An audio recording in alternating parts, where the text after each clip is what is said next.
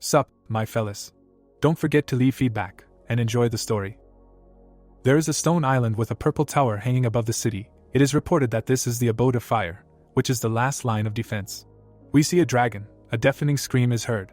Blood splashes are visible under the monster's paw. The man falls down along with the stones. In front of us is a magnificent palace. The system reports that the Lord of Swords Luras has fallen, the team is exterminated, and the 127th stage is failed.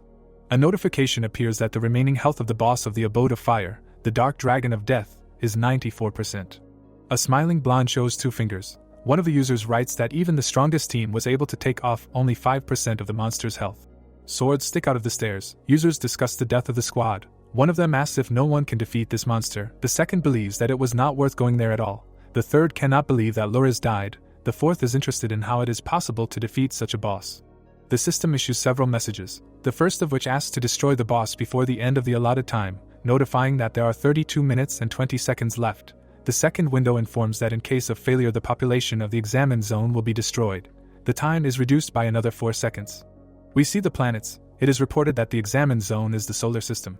People are looking at a huge screen at the top of the skyscraper. Users watching the broadcast are discussing the news. One of them asks if the world has really come to an end. The second advises to attack the monster with the whole crowd. The third says that there are very few adventurers left. The fourth decides to order a farewell dinner for himself with all the money he has left.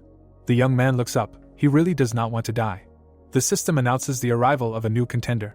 A leg appears from the portal. One of the users writes that some team has not yet given up and encourages them. The second simply begs them to win and save humanity. The third asks if there is really anyone left alive.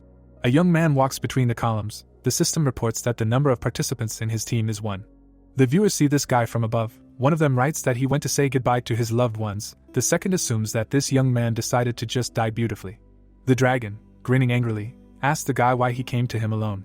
The young man stands in front of the giant monster. The monster declares that he does not want to prolong the guy's agony and suggests not to defend himself in vain, promising in this case to give him 3 whole minutes of life. It is reported that we are in front of the Dark Dragon of Death. The young man, smiling, thanks the monster for the advice and calls him a vile coward. The opponents stand opposite each other. The man says that the dragon probably knows that the longer he talks, the longer he will live. He asks if this creature really values life so much. The guy smiles. It is reported that in front of us is participant number 128 Indure. He says that he is touched by the monster's behavior to tears. A yellow sphere glows in the monster's mouth. It states that the man seems to have decided to hasten his death. A fiery whirlwind is visible above the monster. The system reports that the Dark Dragon is using the skills Area Attack and Dragon Flame. A black ball is visible behind Ray. He asks if he understood correctly that the opponent immediately used an area attack. Fire waves spread across the floor of the palace. Ray says that it is very dangerous to attack so suddenly. The dragon looks at the opponent in bewilderment. A green sphere hovers above the guy's hand. The monster does not understand how he repelled this attack. Raising his right hand, Ray says that he did not come here empty-handed, so now the dragon will have to try to survive its own attack. The green sphere emits powerful jets of energy. They swirl around the monster. The system reports that the Dark Death Dragon has 84% of its health left. Ray, who is twirling a black sphere on his index finger, asks in surprise if the great and terrible dragon's main skill really only deals 10% damage. Light lines are visible above the young man's hand. He says that he was preparing in vain. The dragon asks with apprehension what his opponent is going to do. A rhombohedron is visible on the guy's chest. Ray says that after such a pathetic performance, the number of spectators may even decrease, and he is very disappointed. Purple chains appear above the young man's hand. The guy says that the monster should not have opened its mouth. The system reports the use of a unique item, Soul Binding Chain. The artifact is visible above the monster with its wings spread. The monster asks what it is. The monster appears inside a purple crystal. It roars loudly. Ray demands that this creature sit quietly and just watch what is happening. The guy raises his right hand. A flying camera is visible next to the dragon's head. The hero is holding something ghostly in his hand. A wide blue beam is visible in the air. An information window appears with the details for transferring payment to Indure, the name of the bank, and a phone number. The same details are visible in the camera lens. Ray approaches the rectangular screen. It is reported that the remaining time is 22 minutes and 52 seconds. The guy says that he will wait 2 more minutes. The young man takes the flying camera and says that if the viewers want him to kill the dragon, they must fork out money. The hero, smiling, asks the viewers how much they think their lives are worth. Ray is lounging in a digital chair. One of the viewers asks if this guy has gone crazy. Another demands to immediately stop this circus and kill the monster, because the whole world is at stake. The third viewer writes that in this situation, money is not that important. Ray demonstratively yawns. One of the viewers writes that this scoundrel has no conscience at all, and he demands payment in a situation where the existence of humanity is at stake. We see many chains. The dragon, grinning angrily, shouts that the guy will pay for his mockery. The system issues a warning that the Dark Death Dragon has activated the ultimate skill Flame of Great Fury. Ray calmly drinks tea, although a powerful stream of purple energy is moving towards him. The monster's eye glows menacingly. The hero puts the cup on the saucer and says that his opponent does not learn anything. We see the back of a chair where a young man is sitting. Ray reminds us that he asked the dragon to sit quietly, and now it is preventing the viewers from seeing his account details. The dragon screams that it cannot believe what is happening, since even its ultimate ability has stopped working. Ray is looking at the bank account receipts on his phone screen. He states that, "I can't believe it." This is actually his line. The viewers see a young man sitting in a chair. He says that so far they have only transferred 10 billion, and this is simply ridiculous. He expresses doubt that he will be able to do a normal job for such a paltry amount of money. Raising his head, the young man looks at the camera and says goodbye to the viewers. People look at the screen in fear, where a message appears about a disconnection. We see two young men, one of them, clutching his head, asks if all this means that he should transfer all his savings to this guy. The second is interested in why the broadcast was interrupted. The mother, hugging her child, says with disgust that this is not how she imagined the savior of the world. Someone screams hysterically, begging the hero to quickly save everyone. Skyscrapers rise above the river. A fat man walks down the corridor. One of his assistants says that if they pay the full amount, they will suffer huge losses in the future. A stack of paper flies into the assistant's face. The boss calls him a complete idiot and shouts that they will think about the losses later. But for now they can become sponsors of this hero. With his mouth wide open, the man yells that everything they have needs to be transferred to the guy's account. We see a sum consisting of only nines. The hero rises from his chair and declares that he finally got as much as he wanted and became the richest man in the world. Ray puts his left hand to the side. The system reports that the Soulsmith's side skill has been activated. The guy, snapping his fingers, says that now it's time to save the world. In front of us are icons of the young man's three skills: Mage's Soul, Type A, Dragon's Soul, Type B, and God's Soul, Type B. We see a magnificent sword. The system reports the formation of a special equipment called the Holy Sword of the Spirit Craftsman. The dragon trembles with laughter, asking if Ray has gone crazy.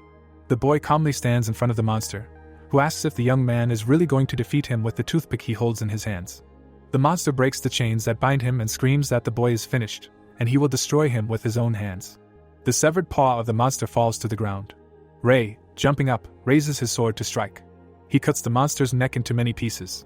The hero lands behind the defeated enemy. The sword in his hand glows brightly. There are splashes of blood in front of the guy. We see a number with a decent amount of zeros. Ray, smiling, says that the monster's fate was sealed when enough money came into the bank account. A multi-story building is visible outside the window. Sweat is running down the young man's face.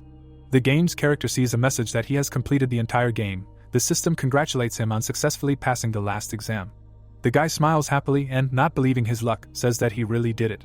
In front of us are pixelated drawings. The hero thinks that the fully immersive game Prophecy Online was very often called a scam.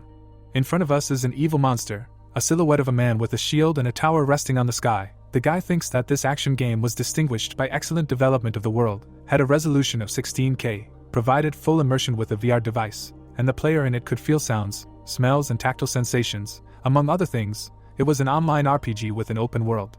We see a mountain of gold and diamonds.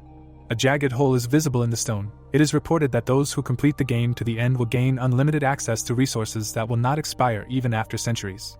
Young people laugh. Looking at their phones, the hero remembers that no one believed the description of the game. He himself was one of those who played just for fun, and often joked about the money that was supposed to be transferred to him. Virtual reality glasses are visible on the face of a joyfully smiling guy. He remembers that, nevertheless, one day everything changed. The guy is sitting on a bench behind the backs of other builders. Someone shouts that it is time to go on a break. The guy's comrades say that they are very hungry and decide to go have lunch at a ramen shop. There is a towel on the young man's head. He remembers that then, as usual, he worked at a construction site. The guy says that they will have to rake up construction debris until night.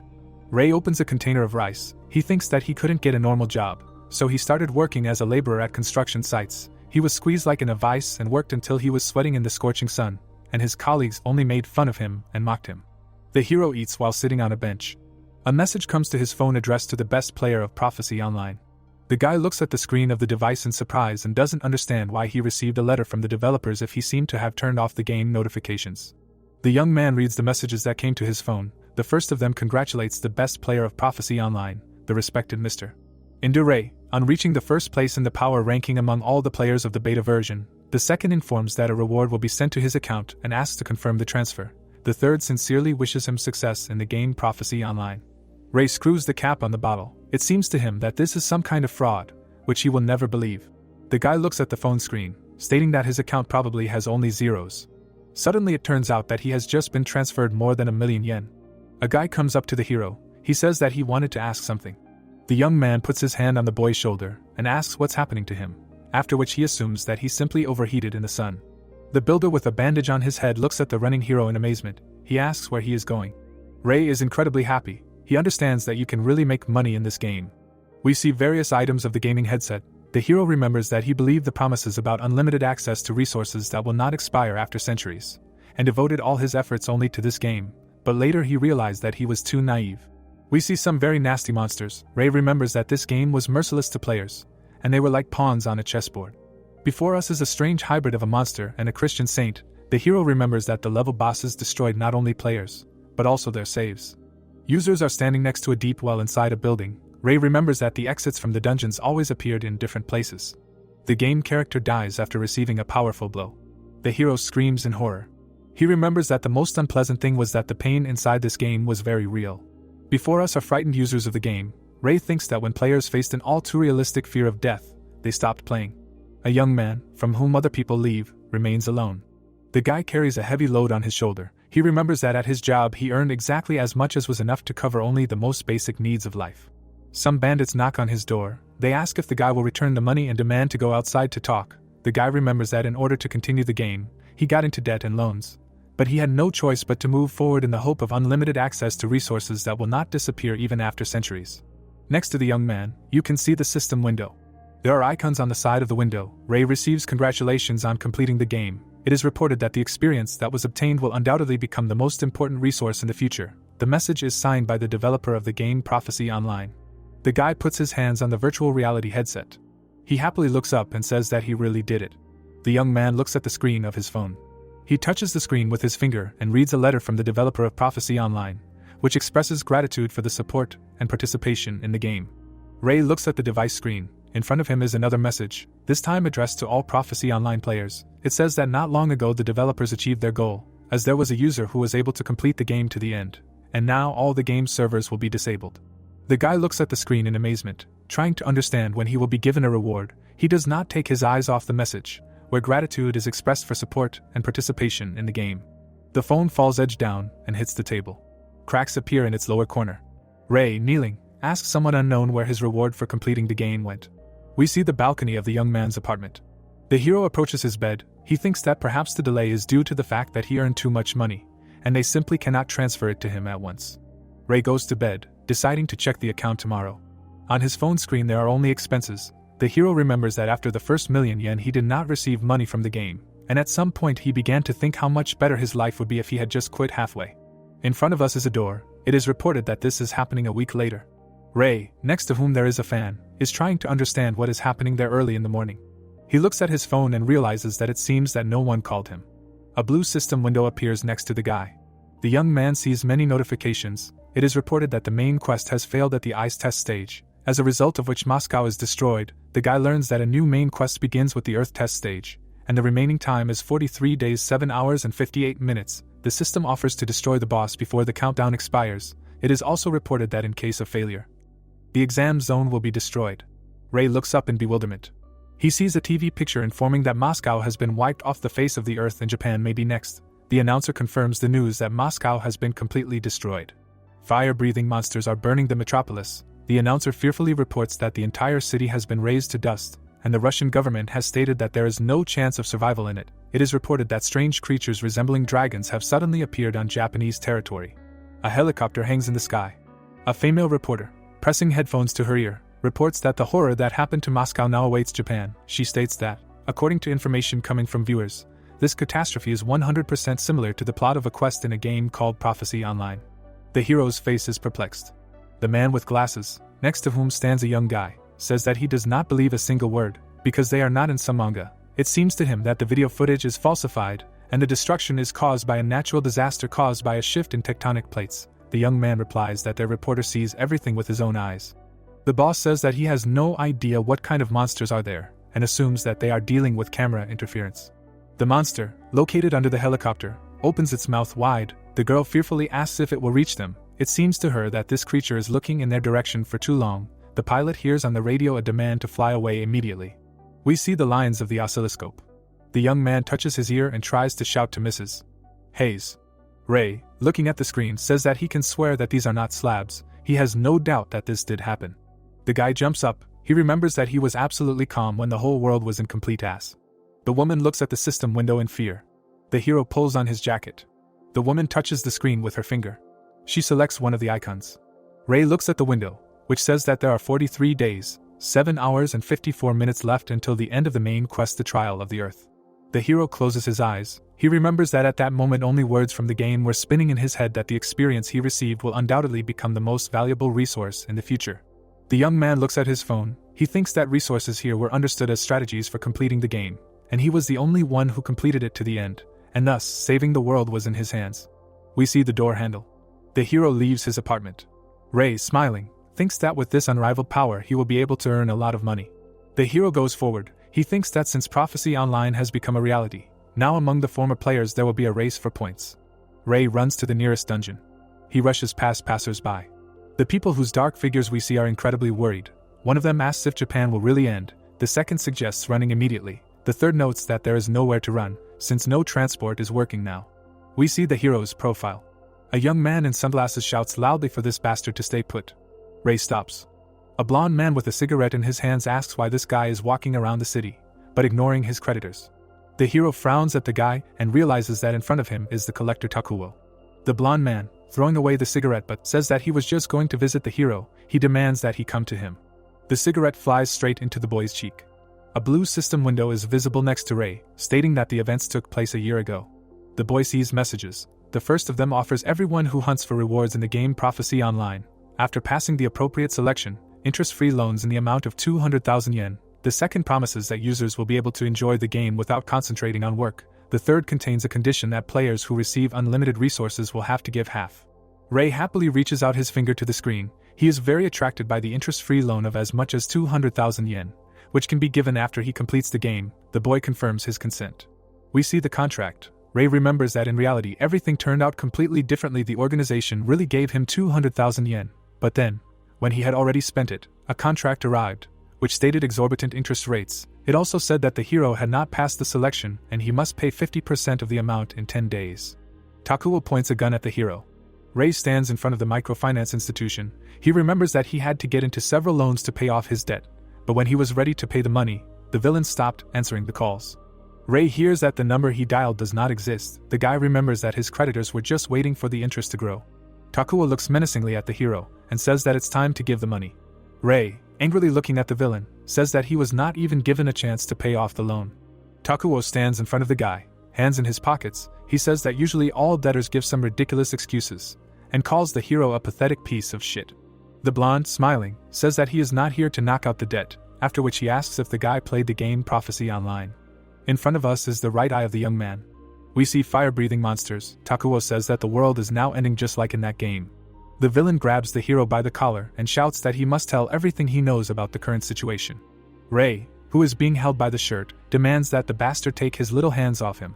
Takuo looks at the guy in amazement and asks how dare he talk to him like that. Ray says that she will give the villain one very useful piece of advice. The system reports the activation of the novice fist skill. The guy's left hand emits a blue glow. It is reported that the impact force has increased by 50%. Ray deals multiple blows. The villain flies away from him. The hero stands over the defeated enemy and declares that he will be the main one in this world. Blood flows from Takuo's nose. Ray declares that this villain, it seems, cannot even hear his pathetic phrase. The young man runs away.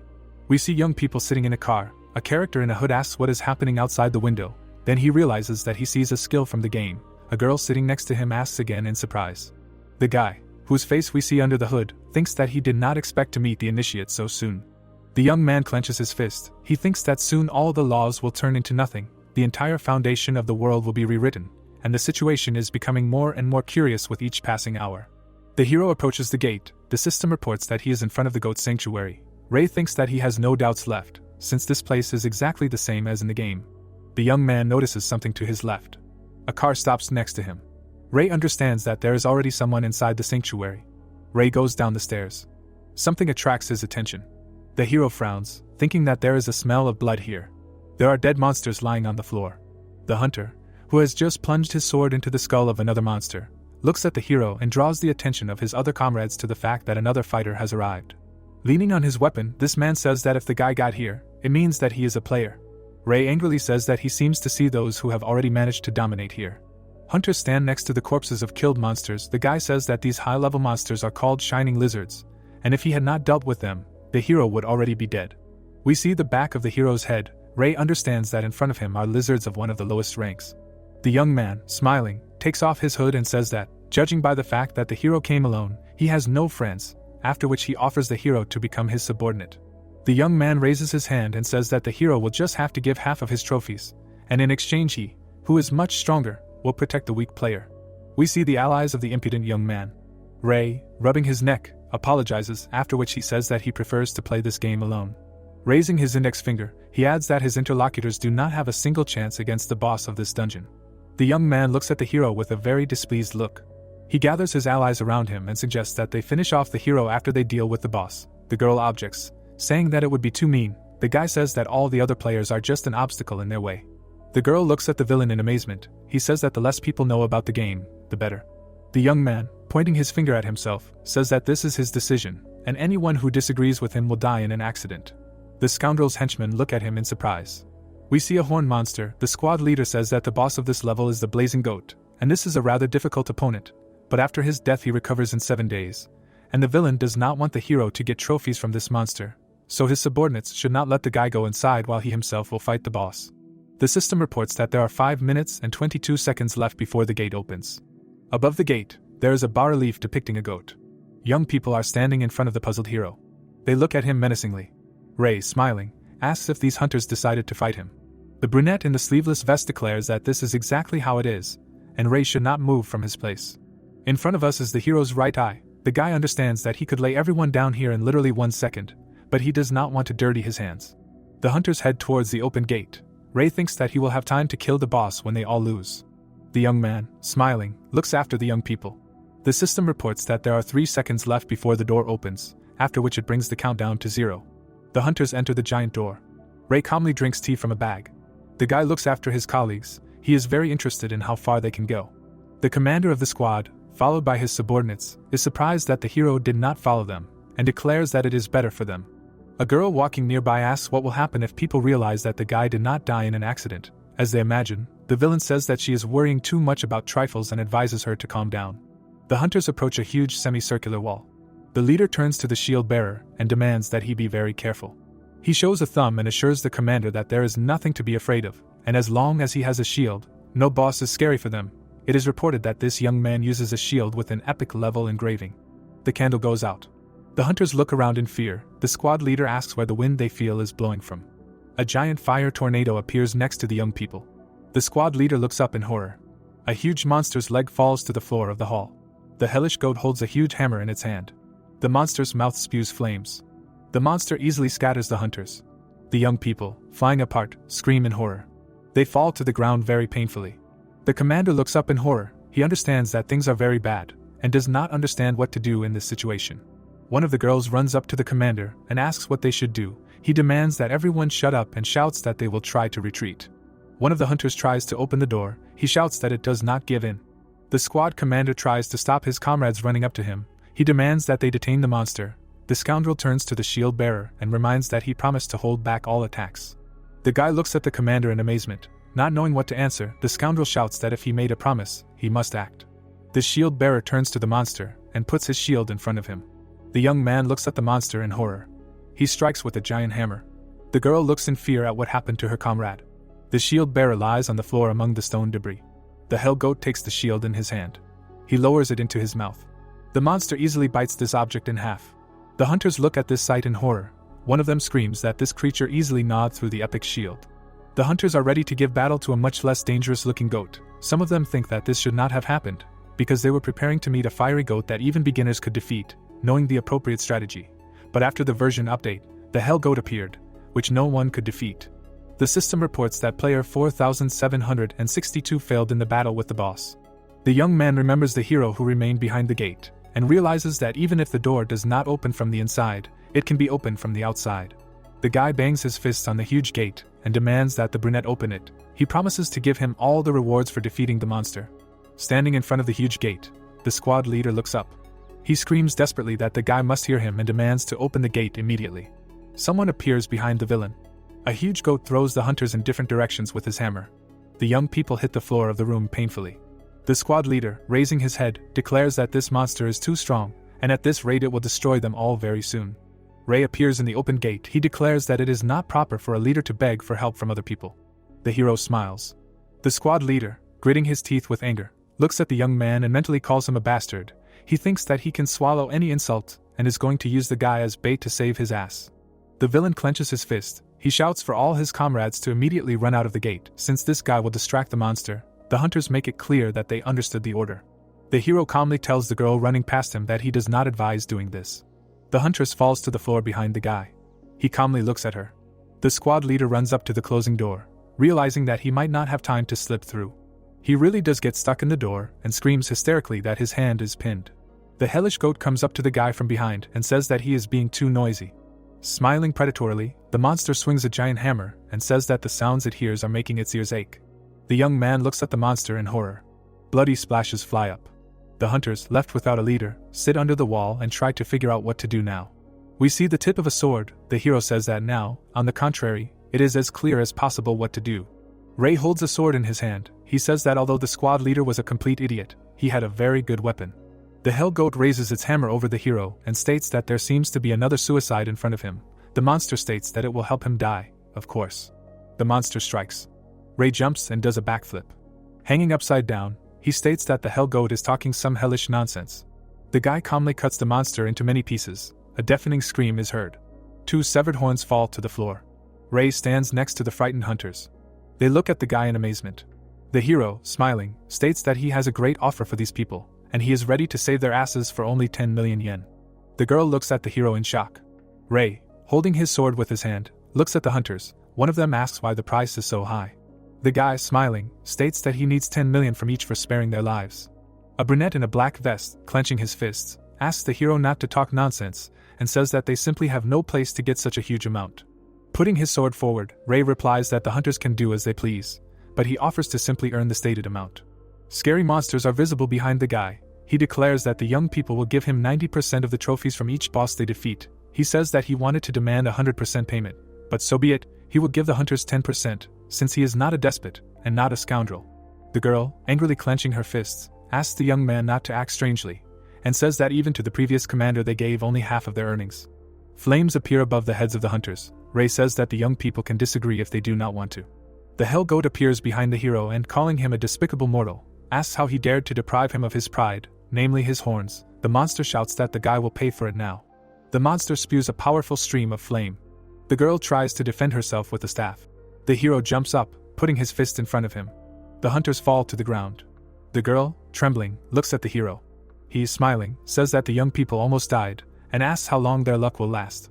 The hunters, kneeling, shout that they agree to everything, and ask the guy to destroy this monster. Ray, smiling, declares that they will decide on that. The hero looks at the monster towering next to him and calmly says that he hasn't kicked his ass for a long time. The hell goat asks again in amazement, after which he declares that he does not remember his defeat by some mortal. A guy in a black vest asks the girl in amazement what the hero is talking about. She confirms that after the update, not a single player has managed to defeat the hell goat. Before us is the hero's eye.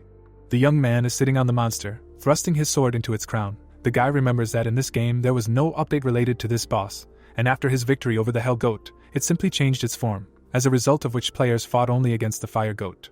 Before us is a clear illustration of the hero's thoughts. The young man strikes the floor with his sword. The monster is amazed.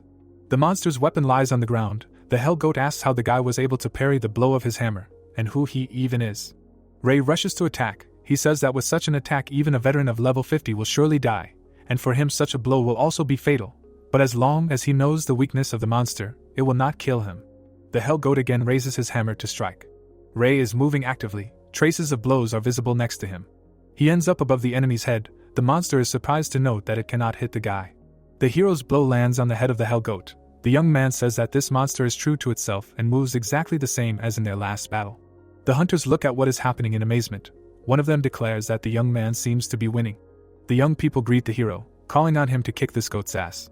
Ray angrily screams for the hunters to shut their mouths. The girl calls him a boor. Large stones fly over the guy's head.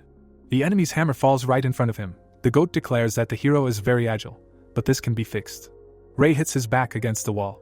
Finding himself in the corner, the young man says that he seems to be pressed against the wall. With his mouth wide open, the hell goat asks what this mortal wants to say at last. Ray, smiling, sends the goat on an erotic walking journey and declares that he will not hit him even at such an insignificant distance. Streams of fire are visible around the monster's head. The monster declares that everything suits him. A fireball appears in the goat's mouth. The hunters look at the enemy in amazement. The girl says that it is very hot here, after which she asks what their new ally is doing. Burning people are lying on the floor. The hero thinks that the spell called Flame, which destroys everything in its path, easily copes with even professional level 99 players, since it is impossible to hide from this attack. We see a bright flash. Ray understands that this spell is the Hellgoat's main trump card. The young man, smiling predatory, declares that everything suits him, and this is exactly what he was waiting for. The system reports the activation of the novice kick skill. Ray, putting his sword back, rushes to attack. It is reported that the attack power of the kick has increased by 50%. A bright flash occurs. The young man jumps high into the air, thinking that the flame that destroys everything in its path is a very powerful spell, but at the moment when it is prepared for use, the boss is completely defenseless, since he is completely focused on casting a spell and is not even able to move. Ray dives at the enemy. He pushes off the wall. The hero approaches the hell goat from above, preparing to plunge his sword into it. The guy thinks that all this means that even a first-level player like him can kill this monster with one precise blow to the head. Ray plunges his weapon into the top of the monster's head. The hero presses on the hilt of the sword, declaring that if the hell goat began to cast its spell, it will not be able to stop, and in this state the flame inside the monster will simply corrode its insides. The monster's head begins to be devoured by flames. In front of us is the leg of a young man. He asks if the hell goat can survive under the influence of its own flames. Ray jumps up, leaving the sword in the top of the enemy's head. Smiling, he says goodbye to the goat. The monster, burning behind the back of the landed hero, roars deafeningly. The hunters stand in front of the giant corpse of the hell goat. The system reports that the unique boss has been defeated. The guy in the black vest thanks God, and the girl, covering her face with her hand, says that she cannot believe that the guy defeated the boss without receiving a single wound. Ray looks down. The system informs him that he is the first in the world to have managed to kill a unique boss, and for this he is awarded the unique title Rookie Conqueror. The young man's face is surprised. He remembers that there were no such unique titles in the game, and he realizes that the world he is in now is somehow different from the game Prophecy Online. Ray sees a system message in front of him, which says that the unique title Rookie Conqueror increases attack power by 50% when fighting bosses. The young man thinks that this sounds a little too imbalanced. He sees two more windows. The first of them informs him that he is the first in the world to have been granted a unique title, and the second informs that as a bonus for this achievement, the hero can choose a subclass for himself. Ray works with the system window. It says that getting a subclass at the very beginning is somehow too good. The system offers him to choose a subclass right now. Ray clicks on the yes option, stating that there is nothing to think about. The system window hanging above the guy's head informs him that once a subclass has been selected, it cannot be changed. The young man touches the blue hexagon with his hand, thinking that he likes the Soulsmith subclass. The guy raises his hand. White energy covers the hero almost completely. The young man's eyes glow. The system congratulates him on receiving the Soulsmith subclass. Ray says that he was hunting for money, but hit the jackpot. Then he declares that now they need to see what the monster dropped. A key and a dagger are visible above the hero's hand. The girl, looking at the guy, asks if this is the key to the underground water special hunting grounds where you can not only level up, but also make a lot of money. The guy in the black vest sullenly declares that their previous commander brought his squad here only to get this trophy. Ray spins the key on his finger. Looking at the hunters, he calmly states that this is not such a rare thing, and the probability of its drop is 100%. The hunters look at the hero in shock. The girl says that he speaks too self-confidently. The young man asks with displeasure how he even knows all this. Ray, examining the received blade, states that Goat's dagger, unlike the key, is a truly rare thing. The hero approaches the large stones. He touches the blade to one of them. The dagger easily cuts the stone. The hunters look at what is happening in shock. The girl asks if this blade just cut the boulder like butter. Ray works with the system window. He tells the girl that the result he saw is too weak. The guy decides to test a new subclass on this item, hoping that he will have enough materials for improvement. We see a blue icon. The hero thinks that the subclass, as the name suggests, is an addition to an existing class. Most subclasses are completely useless, But a few rare ones are wonderful exceptions to this rule. We see birds, people, and colorful containers. Ray knows that Soulsmith is a useful subclass, since people who have it are able to extract soul fragments from everything, in particular, from people, animals, plants, and ore. These objects also give various improvements. We see the planets of the solar system. The hero thinks that with the help of this subclass you can beat this damn game. In the guy's eye you can see a hexagon. It says that Eyes of the Soul is activated. Ray holds a dagger in his hand. The system informs him that this item can be awakened using the Soulsmith subclass, and the required item is a fragment of the soul of an F-rank mage. The hero looks at the girl with her arms folded across her chest and thinks that she seems to be a mage. The system informs him that Seto Rumi is level 5, and a fragment of the soul of an F-rank mage can be extracted from her after signing a contract. Ray looks at the girl thoughtfully. He thinks that he wanted to take 90% of the trophies from her, but she can offer him something much more attractive. The dagger is pierced into the floor tiles. The hero shows the young men a key and asks them if they want to become stronger. Ray declares that he is ready to give them this item. The guy in the black vest asks if this is a joke, after which he happily declares that he would not refuse it. Ray shows the hunters a piece of paper and says that they must promise to bring him items from this list, and they can consider receiving the key in advance for the work. A young man catches a key thrown to him and shouts that he can strike it rich with it. The girl enthusiastically thanks the guy. A strange jar hangs over the hero's hand. Ray says that there is no need to thank him, since the richer his allies become, the more money he will have. The system reports that the young man has signed a contract with Rumi, and all the conditions for extracting a fragment of the soul of an F-rank mage have been met. A pointed hat is visible above the jar. The hero learns about receiving a fragment of the soul of an F-rank mage. A whirlwind swirls under the guy's feet. The system reports the activation of the Soulsmith skill. Ray shouts that it is time to start forging. The dagger hovers over the young man's head. He orders Goat's dagger to awaken. A powerful white whirlwind appears. The blade glows. Ray holds it in her hand. The system reports that the awakening of Goat's dagger was successful. The attack power of the weapon has been increased, and a new skill, Soul Slash, has become available. The hunters look at the hero. Rumi repeats the name of the skill in amazement. Goat's dagger emits a powerful stream of white energy, from which the girl hides in fear. A bright flash is visible behind the green forest. Rumi, with his mouth open, looks up. Ray looks at the passing clouds. The hunters are shocked to the depths of their souls. The young man expresses doubt that an ordinary person can have such enormous power. The hero, who has a dagger in his hand, says that so far everything is going well. Looking to the right of himself, he declares that he has a weapon and skills, and only some mere trifle remains to be obtained. Ray looks at the girl like a real monster. She hiccups in fear. The guy passes by the terrified Rumi. She sits on her knees behind the hero, not understanding what is happening at all. Ray kneels down on one knee, folding her hands in front of her face. Rumi looks at him in amazement, trying to understand if he really wants to honor the memory of the fallen players. The young man has an object in his hand that looks like a wallet. The guy opens the wallet, and smiling happily, shouts that it seems he has enough for a taxi. The hunters are shocked. The guy declares that this man is even more terrible than the Hell Goat. Rumi thinks that she is facing a monster in human form. Birds are flying above the houses. Ray looks gloomily to the left of himself. He approaches the well.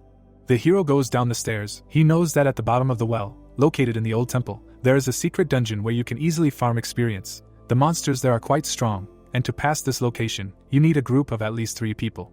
Ray looks over his shoulder. He thinks that now he has Goat's dagger, and he will be able to single-handedly take the experience and money that are given here. The guy's foot falls to the bottom of the well. A gold coin is visible above the young man's head. Ray cuts it in half. The halves of the coin fall behind him. We see the upper part of the young man's face. Someone nearby says that he sees a new character here. 3 young men of a threatening appearance appear in front of the hero. The leader with an unkind look says that the young man has entered their territory. Ray, raising his dagger, asks who said that this is someone's territory. The young man, smiling, states that they came here first, so they can consider themselves the owners of the dungeon. The hero, holding out his dagger, states that if there are 3 guys in the squad, he can show excellent grounds for gaining experience. But of course, for a separate fee. One of the young men says that they are fine here. The second offers to just pay and go further without problems. Ray smiles. He understands that in front of him are the trading elite of the newly emerged world. He asks how much they want for passage. The leader, raising his left hand, voices the amount of 50,000 yen per hour. He states that there are a lot of monsters in the dungeon, and if the hero defeats them, he will easily recoup the money spent. Ray, holding out paper bills, declares that everything suits him, and he will quickly replenish what was spent. The guy taking the money declares that the hero has exactly an hour to stay in the dungeon. Ray steps on a puddle.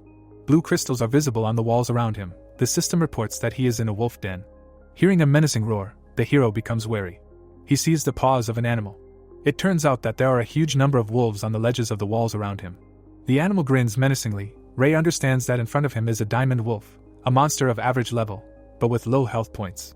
The hero has a thoughtful expression on his face. He asks why a whole pack of these monsters ran here. Ray understands that he can, of course, use Soul Slash, but it will be better if he saves his strength.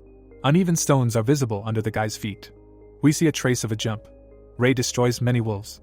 The hero sits on a rock surrounded by the monsters he has killed. The guy takes out a bag of tea and says that now he can wet his parched throat. Someone's fist is visible behind the young man. Ray blocks the blow with a dagger. Goat's dagger glitters in his hand. The young man strikes his opponent. He jumps back and takes a fighting stance. The young man, smiling, says that the hero almost cut him down. Ray looks at his opponent appraisingly and understands that he managed to dodge, which means that this is not the first time he has fought against people. Putting forward his hand with a dagger, Ray says that attacking an opponent when he is distracted by monsters is very low. The scoundrel, smiling, says that, on the contrary, this is the most pleasant thing in this whole matter. The guys are standing opposite each other. Ray says that the bastard just sat in ambush waiting for players with decent loot to vilely kill them while they fight the monsters. He praises the hero for his intelligence. 2 other members of this gang come up.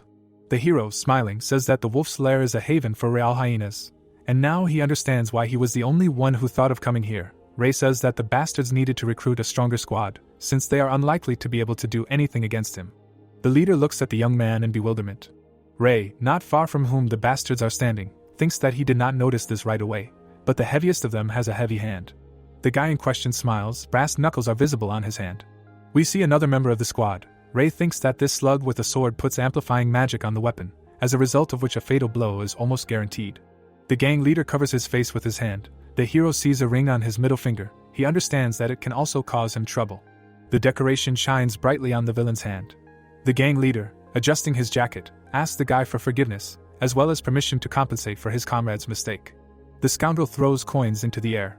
They fall around the hero.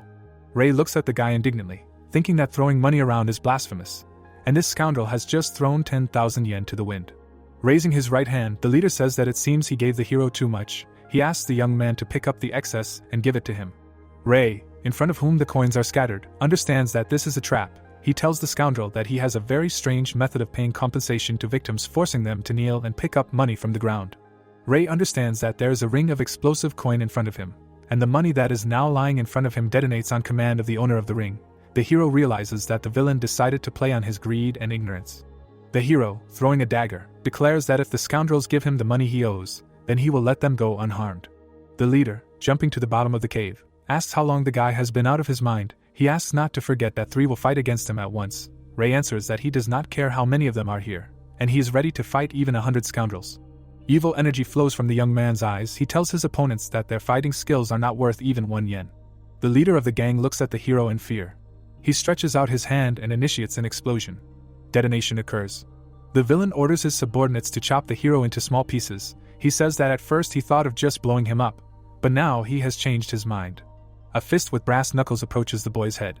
Ray dodges, and the blow hits the ground in front of him. The hero looks to his left. Behind him is a bastard in a cap.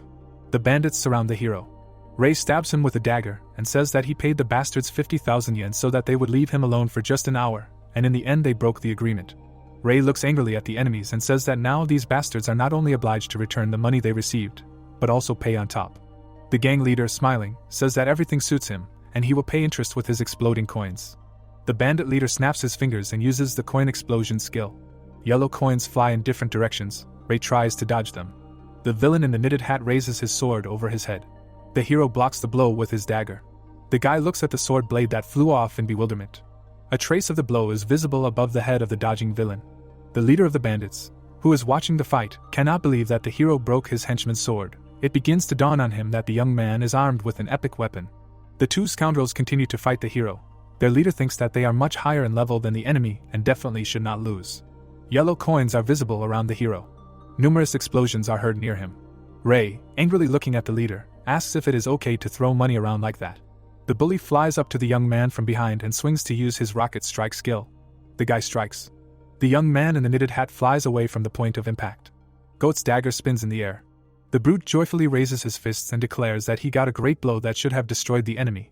His ally indignantly shouts that the big guy does not think at all about the others who could have been hit. He looks worriedly at the broken sword, declaring that for him it is much more important that now he will have to spend money on repairing the broken weapon.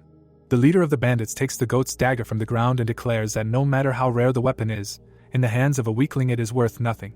The villain looks up in fear. Where his allies are hanging in chains, Ray uses the soul restraint skill. Two villains scream hysterically from unbearable pain.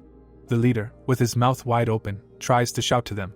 In a white cloud behind the villain, the hero is visible. He declares that with the help of the soul restraint skill he literally squeezed the souls of the scoundrels in a vice, and this is torture that is worse than death itself.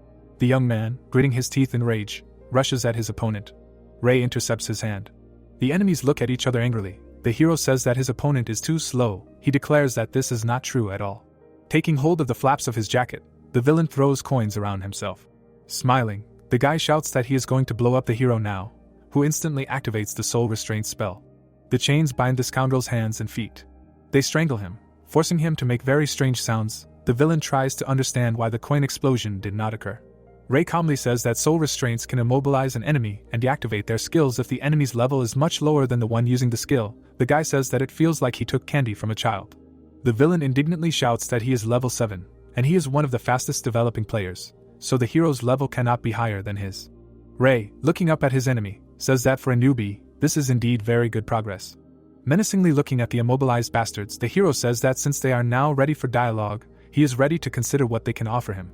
We see all three villains. The system informs that the first one, Adrian, can share the soul fragment of an F-rank fighter if he is fed. Ian will part with the soul fragment of an F-rank warrior if he is reunited with his younger sister. And finally Cookie will give up the soul fragment of an F-rank mage if he experiences fear that binds his entire body. Ray, whose eyes emit bluish streams, understands that he can only get the soul fragment from Cookie. The leader of the bandits, hanging upside down, complains that he is in great pain. He asks the hero to let them all go and not kill them.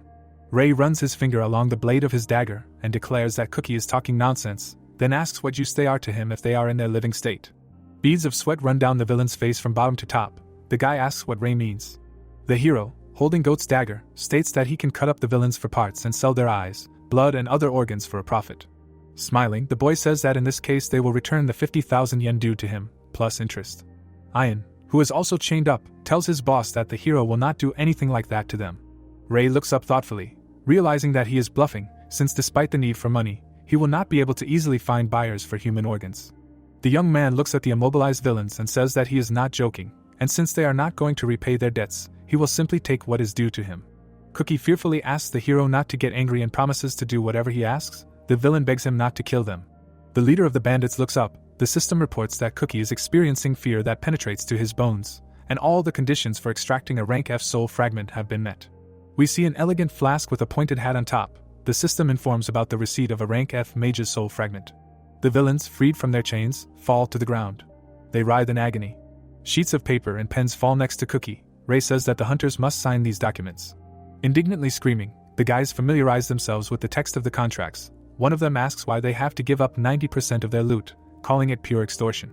Ray looks threateningly at the bandits and asks if they have anything against this agreement. All three of them unanimously declare that now they definitely agree.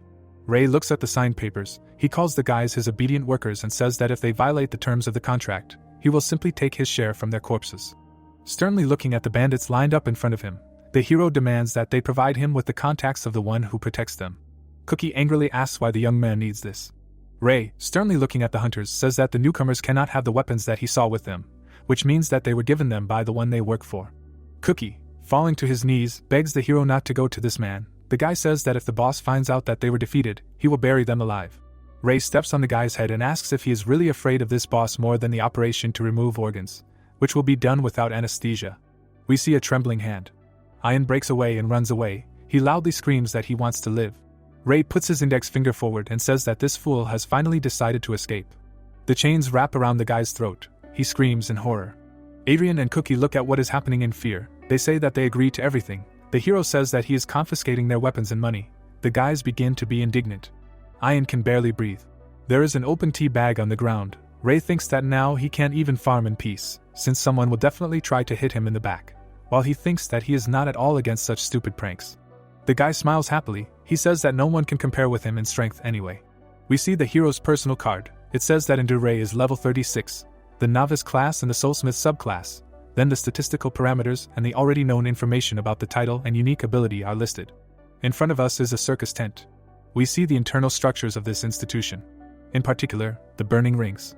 A young man with a bare chest is being beaten in the arena. The unfortunate man screams loudly. The people sitting in the cage look at the victim. One of them says that the guy is very unlucky. A strange guy, shaking his hands, asks if this man can be trusted with even the simplest job. Looking at the victim with crazy eyes, the guy asks if he is not ashamed in front of the boss. The young man sitting behind bars demands that the beating stop and warns that it can end in death. The strange young man, looking back, says that if this fool kicks the bucket, nothing terrible will happen, since they do not need those who are not able to be useful to the boss. The man with a whip on his belt pulls back the curtain and asks if he was just mentioned. The guy in the white shirt turns to the boss. The boss, smoothing his hair, asks how the educational work is going.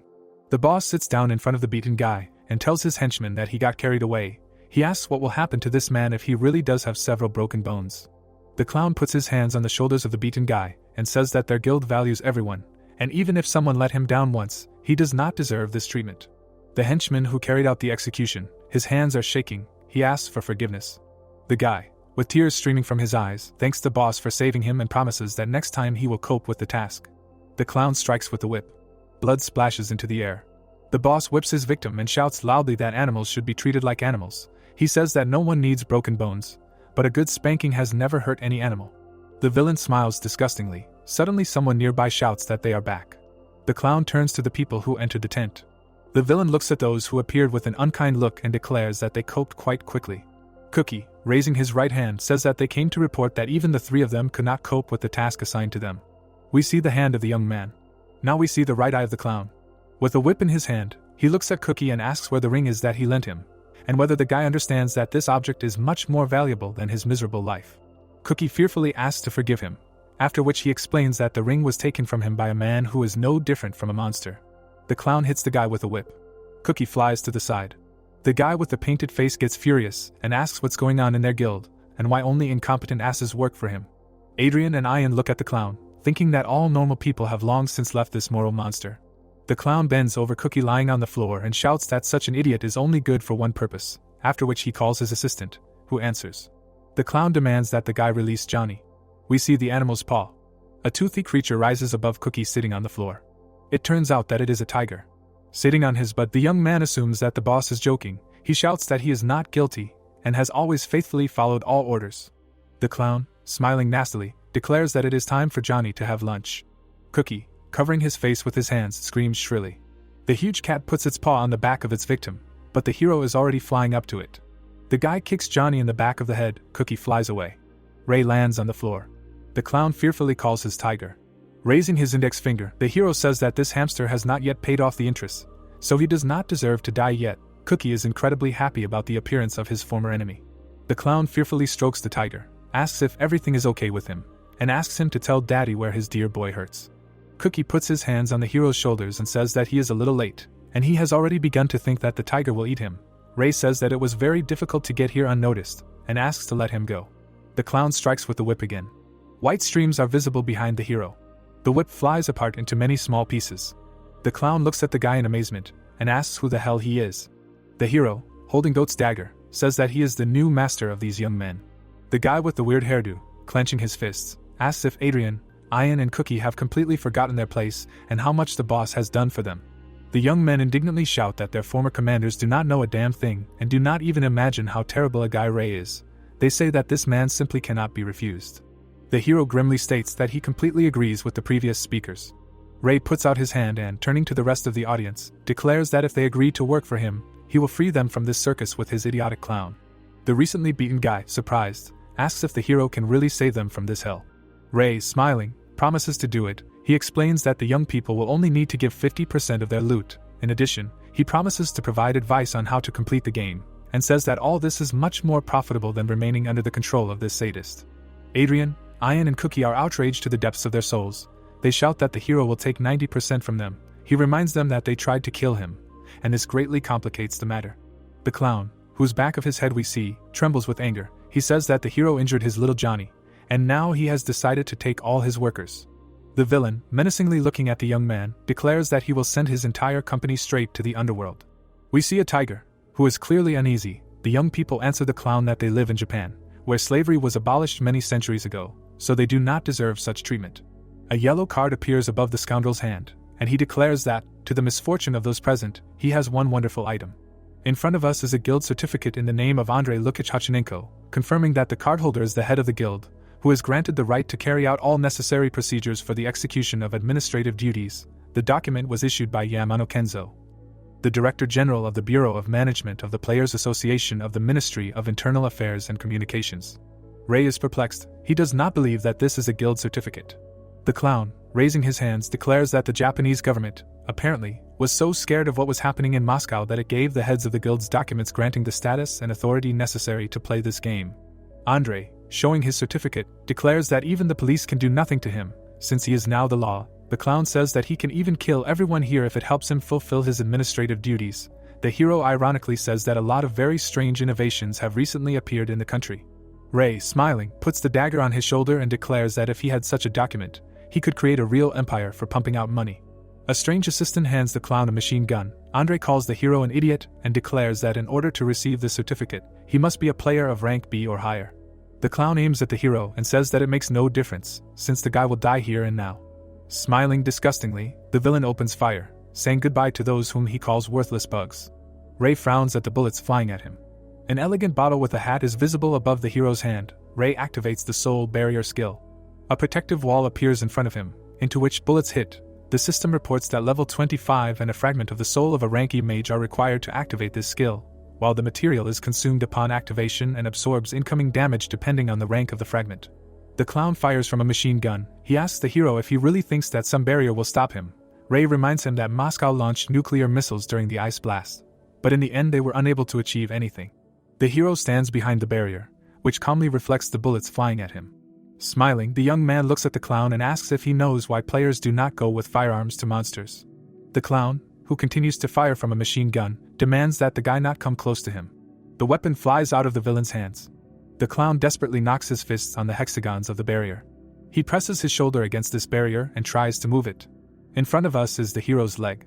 The clown grinds his teeth from the tension. He understands that this barrier is about to crush him. The transparent barrier presses the scoundrel to the ground. Blood flows from the clown's mouth. Ray stands over the defeated enemy. Smiling, the young man declares that the weapon of this century is skills, and no machine gun can compare with them. The young men sitting in the cage are amazed. One of them asks if this guy has just defeated the boss. He says that he cannot believe it. Ray wonders if the hunters are thinking of signing a contract with him. The strange assistant tries to help his boss get back on his feet. The hero declares that for greater fun and general motivation he put down the clown who was mocking the young men present here. The guys, holding on to the bars, shout that they hate this bastard and demand that the hero release them, allowing him to get even with this moral monster. They promise that after that they will sign a contract with the young man. The clown, holding his hand, declares that signing contracts with a bunch of people without a license from the guild owner is unacceptable, and the police will not stand aside. His assistant tries to calm his boss. Raising his right hand, the hero remembers that Andrei was ranting about how cattle should be treated like cattle. The scoundrel seems to understand what awaits him. Angry people approach the clown and his assistant. We see blood stains. A loud scream is heard. The hunters behind the hero's back deal with their former boss. Ray thinks that he actually received labor for next to nothing, which he can rely on for some time, and will have the opportunity to do more pressing matters. The hero works with the blue system window. The system informs that there is a little more than 29 days left. Ray understands that there is a month left, and now is the time to act. In front of us is a huge skyscraper. It is reported that here, at the headquarters of the Players Association, a certification exam is being held. Ray walks down the street with a bottle of tea in his hand. A board above his head informs that the building is registering players for the rank promotion exam. The guy listens to the conversation sounding around him. One of the young men walking behind the hero says that players with abilities of rank B or higher can be recruited into a guild, after which they can be sponsored well. He says that the annual salary there is at least 10 million yen. His interlocutor, raising his hand, tells the guy not to get his hopes up, since only 1% of all players have rank B. He says that there are only 9 players of rank A in Japan. His friend promises to become the 10th, and hears that it doesn't hurt to dream. We see the back of the hero's head. In front of us is the splash screen of the game Prophecy Online. Ray thinks that 2 weeks have passed since the merger of reality and the world of the game Prophecy Online, and initially many players decided to respond to the call of the Japanese government to get 100 million yen. We see jubilant hunters and terrible monsters that destroyed them later. Ray remembers that the result of this prank was deplorable, and now all players are required to register with the association. In front of us is the emblem of this organization. The hero thinks that without membership in it, hunters will not be allowed into the dungeons, will not be given a reward, and will not be allowed to pass trials. The young man walks down the street. thinking that there is a lot of money behind this, and he wants to get at least some of it. Ray notices something to his right. Something falls on him from above. A road sign crashes into the ground in front of the guy. The hero is calm, but the people around him do not understand what is happening and scream in fear. We see the guy's mouth, who loudly calls the hero, and then declares that he has finally found him. The collector jumps down and joyfully shouts that this time the guy will not be able to hide. Between the hero and the blonde, a road sign sticks out in the sidewalk. Ray says that the collector seems to have also come to take the exam. The hero, calmly looking at the guy, asks if he understands that even with the novice strike skill, he can take his head off. The blonde, raising his right hand, says that he is no longer such a weakling as he used to be, and that he has received a new class of spearmen. Ray, raising his head, laughs. He declares that this is a class for the most complete morons who can do nothing but wave a stick. The collector, beside himself with rage, clenches his fist. He demands to know what class the hero has in this case. Smiling slyly, the young man declares that he is the owner of the rookie class. The blonde laughs loudly and says that he does not believe that such a class even exists. Closing his eyes, Ray declares that he is not lying, and his main profession is indeed rookie. Taking a road sign in his hand, the blonde says that, well, he will believe the young man, but he wants to demonstrate on him what the spearman is capable of. The collector strikes with the road sign and uses the destruction strike skill. A bright flash is visible near the hero's head. The blonde asks in amazement what is happening. Ray calmly looks him in the eyes and says that he did not want to get involved in trouble right before the exam, but this fool provoked him himself. The collector, whose face is amazed, flies over the passers-by. Letting out a piercing scream, he falls to the ground. People look at the young man lying on the ground in bewilderment. Ray moves away from the blonde, declaring that it was just self-defense. Before us is an unusual installation. The girl behind the counter declares that the hero will have to pay 8,000 yen to participate in the exam. He complains that this is the most outright robbery. A girl approaches the young man. Clutching a tablet to her chest, she apologizes for keeping him waiting. Adjusting her glasses, she declares that she is ready to take the rank exam from the candidate in Dure. Ray and the examiner stand in front of a giant crystal. The young people look up. They stand next to each other. The hero understands that the essence of the test turned out to be extremely simple. He asks if he really just needs to put his hand to the stone. Ray raises his right hand. A spark appears between it and the crystal. The stone, which is visible behind the young man's upper limb, begins to glow. The girl looks at the crystal in amazement. It emits an incredibly bright glow. The association employee, opening her mouth, asks what all this means. She slams her palms on the table and loudly calls the hero's name. Ray sits calmly on the couch in front of the girl, who says that based on the test results, the association classifies the guy's abilities as rank A. In front of us is an ID card with a photo of the young man. The girl states that Ray probably knows that players can change their class in some cases. She throws up her hands and states that if the hero decides to become a sword master, a great mage or an archbishop, the association will provide him with maximum assistance. Squinting his left eye, the guy replies that he refuses to do this, since he does not see the right one among the list of proposed classes. The interlocutors are shown from under the ceiling of the room. The girl asks what class Ray wants to get. He asks her not to fill her head with unnecessary information. There is a vase of flowers on the table. The girl says that even if the guy wants to get some other class, it will not be possible to do this without a special item, and the association can provide it to the young man. Ray replies that if he needs something, he can get it himself. There are official documents on the table. The hero asks if the girl has any more questions for him. She sadly asks why the young man creates difficulties for himself. The hero, sighing, says that he does not understand what she is talking about. Here is a diagram of the ability change. The girl states that the hero is currently stronger than all other owners of rank A, but if he refuses to sign a contract and change his class, then according to the new law he will receive rank E.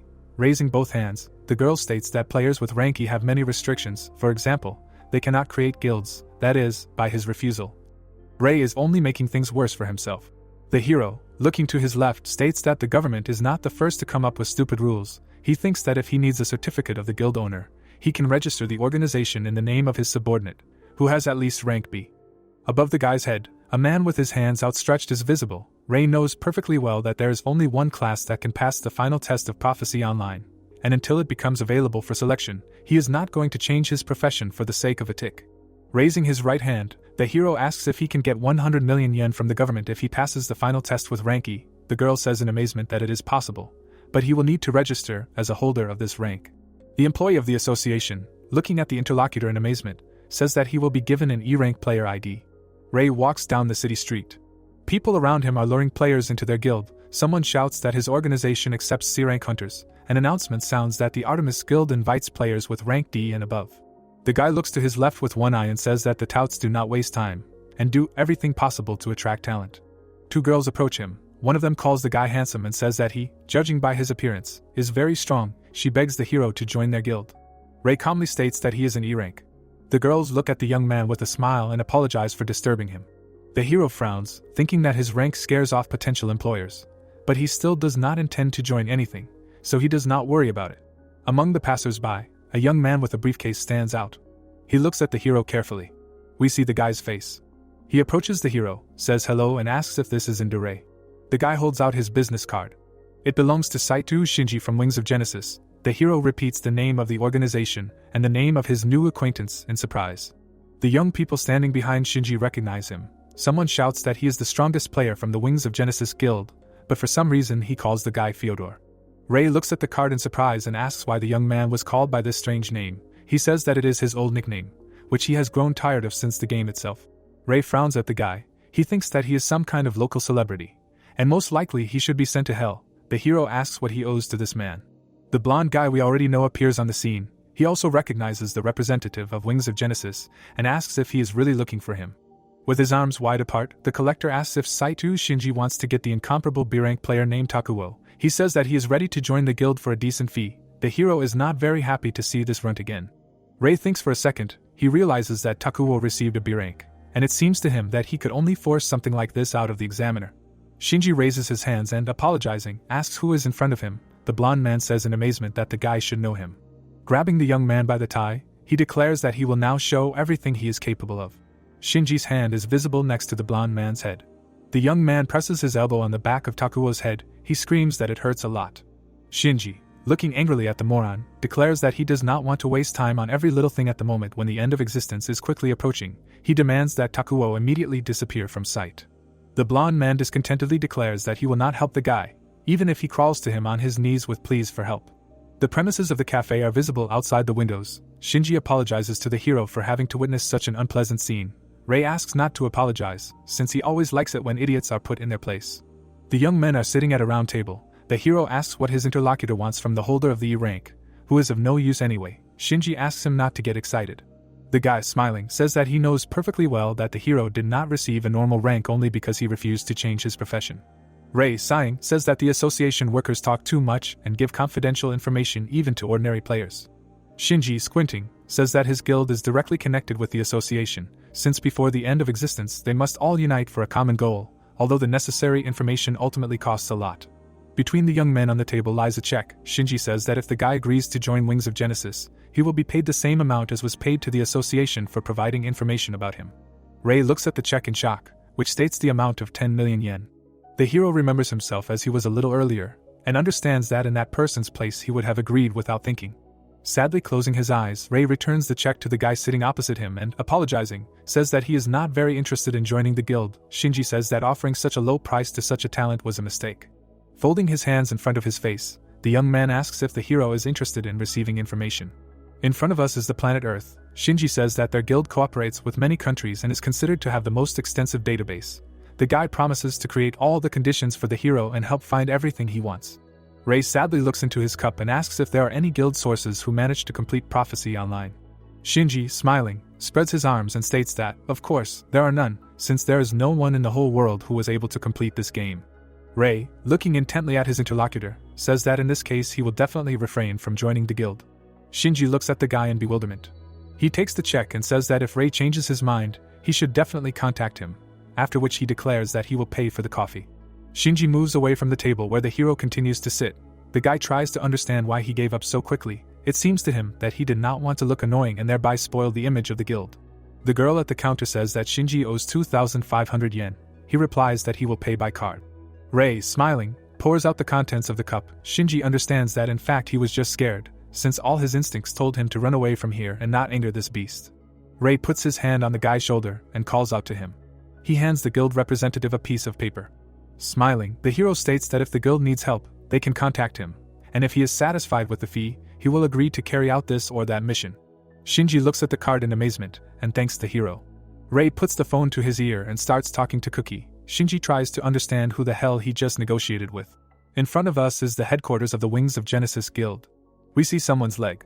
In the office of the guild leader, a girl is sitting at the table. Shinji tells her that he has arrived with a report. The girl turns to him in her chair. Smiling, she says that Shinji has done a great job, and then asks if the guy has met the strongest newcomer. He replies that he managed to see this person, and he is just some kind of monster. The guy's hands are still shaking. He says that for the first time he met a player who literally instills fear in those around him. The girl looks menacingly at her subordinate, and asks whose strength scares Shinji more, hers or that young man's. The guy is horrified. He begins to mumble incoherently.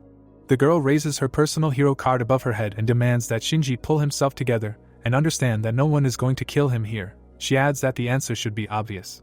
Shinji, smiling, apologizes. Before us is a pretentious emblem. The head of the guild declares that Fyodor does not need to apologize since he simply told what he saw with his own eyes. We see the girl's hands. She states that, on top of everything, she is not the most experienced of the 10 transcendents, so it is not surprising that there are people who are much stronger than her. It is reported that in front of us is the leader of the Wings of Genesis Guild, Yamagata Tsukino. We see several players. It is reported that the 10 transcendents are the strongest players of Prophecy Online, who can compete for a reward of 100 million yen. In front of us is a map of the Earth. It is reported that in a world where the game has merged with reality, these are the people who have gained power and directly affect the balance of power between countries. Tsukino states that Shinji returned alone, and this most likely means that Rei rejected the offer. Next to the young man's face is a check. Shinji says that the hero was not interested in either the database or the 10 million yen.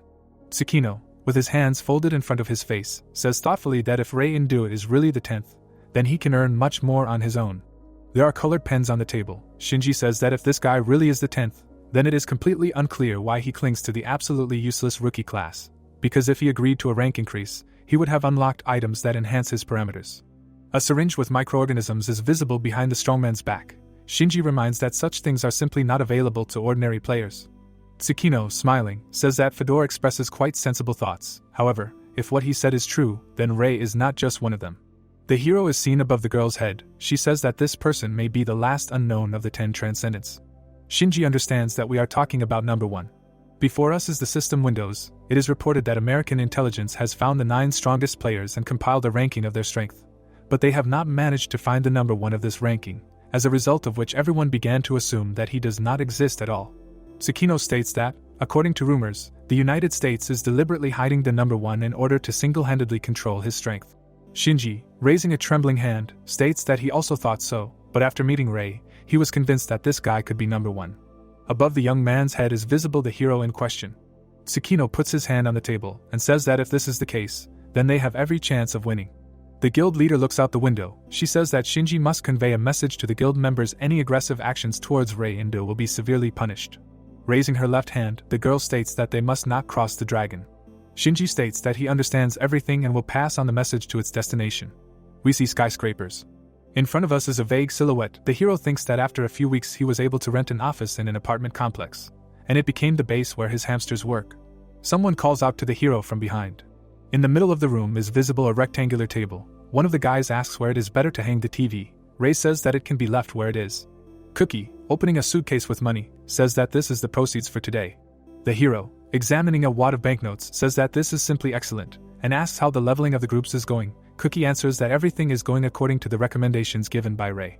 The players fight giant monsters. The guy says that right now the groups continue to level in the underground waters, earning 1 million yen per day. The hunters happily look at the blue crystal. Cookie says that even beginners earn from 10,000 yen per day. The guy happily raises his fists and says that he never dared to dream of such money, and all thanks to the hero. The machine recounts the money. Rei reminds that he told his subordinates that he gets richer when they get richer. The hero puts a wad of bills on the table and declares that his workers can even get a bonus for such successful work. Cookie looks at his hand. He thinks that even taking into account that he has to give 90% of what he earns, the bonus will still be very decent, and working in another guild, he could not earn so much even in a year. The hero fans himself with money crops. Cookie thinks that the hero's knowledge of this game is simply amazing. The young man looks at the boss holding the money in his hands and reminds that there are 10 days left until the end of the Earth trial, and the bonus has increased from 100 million to 400. Rei calmly declares that all this is true, but he does not want to rush too much. The hero looks at the TV screen, where an emergency report is being broadcast from the scene. The announcer, with a mountain visible behind her head, reports that the Earth trial is in full swing, and if nothing is done, Japan will be destroyed in 10 days. The hosts in the studio appear on the screen.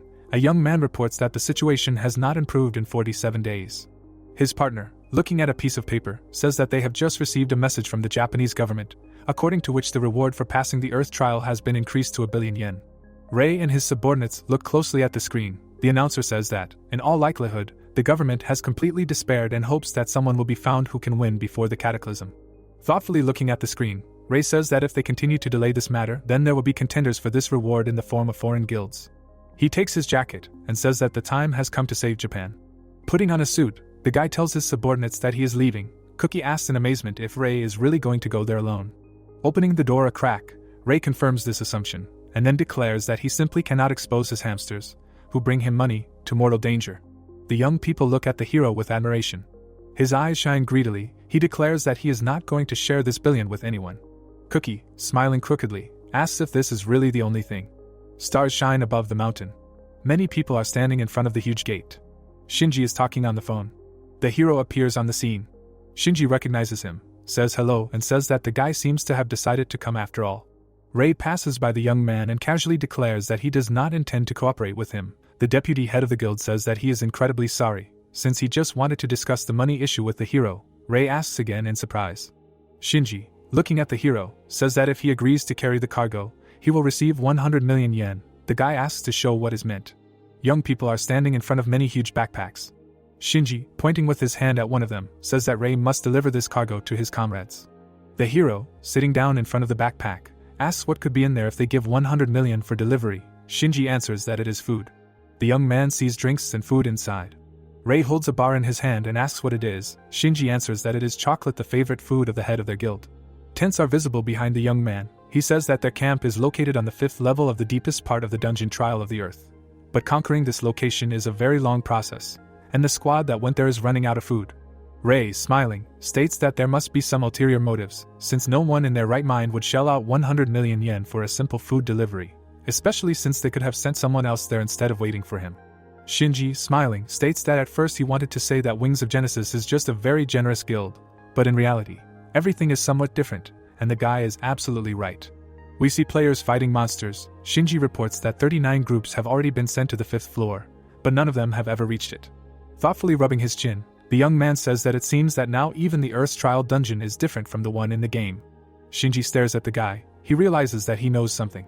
Raising his right hand, the vice guild leader says that their reconnaissance team has determined that the dungeon's layout is the same as it was in the game, but none of the available players are capable of reaching the depths of the dungeon, while all those who can are already there, waiting for supplies.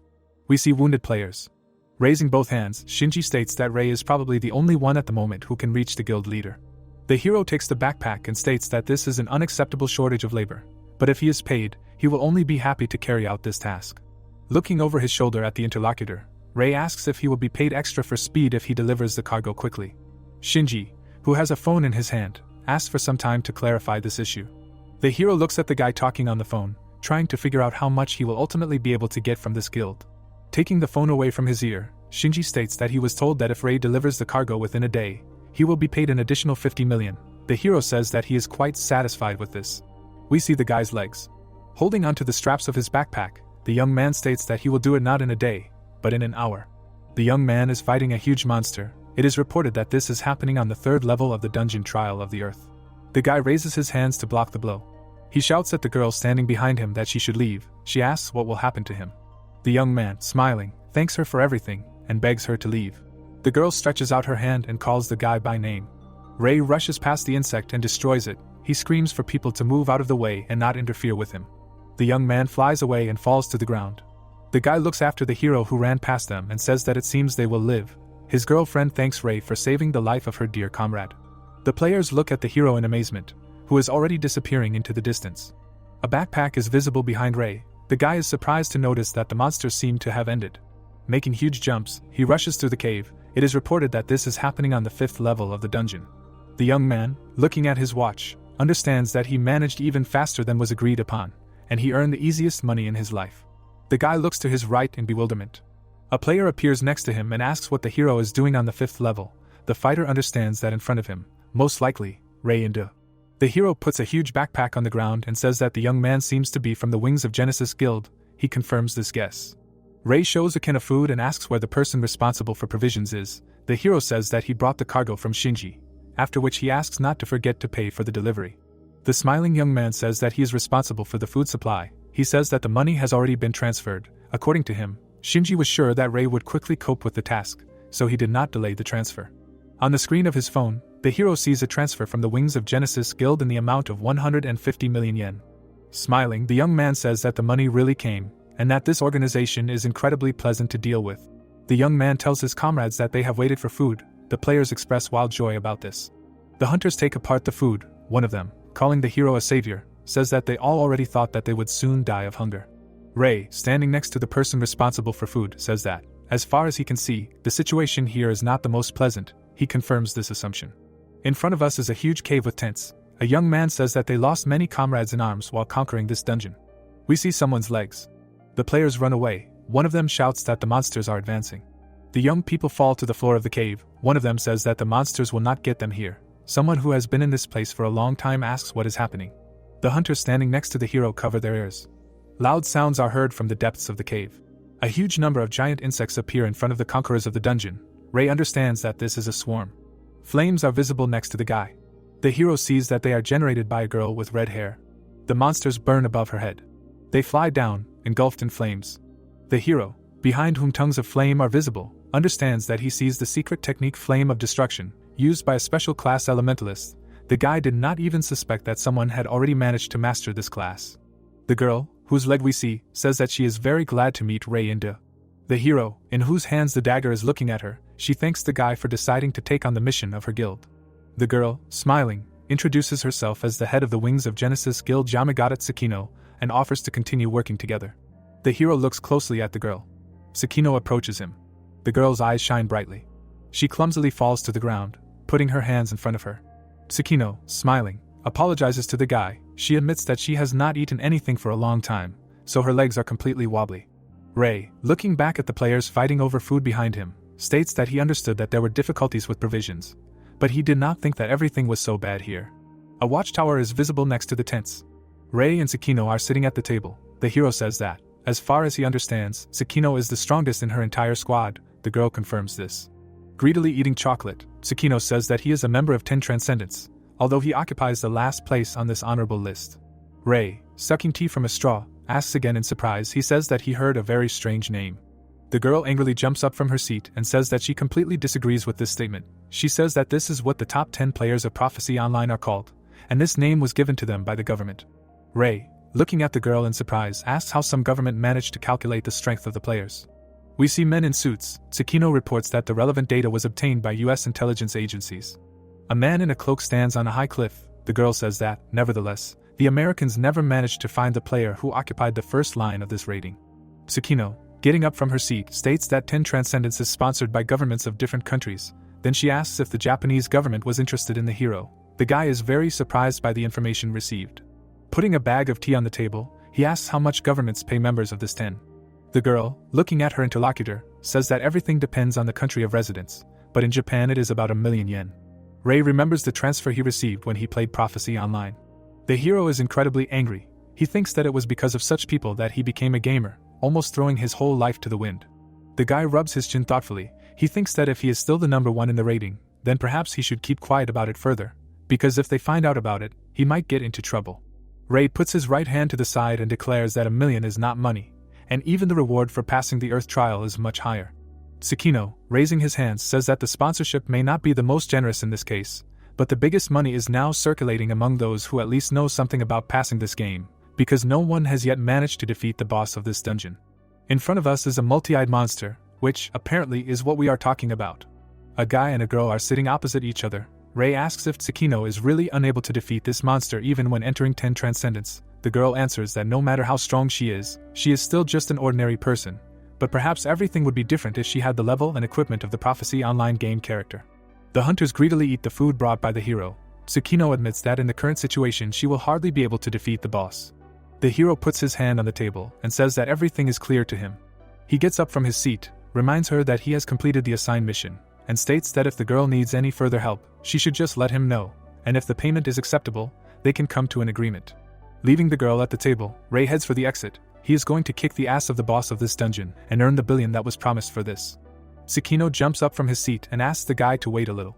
The girl, with her mouth wide open, offers to defeat the boss of this dungeon together. The players immediately appear behind her. They ask the guild leader to come to his senses. assuring that they will cope with this monster even without this strange guy. Tsukino turns to the hunters and says that they seem to have forgotten her order that any aggressive actions towards Rei and Do will be severely punished. One of the guys tries to object. Tsukino states that she understands the discontent of her subordinates, but her main desire now is not to lose any of them. The girl remembers how a huge spider killed one of the fighters. She rushes at the monster, using the Hellfire skill. The hunter, wounded in the arm, screams that the defense is broken through, and his comrades can no longer fight.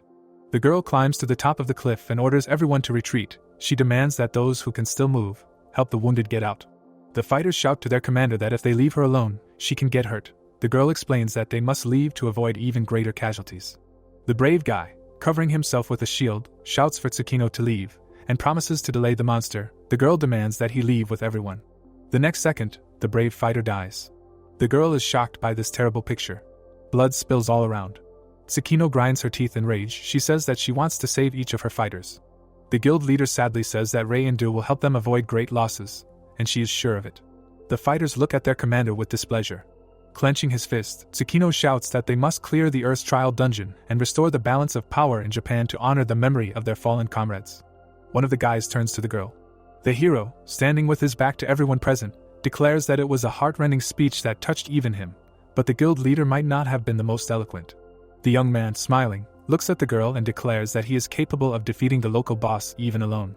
Tsukino looks at the guy in amazement, trying to understand where he got such self-confidence from, if he is not, of course, the very number one in the 10 Transcendence rankings.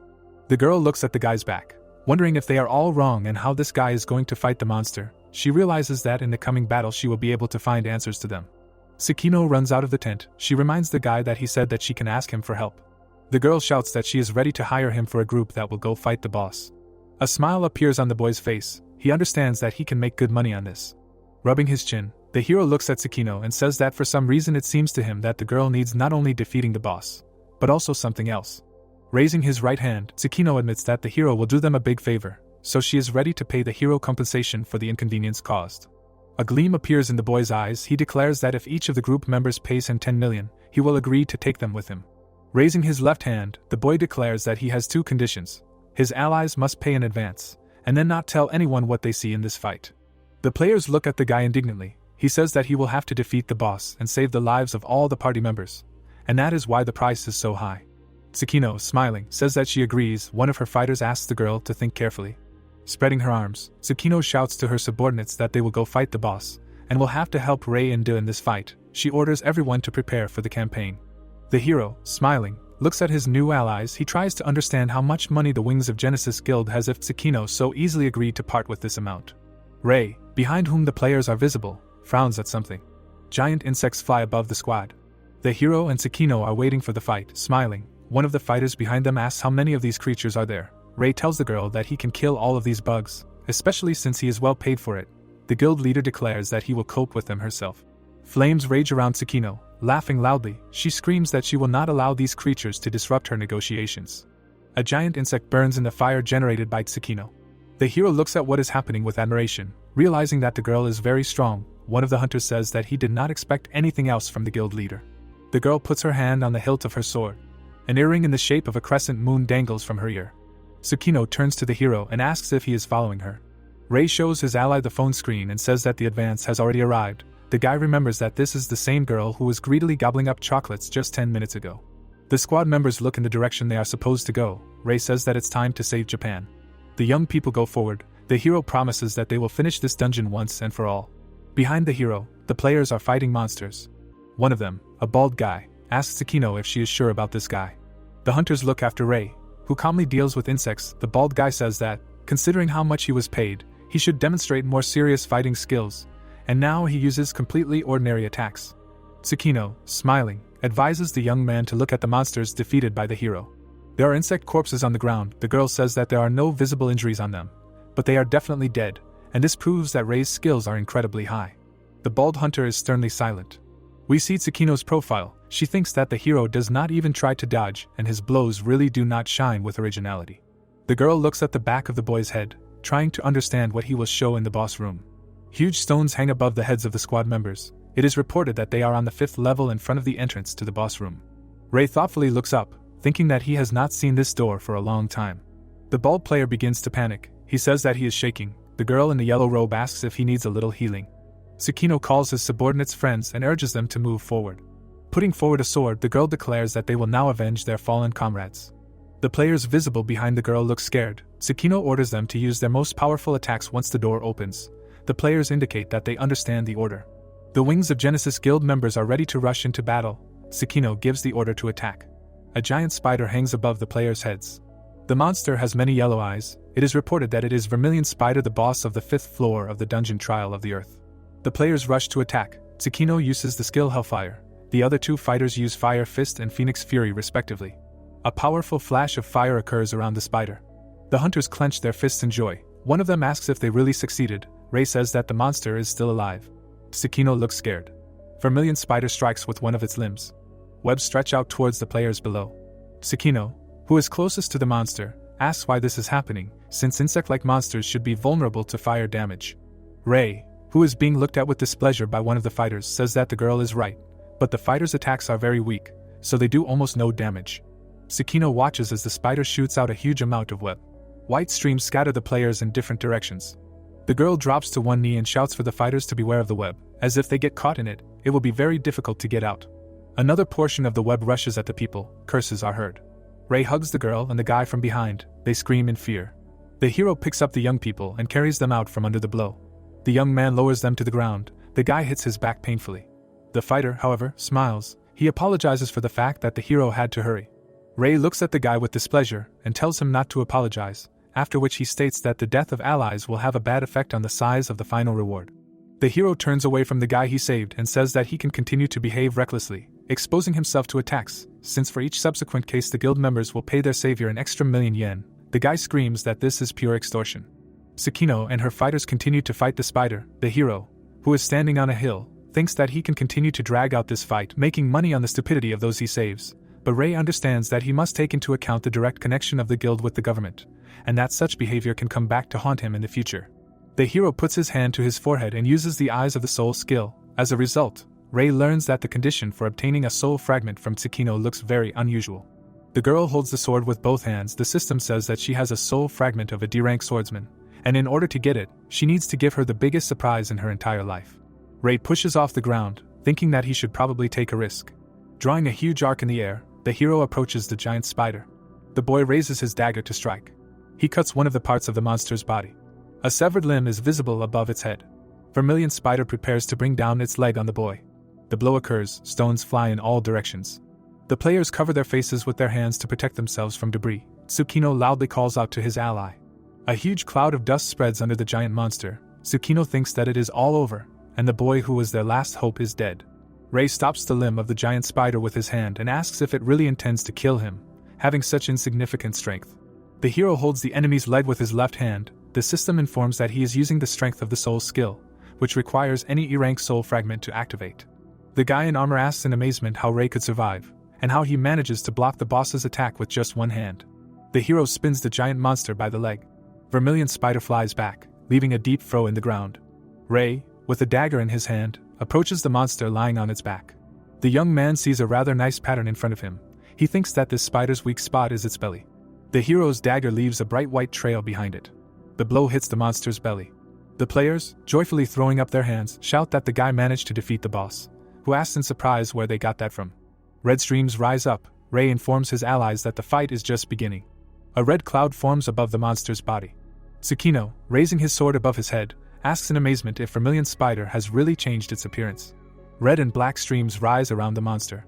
The players comment in amazement on what they see in front of them. One of them can't believe that this monster survived. The bald guy says that the spider was hit in a weak spot, but after that it became even bigger. Ray stands in front of Vermilion Spider, which really has acquired a completely absurd size. The guy, smiling, says that this monster has two hypostases, and when the second one is activated, it becomes much stronger and more ferocious. The bald hunter shouts in amazement that the hero must be joking. He reproaches him for not saying this right away, although he knew everything. Ray, raising his hand, says that his allies could not have done anything with this information anyway, after which he uses the soul thread skill. The hero rushes past the monster with two bright yellow streams behind his back. These lines begin to entangle the boss. Ray flies up above Vermilion Spider with a dagger in her hand. Magic formations are visible around the monster entangled in yellow threads. The system informs that the Soul Incineration Array skill can be activated. It is reported that level 40 is required, and the consumables are fragments of the soul of an E-rank sorcerer, an E-rank fire user, and an E-rank warrior. Tsukino puts her hand to the left of herself and shouts that it is dangerous to stay here. She demands that all her fighters take cover. A sea of fire rages above the hero's head. He demands that Vermilion Spider burn to ashes. The monster is engulfed in flames. Tsukino looks at the young man in amazement and realizes that the fire he uses is much stronger than her own. Someone asks if the guy really succeeded. White energy flows around the hero. Flames rage next to the hero.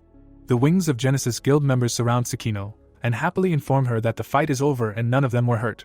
One of the young men draws attention to something. The fighters happily point to a huge block of precious stone. They see a giant purple crystal. Someone says that enemies always drop valuable loot, but it was simply impossible to imagine that it would be a stone of such a size. Ray drives everyone away from the crystal and demands that the fighters not approach it. One of the guys says that the hero is simply mocking them. First he ripped off a lot of money from them, and now he wants to take the loot for himself. The hero calls this young man an idiot. A cloud of dust appears near the purple crystals. Ray and Tsukino look at what is happening before their eyes.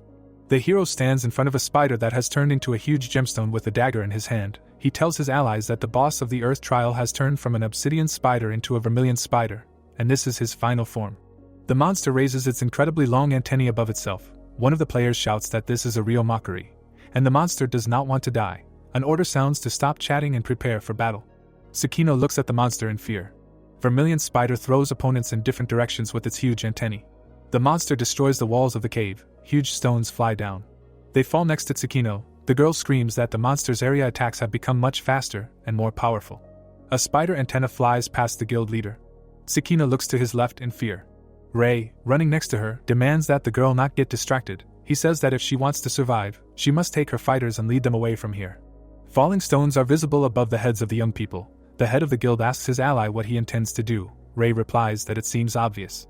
Avoiding blows, the hero rushes forward. He tells the girl that he is going to deal with this creature himself. Tsukino asks again, looking at the guy in amazement, while she understands that the young man very easily dodged a whole series of attacks of the monster.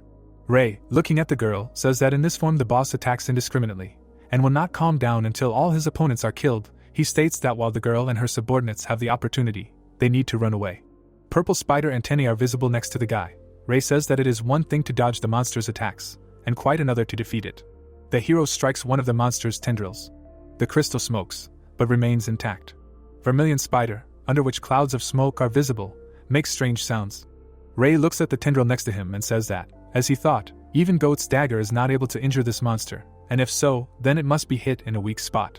Ray finds himself above his opponent. The guy's eyes emit a blue glow. He activates Soul Reserve. The players look in amazement at what the hero is doing. One of them says that the young man, apparently, does not value his life at all. Ray smiles happily. He mentally calls on the monster to do this. The monster's tendrils pierce the guy's chest. The hero grinds his teeth from unbearable pain. The faces of those who see all this are distorted with fear. Tsukino tries to shout to the young man. The members of the Wings of Genesis Guild, open-mouthed, look at the hero pierced by two tendrils. One of them enters the guy's stomach, and the second one enters his shoulder. Blood flows from the boy's mouth. He says that the monster is caught. Vermilion Spider looks at his opponent in amazement. Ray prepares to strike with a dagger. He uses the Soul Barrage skill. Bright white stripes go down from the hero to the monster below. These traces are visible all over the monster's body. Huge crystals fly down. Ray, falling headfirst, smiles. A trace of a powerful blow is visible on the ground. The hero lies with his arms spread wide. The guy, smiling, curses, and says that he knew perfectly well that it would hurt like hell, but if he is cured now, he will definitely not die. The system reports that the hero's soul reserve has 3.32 seconds left, and if he does not restore his health within this time, the skill's protection will be removed and the user will die. In front of us are 3 staves. The names of the skills are heard: Supreme Healing, Elemental Healing, and Restoration. Above the hero, who has time to work with the system window, there are 3 healers. The guy, smiling, sits down and tells Tsukino, who has sat down next to him, that thanks to the support of her squad members, he did not have to use his own skills to restore. The guy's hand hangs over the place where the wound was recently. Ray says that the healers of the Wings of Genesis Guild are, of course, wonderful. Tsukino, throwing up his hands angrily, asks if all this means that the hero planned it this way from the very beginning. The guy gets to his feet and reminds that they all once played Prophecy online. The boy's eyes are shining. He says that the player can't die too easily in this game from a normal boss attack. Covering his mouth with his hand, Tsukino asks again. Looking at the boy, she states that they are in reality now, and not in a game. He replies that he understands everything perfectly. Everyone present looks at the hero in surprise. He states that, in any case, this strategy worked in the game, which means it should work here too. He says that he decided to test it, and was convinced that he was right. The girl is overwhelmed with not the most pleasant feelings. The hero seems to her like a mixture of a monster and a brainless moron. Tsukino tries to understand what he is thinking. The system informs the boy that he has fulfilled the conditions for obtaining a D-rank swordsman's soul fragment, causing the carrier to experience the greatest surprise in his entire life. Ray looks at the vial in his hand, thinking that he is very lucky. Although it was more of a shock than a surprise, Ray is happy to receive a rare soul fragment anyway. The system informs that the Earth trial has been successfully completed. It asks for the names of the participants who have completed this trial, and informs that there are 5 minutes left before the dungeon disappears. The fighters joyfully shout that they have succeeded and defeated the monster. The people's joy knows no bounds. They shout that they owe everything to the hero. The system informs that there are 4 minutes and 51 seconds left before the dungeon disappears. The blonde joyfully declares that Japan is saved. The magician girl who is standing next to him says that now you can breathe easy. The hero, who has completely come to his senses, declares that before the dungeon disappears, it is necessary to make a decision about who to include in the category of expedition participants. Raising his left hand, Ray says that he wanted to take the reward for himself, but he will agree if his allies take it first and then transfer it to his account. Tsukino asks in amazement why this is necessary. Ray imagines a headline in the press that says that a newbie Ray Indu has passed the trial of the Earth alone. He suggests to the girl to imagine how the world media will explode from the news that an unknown player was able to overcome an incredibly difficult trial. The members of the Wings of Genesis Guild look at the guy in amazement. He suggests that instead of creating an unnecessary sensation, they should tell everyone that the dungeon was cleared by a famous guild. Ray states that Wings of Genesis will receive glory and honor, and in addition, the rewards for future trials for her will be increased. Ray thoughtfully rubs his chin. He understands that if everyone finds out about his involvement in what happened, he will no longer be able to earn easy money in large quantities. Tsukino says that the hero seems to be worried about money. Raising her right hand, the girl states that as the guild leader she cannot refuse such an offer. However, as a human, she feels like she is taking credit for someone else's work. Ray replies that this is some kind of nonsense, and the girl can simply think that she hired him for 1 billion yen to kill the boss. The guild members look at the hero in amazement. Their commander agrees with the proposal and states that then they will announce that the dungeon was cleared by the Wings of Genesis Guild. The girl repeats the same phrase for the system. It reports that the record of the expedition participants has been successfully saved. Ray looks at the fighters rejoicing around him. He is confident that none of those present will reveal his involvement in the victory over the monster, since this would essentially be tantamount to accusing his own guild of stealing the laurels from an unknown newcomer. Ray, smiling, looks at the giant crystal. The system reports that the destruction of the Japan test site has been avoided, and the Earth trial has been passed. A helicopter flies up to the mountain. A female reporter reports that the earthquake has been going on since the morning, and its epicenter is the Earth trial dungeon. She calls on viewers to watch the mountain being destroyed, and reports that very soon the players will be teleported to the surface. A huge hole is visible in the surface of the Earth. Traces of blows are visible next to the players. Young people are screaming loudly. Someone is calling for extreme caution, as everything around is collapsing. A magical formation is visible above the heads of the fighters. The system reports that the Earth trial has been passed, and all players are teleported to the surface. The expedition members smoothly descend to the ground. A foot touches the surface. Behind the hero, the members of the Wings of Genesis Guild are rejoicing wildly. One of them shouts that he incredibly misses the fresh air. Immediately follows the answer that the sunlight pleases much more. A giant monument is visible in front of the young people. Tsukino happily looks up and says that they really managed to do it. On the monument, under the guild crest, it is written that the trial of the Earth was passed by a group of heroes from Wings of Genesis. A female reporter descends from a helicopter on a rope ladder. She shouts that the audience has just witnessed a real sensation, and asks who are the heroes who managed to clear this dungeon. The reporters run up to Tsukino and her comrades. They loudly shout that it was these people who saved everyone. Tsukino looks at the media representatives with displeasure. She calls them very annoying creatures. The girl asks Ray if their agreement is still in effect. Tsukino looks around and does not find the hero with her eyes. She asks her comrades where he went. The blonde passes the girl a piece of paper and says that Ray left it for her. The girl, smiling, reads the contents of the note.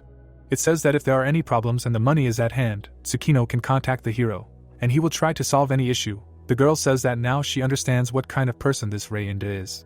The girl's subordinates raise their hands to prevent journalists from reaching her. One of the reporters recognizes Tsukino from Wings of Genesis. Questions are heard about whether the guild members really destroyed the boss, who dealt the decisive blow, and whether Japan is safe now. The blonde covers the girl with his chest and asks everyone to calm down. Tsukino calms Hiroshi and assures him that she will figure everything out. The girl thoughtfully rubs her chin. Standing in front of the reporters, she addresses the citizens of Japan and states that she is proud to tell them good news. Putting her hand to her chest, she says that the Wings of Genesis Guild members managed to pass the trial of the Earth. The journalists look at Tsukino in admiration. People on the streets watch the report on a huge screen. The girl admits that the victory over the monster was not only the merit of the guild she leads.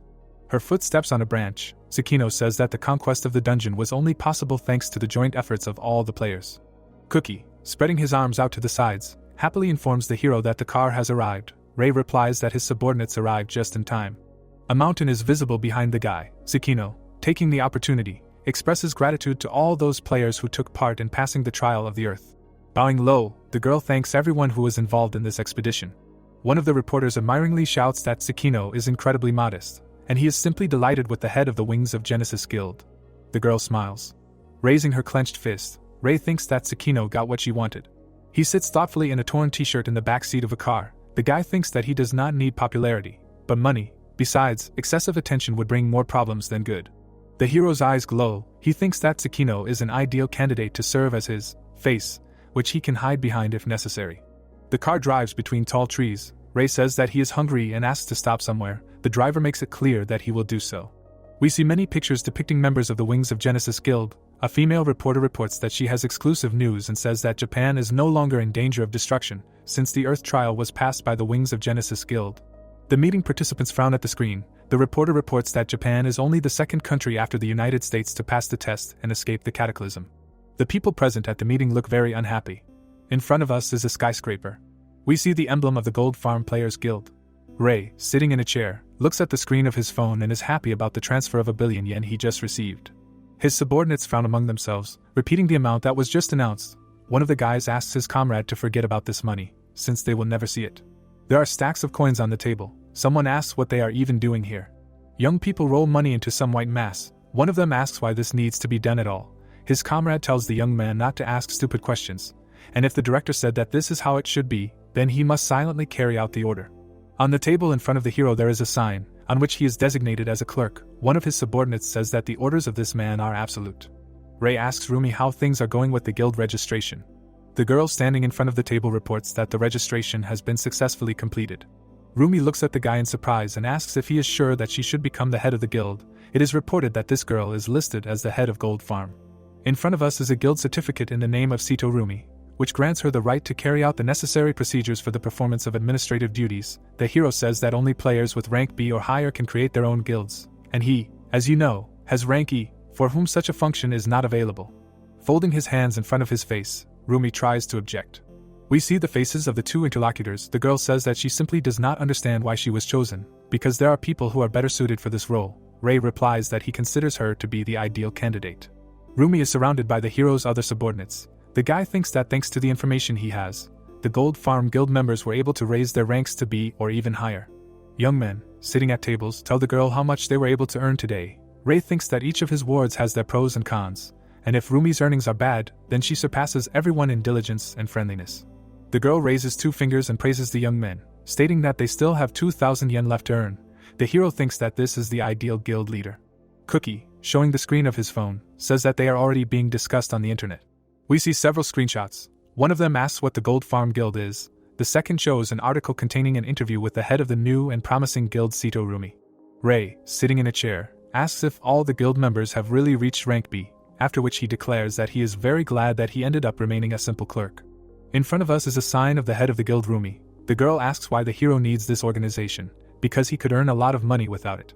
The young man brings a cup to his mouth and declares that their main goal is to participate in trials. In front of us is the planet Earth. The hero says that their world is shaken by cataclysms, some of which affect individual countries, and others entire continents, while there are local trials that are limited to individual cities, prefectures and other territories, and orders for their passage are received only by guilds registered by special bodies of a particular state. The heads of the guilds are visible above the head of the young man. Cookie is surprised that he did not even know this. Rumi replies that the guy is getting smarter every day. The girl, handing the hero a tablet, says that since we are talking about tests, they have compiled a list of the easiest locations that can bring in quite decent money. Ray holds a piece of paper in his hands. He says that first they will figure out another test. The girl asks what is special about it. Rumi looks at the document in surprise. It says that the test in the European-style mansion will bring 5 million yen, The girl says that, given the difficulty of this task, it is not the most profitable, and she can easily find places where they will pay much more for the same work. Cookie, putting his hand to his mouth, whispers that Rumi used to agree to any work, and now she also cares only about money. Ian asks his comrade not to say these words to the girl herself. Rumi, smiling, looks at the piece of paper. She guesses that if Ray Indu himself paid attention to this test, then this mansion, in addition to money, must contain something else. The hero replies that everything is exactly like that. The boy's eyes glow yellow, and he says that there is something there that can't be missed. Rumi, with her mouth wide open, says that she understands everything. We see a piece of paper that the girl was examining. A car is driving along the road. Rumi tells the hero on the phone that their guild has obtained the rights to complete the quest, and has also managed to negotiate an increase in the reward to 5.04 million yen. Ray praises the girl, and then says that she will arrive at the location in 30 minutes. The phone lying on the seat next to the hero rings. The young man, covering his mouth with his hand, says that it is Juji. He says that he arrived at the specified location and noticed that strange people entered the house. The hero anxiously asks how many there were. Juji answers that there were 5. Ray asks if the young man was found. He answers that he has not. The hero says that he will take care of the rest himself, and hangs up. Trees are visible outside the car window. Ray thinks that people who have intruded without permission into a location that another guild has access to clearly cannot be decent. The young man reaches out to the system window. He does not want to be seen in public once again, so he decides to use Mask of Illusions. The system reports that materials are needed to create the Mask of Illusions item. A glowing container is visible above the guy's hand. He remembers that he received a fragment of the soul of a D-rank swordsman from Tsukino. The system reports that the probability of success of automatically creating Mask of Illusions from a fragment of the soul of a D-rank swordsman is 0.23%, after which he asks if the hero wants to create this item. Touching the system window, the hero asks what will happen if he creates the item manually. It is reported that the probability of success of this method is unknown, and if the user fails during the creation of the item, he will experience physical or mental consequences. The system asks if Ray wants to create this item manually. The hero clicks on the yes option. He sees a notification about the beginning of the transition to the soul world. Ray flies down. There is fear on his face.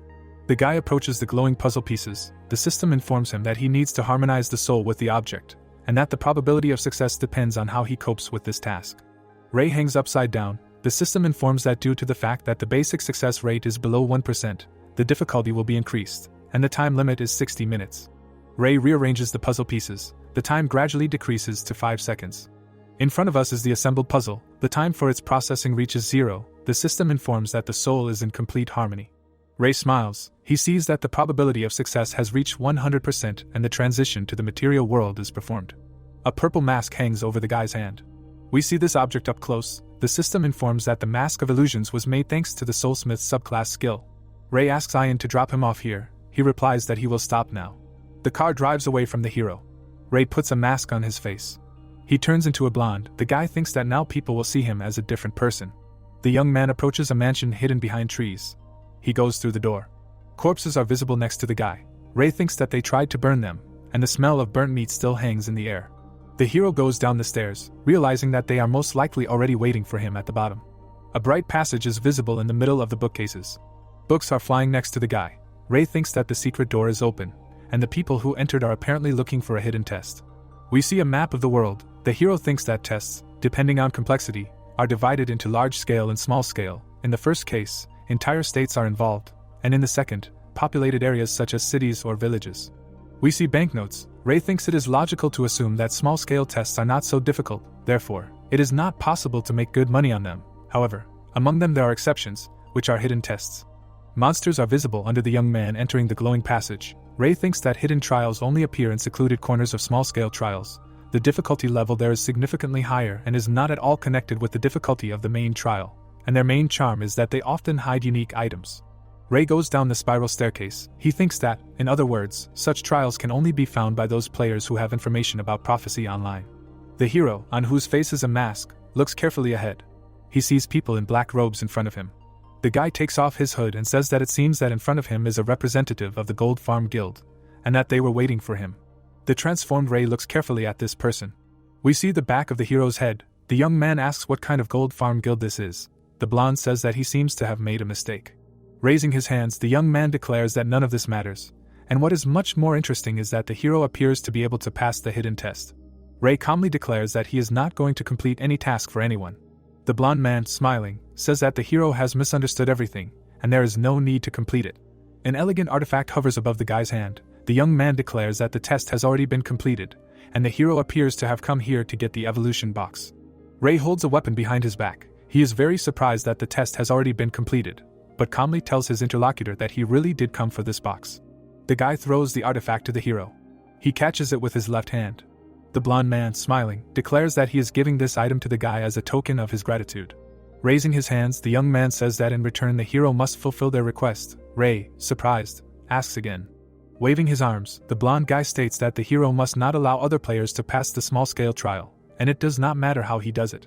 Raising his left hand, the guy says that if he is an experienced player, then he knows how to interfere with others. Ray tries to understand why someone needs to interfere with other players passing the trials. The hero, closing his eyes, says that he understood who is in front of him. Holding the box in his hand, the guy says that it seems that these are representatives of the Dark Guild, and they want to arrange the same thing that happened in Argentina. We see a burning city. The hero remembers that 2 weeks ago the Argentine city of Mendoza was completely destroyed, since no one could pass a simple trial. Ray and his comrades watch the stock charts on the monitor in amazement. The young man remembers that a week before, the shares of companies based in Mendoza were hastily sold off, as if someone knew in advance that in 7 days the city would be wiped off the face of the earth. Ray, smiling, holding a box in his hand, says that it is believed that the Dark Guild was behind this disaster, and it seems that these scoundrels arranged the Argentine disaster, and now they have taken on Japan. In front of us is the left side of the blonde man's face. He declares that the hero can, of course, continue to fantasize about the reasons for the offer he received, but it would be better to simply answer whether he agrees to it or not. Ray, whose right hand is behind his back, declares that he will probably refuse. The young man states that no matter how tempting this offer may sound, if he decides to destroy the city, he will do it himself, and not for someone else, since it is simply more profitable. The blonde raises his hand and, having declared that he regrets refusing, demands that the box be returned to him. His henchmen are standing next to the villain. The young man states that, among other things, the hero will have to pay a small percentage for holding this box in his hands. Ray asks how much money we are talking about. The blonde, whose back of his head we can see, states that it is not about the amount, but about the guy's life. A syringe appears in the villain's hand. He says that after their meeting the hero has a very simple alternative: either obediently cooperate or die. Ray, smiling, holds out his sword in front of him. He asks if his opponents are really going to defeat him. The blonde holding a syringe declares that under other circumstances he would not have succeeded, but unfortunately for the hero, they managed to pass the secret test. The blonde's eyes emit an eerie glow. He injects the contents of the syringe into his neck and declares that the young man will now feel this power on his skin.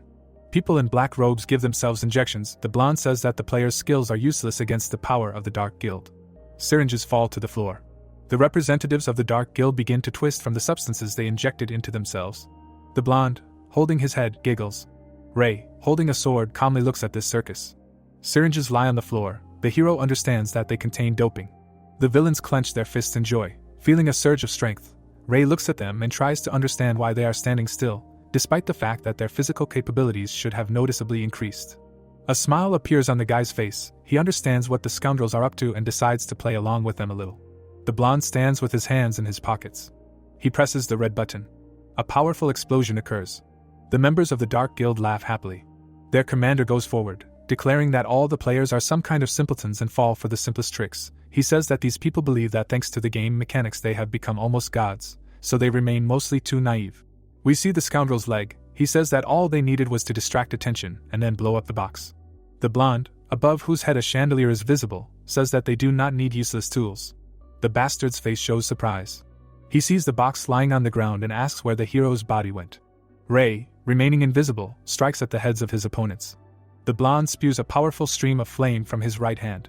His subordinates scream hysterically, asking Ridge why he is doing this to them. The bastard puts his right hand forward and screams at the hero that he will burn him alive. A purple mask stands out on Ray's face. The scoundrel understands that he is dealing with an illusion. The hero puts a dagger to the bastard's neck and says that it is over. The blade shines brightly. Ridge is wrapped in blue chains. Ray uses the soul restraint skill. The bastard, who is shaking all over from tension, screams that this simply cannot be, and asks how the hero managed to survive the explosion. Ray, with his hands in his pockets, calmly states that he was well aware of the value of this box, and did not believe that the villains gave it to him out of the kindness of their hearts. The hero takes the item in his hand and states that he understood from the very beginning that it was mined. Ridge, looking at the young man with pain, asks why he took the box in his hands if he knew that it could explode. Ray, smiling, replies that the bastard underestimates high-level players, and for them, The explosion of such a small bomb is something like a mosquito bite. The young man looks at the screen of his phone, where Rumi is designated as Golden Hamster number 1. He declares that for the ruined clothes he will take money from the blonde's wallet. The bastard, handcuffed hand and foot, fearfully asks if the hero is going to contact the police. He replies that he is calling about a much more important matter. Rumi, smiling, asks if Rei has finished the test yet. He, standing over the immobilized enemy, asks the girl to look if there are regions in Japan where shares are currently being actively bought up. He states that perhaps the Dark Guild is doing the same thing in their country that was done in Argentina. Rumi fearfully presses the phone to her ear. Rei tells her that they must not allow the tragedy to repeat itself. The head of the Gold Farm Guild replies that she understands everything. Ridge, smiling nastily, states that it seems that he is an incredibly noble guy trying to restore justice. Rei smiles mockingly and asks what kind of nonsense the blonde is talking.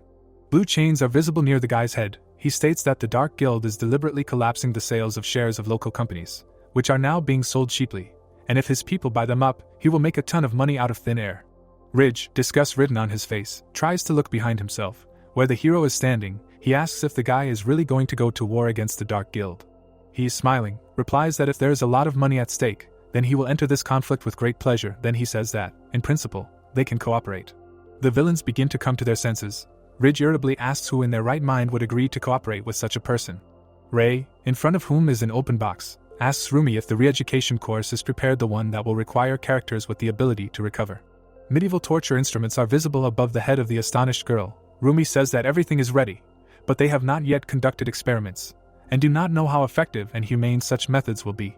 Rei, smiling, looks at the immobilized Ridge and tells the girl that he will soon deliver her lab rats, so she needs to get ready. We see a vial with a pointy hat. The system informs that, thanks to the evolution box item, the soul fragment of an F-rank mage has turned into a soul fragment of an E-rank mage. We see the building of the Museum of Modern Art. The transformed hero, smiling, looks up and asks Rumi if she is sure that this is the Dark Guild's target. The girl, above whose head the villains are seen hanging by their feet, answers that it is true, since Ridge and his subordinates confess to it. The bastards are hanging upside down. Rei, pressing the phone to her ear, hears from Rumi that, unfortunately, the bastards who fell into their hands do not know how many enemies will be in this area, and she suggests that the hero should not have gone there alone. The guy states that this is none of the girl's business. We see a lot of people. Rei says that Rumi should continue monitoring stock prices for now. She replies that she understood the order. We see a message on one of the social networks, the user of which is looking for a group to conquer the location. He says that rewards are not given out, but everyone who cares about their city should take part in the expedition. The author writes that he is looking forward to seeing everyone at the Museum of Modern Art. A young man in a green jacket, standing on a dais, shouts that it is time to pass the museum test. It is reported that in front of us is the leader of the Association for the Protection of Humanity, Takahisa. This man asks those interested in participating in this expedition to approach him. Rei looks around, thinking that there are quite a lot of people here.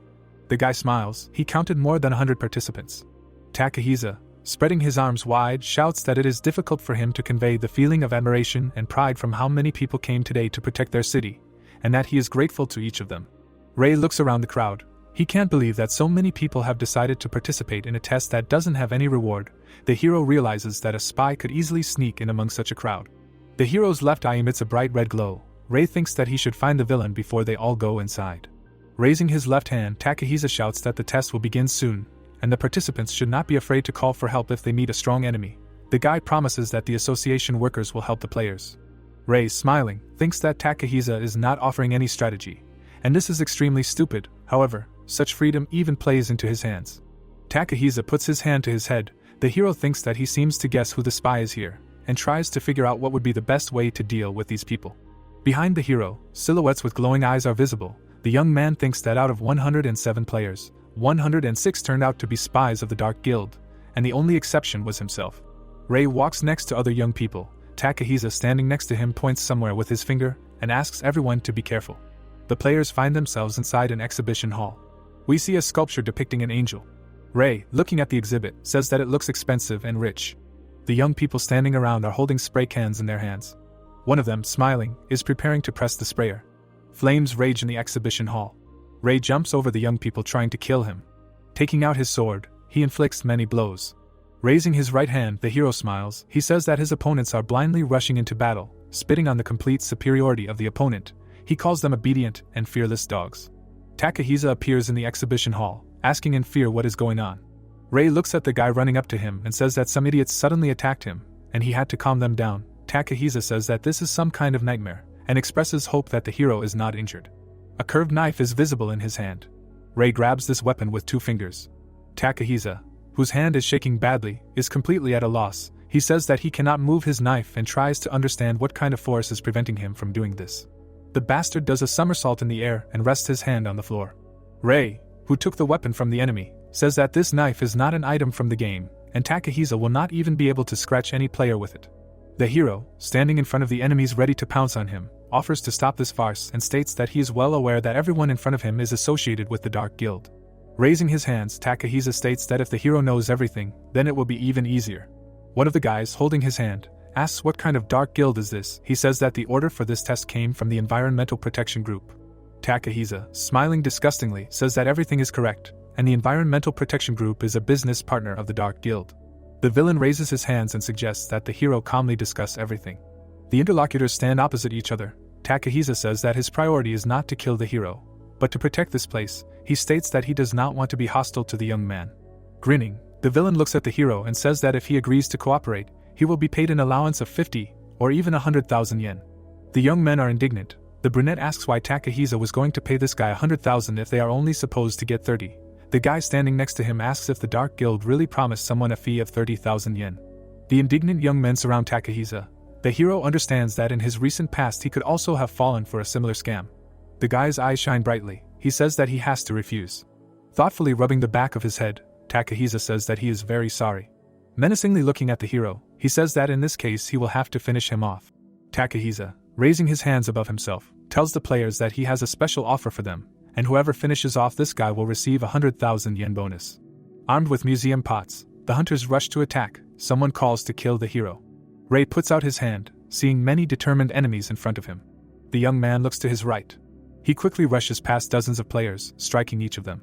Takahisa, looking at the guy, cries out in amazement. He advises the guy not to underestimate the former head of the judo club. Rei hits the villain with his knee in the nose. Takahisa is bound with many blue chains. Rei uses the soul restraint skill. The hero hits the scoundrel on the neck with the corner of his palm. Shaking his hands, the guy asks if the attack on him ended there. 2 young men are sitting by the wall. One of them says that they surrender and asks not to kill. Rei thinks that these people still know something about the Dark Guild, and not to take advantage of this is a sin.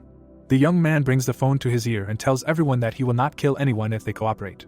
Rei, standing next to the defeated enemies, tells Rumi that he has great news, and they will have a whole 100 new guild members. The girl, whose hand is on the keyboard, asks if all these people should also undergo re-education. She expresses concern that the percentage of those who pass it will be negligible. Rei says that these are ordinary newbies, and they will not re-educate them. Takahisa, who has chains wrapped around his neck, chokes. The hero says that the only one who definitely needs re-education is the head of the Association for the Protection of Humanity. In front of us is a purple sword. The people present in the exhibition hall fly in different directions. Rei, who has a phone in his hand, flies back. A young man in a white shirt is standing on the balcony. The hero, smiling, looks up and says that his real opponent has finally shown himself. The guy, whose face is hidden by a black spot, asks how long ago the young man noticed him. He is smiling, replies that as soon as he entered this hall. Rei says that all the players who came, as far as he understands, were ordinary extras. The hero's opponent is visible behind him. Rei states that among all these weaklings there was one rather worthy opponent, and no matter how hard he tried to hide his powers, all the others simply faded in comparison. The guy in the shirt holds lightsabers in his hands. He states that, therefore, he really was too noticeable, so it is not surprising that the hero quickly understood everything. The young man rushes to attack, asking if Rei can survive a direct clash with him. The hero puts out a dagger and blocks the attack. The guy's weapon moves very quickly. A powerful flash occurs above the hero's head. The opponent rushes to attack again. He says that Rei parries blows with just one dagger, after which he states that the hero has become much stronger than he was in the game. The young man, trying to look into the eyes of his enemy, asks again about the game. Rei strikes. The mask flies off his opponent's face. It splits into 2 parts. The hero, taking a defensive stance, declares that he recognized his enemy. He admits that he could not even imagine that he would meet the person with whom he spent time in the game before the disaster. The young man covers his face with the hilt of his weapon. Rei calls him by name Yuto. In his hand, this guy has a lightsaber. He declares that he is also glad to meet his old acquaintance, and at the same time regrets that their meeting happened under such circumstances. Yuto raises the weapon above his head. He says that he is forced to end the hero's life. The hero takes off his mask. He asks if the enemy really intended to end his life. The true appearance of the young man appears in front of Yuto. Rei asks if he has enough strength. Purple discharges sparkle around Yuto. The guy activates the dual blade skill. With his mouth wide open, the young man screams that the hero leaves him no choice, after which he uses the super speed skill. Yuto rushes to attack. He hits Rei on the shoulder. Traces of a huge number of blows are visible around the hero. The young man admits that this skill is really good. The guy's eyes emit a dark glow. He activates the eyes of the soul skill. Yuto moves quickly with swords in his hands. Rei understands that his opponent, who is not the highest level, will not be able to maintain super speed for long. The system gives information about Yuto Maeda. It is reported that he is level 38. The main class is a swordsman with 2 swords and there is no subclass. Rei blocks the enemy's blow, protecting his back with a dagger. He says that Yuto seems to be about to run out of steam. The weapon that Yuto uses trembles. Rei kicks. His opponent flies far away and crashes his back into the wall. Blood gushes from the guy's mouth. The hero approaches the knockdown enemy and says that the guy is very strong, but uses a very weak weapon, and will not be able to end his life with such swords. Rei uses the soul restraint skill with his hand outstretched. Yuto, bound by chains, says that he can't move and that the hero's skill shouldn't work since there isn't a huge level gap between them. Rei, whose eyes are glowing dimly, says that the guy is wrong and there really is a huge level gap between them. The hero, looking closely at his immobilized opponent, says that he is one of the best players he has ever known. He asks why the guy needs a dark guild and offers to join him. Sweat runs down Yuto's face. Rei tells him that the guy will make millions with him. We see the lower part of the young man's face. He states that he simply cannot accept this offer. Rei, with his hands in his pockets, asks him to explain his refusal. Yuto says that he can't do that either.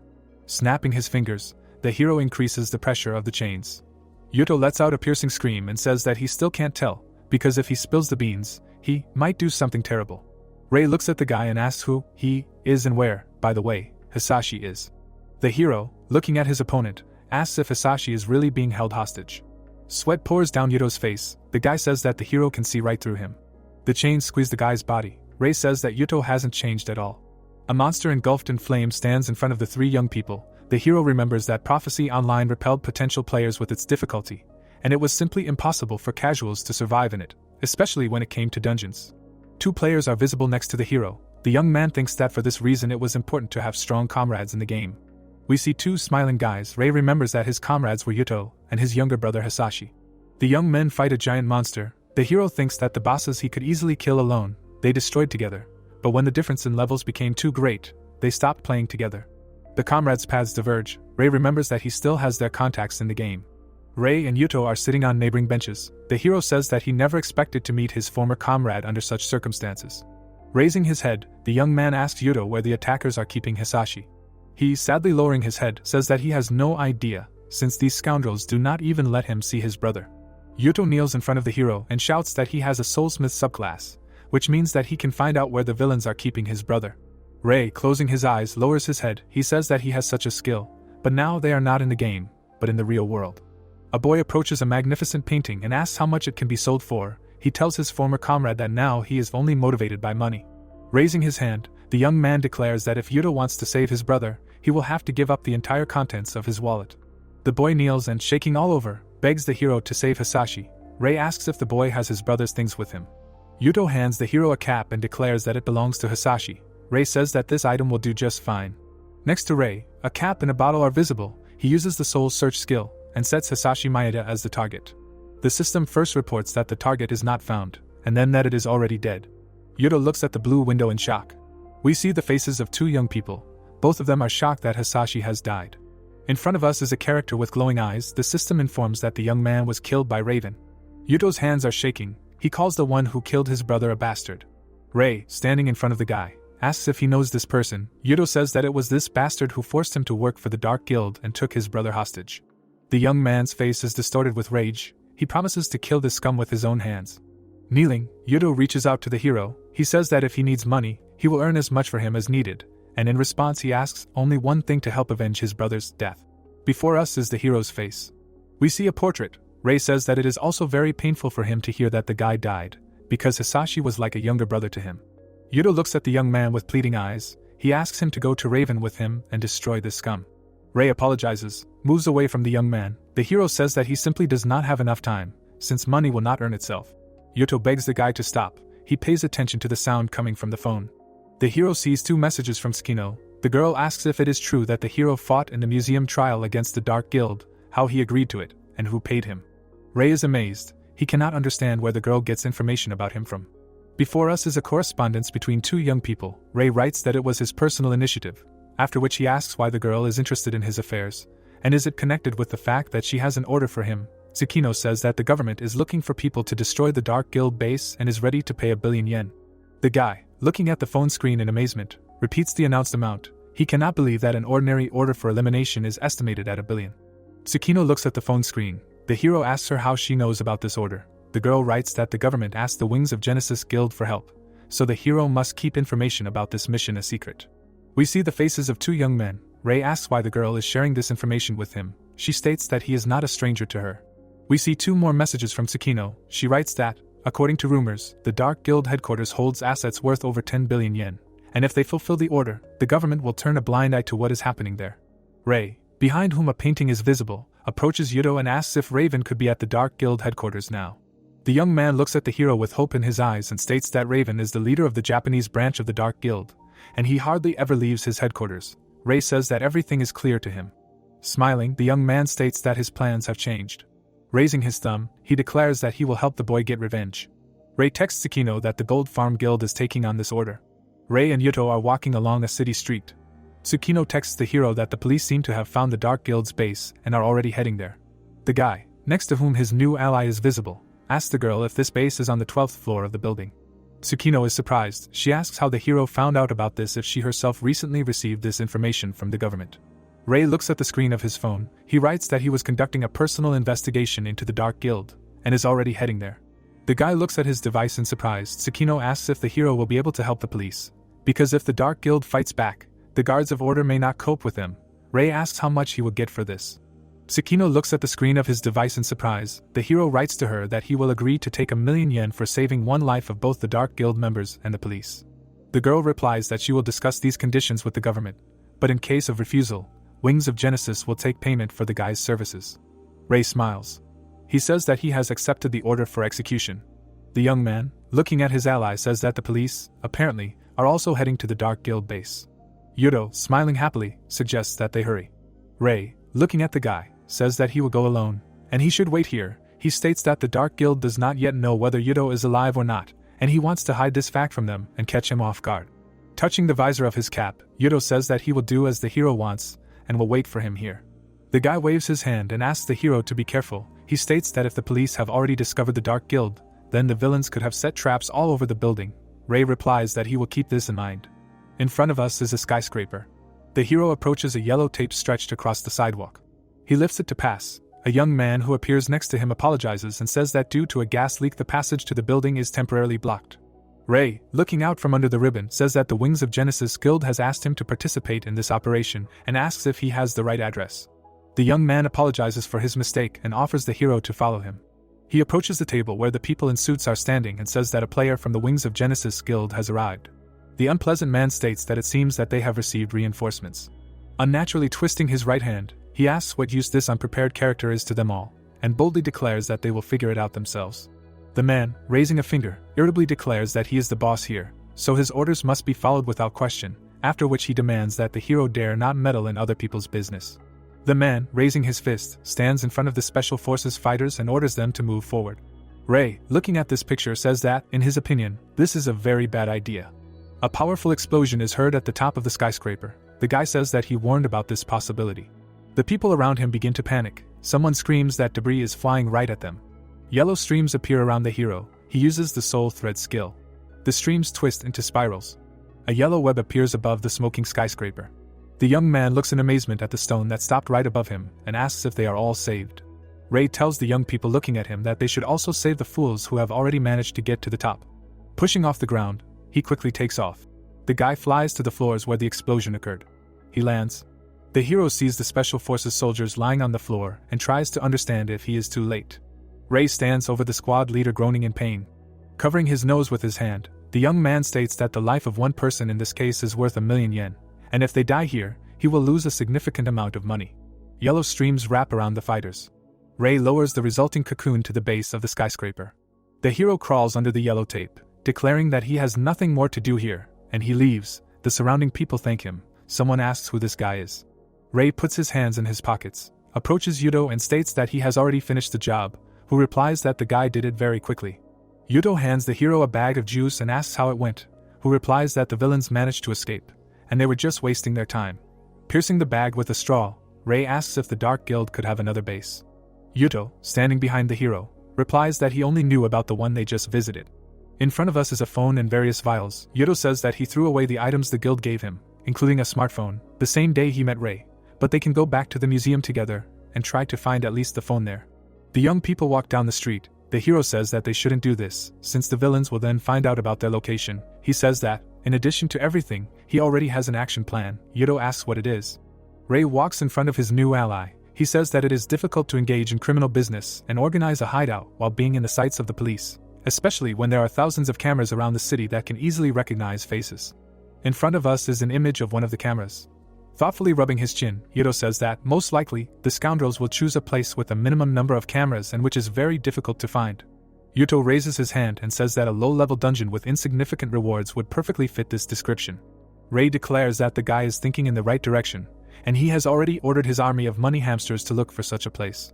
Yuto asks in amazement if he heard wrong about who is in this army. Closing his eyes, the hero explains that he means his guild gold farm. He promises that Yuto will definitely become a part of this organization, will work hard and bring him millions. The young man squats from such impudence, and says that the hero does not stand on ceremony with others at all. The guy asks Rei, who is drinking juice, if he wants to call his army for help. We see happy guild members. The hero says that these people have completely different tasks and a tight schedule, and if he calls them, he will interfere with their work and thereby reduce profits. Rei looks thoughtful. He gets a message from Golden Hamster number 37, who says that in the last month, there have been only 36 dungeons with no activity, 7 of them are near Tokyo, and the only closed dungeon with constantly respawning monsters is the Slaughter Keep, located deep in the mountains of Chiba Prefecture. In front of us is a map of the area. Golden Hamster number 37 says that he has marked the geolocation of this dungeon. Above the hero's head is a pagoda. He says that the Slaughter Keep facility is deep in the mountains, and if enemies are constantly respawning there, it really is an ideal place for a base. In front of the guy is a samurai with a horned helmet. Rei says that given the difficulty level of the dungeon and the low level of enemies, it is impossible to get a high level or valuable items there, so it is really unlikely that anyone will go there, especially considering how asshole it is. Rei looks thoughtfully to his left. He asks what's going on with the object he asked to get. Yuto, looking back at the hero, says that he has everything prepared. The guy asks if the young man really expected such a development of events. Rei replies that he guessed about it. Yuto, pointing at a white SUV, states that this car can withstand a trip through any mountains. Rei closes the car door behind him and demands that Yuto drive as fast as possible, not caring about the fines for speeding, which he will pay if anything. The driver states that no one forced the hero by the tongue. Yuto presses the gas pedal. The car takes off. Rei, in his hands, who has another bag of juice, says that this time they should not let the bastards get away. Yuto states that the hero is damn right. The car is driving along a narrow road along a cliff. In front of us is the navigator screen. Rei says that you need to go straight. Yuto, who is driving the car, says that there is no road further and asks if he still needs to step on the gas. The hero promises that he will take this problem upon himself. Rei, who has a mask on, tells the guy to drive carefully and not slow down. Yuto happily replies that he can definitely handle this. The white car enters a sharp turn. It flies off the cliff. The car rushes down the slope. Rei, dropping the bag of tea, asks if his driver has gone crazy. He laughs loudly. The car rushes down the steep slope. The hero, gritting his teeth in fear, looks ahead. Yuto shouts that this is real extreme. The car lands on the ground and bounces. Leaning on the steering wheel, Yuto states that they seem to have a flat tire, but overall the landing was soft. Rei says that he asked them to drive carefully. Yuto clenches his fist happily. He says that they are at the foot of the mountain, and the enemy will definitely not notice them. Then he states that if they had such a wonderful car at their disposal, they should have used it to the maximum. Rei looks at his ally with displeasure. A pagoda is visible above the trees. The hero, who has a backpack on his shoulders, asks his comrade if he forgot something. The young man tries to lift the huge backpack. He says that he is still not rested from driving, and now he has to carry heavy luggage. The guy asks what the hero put in it.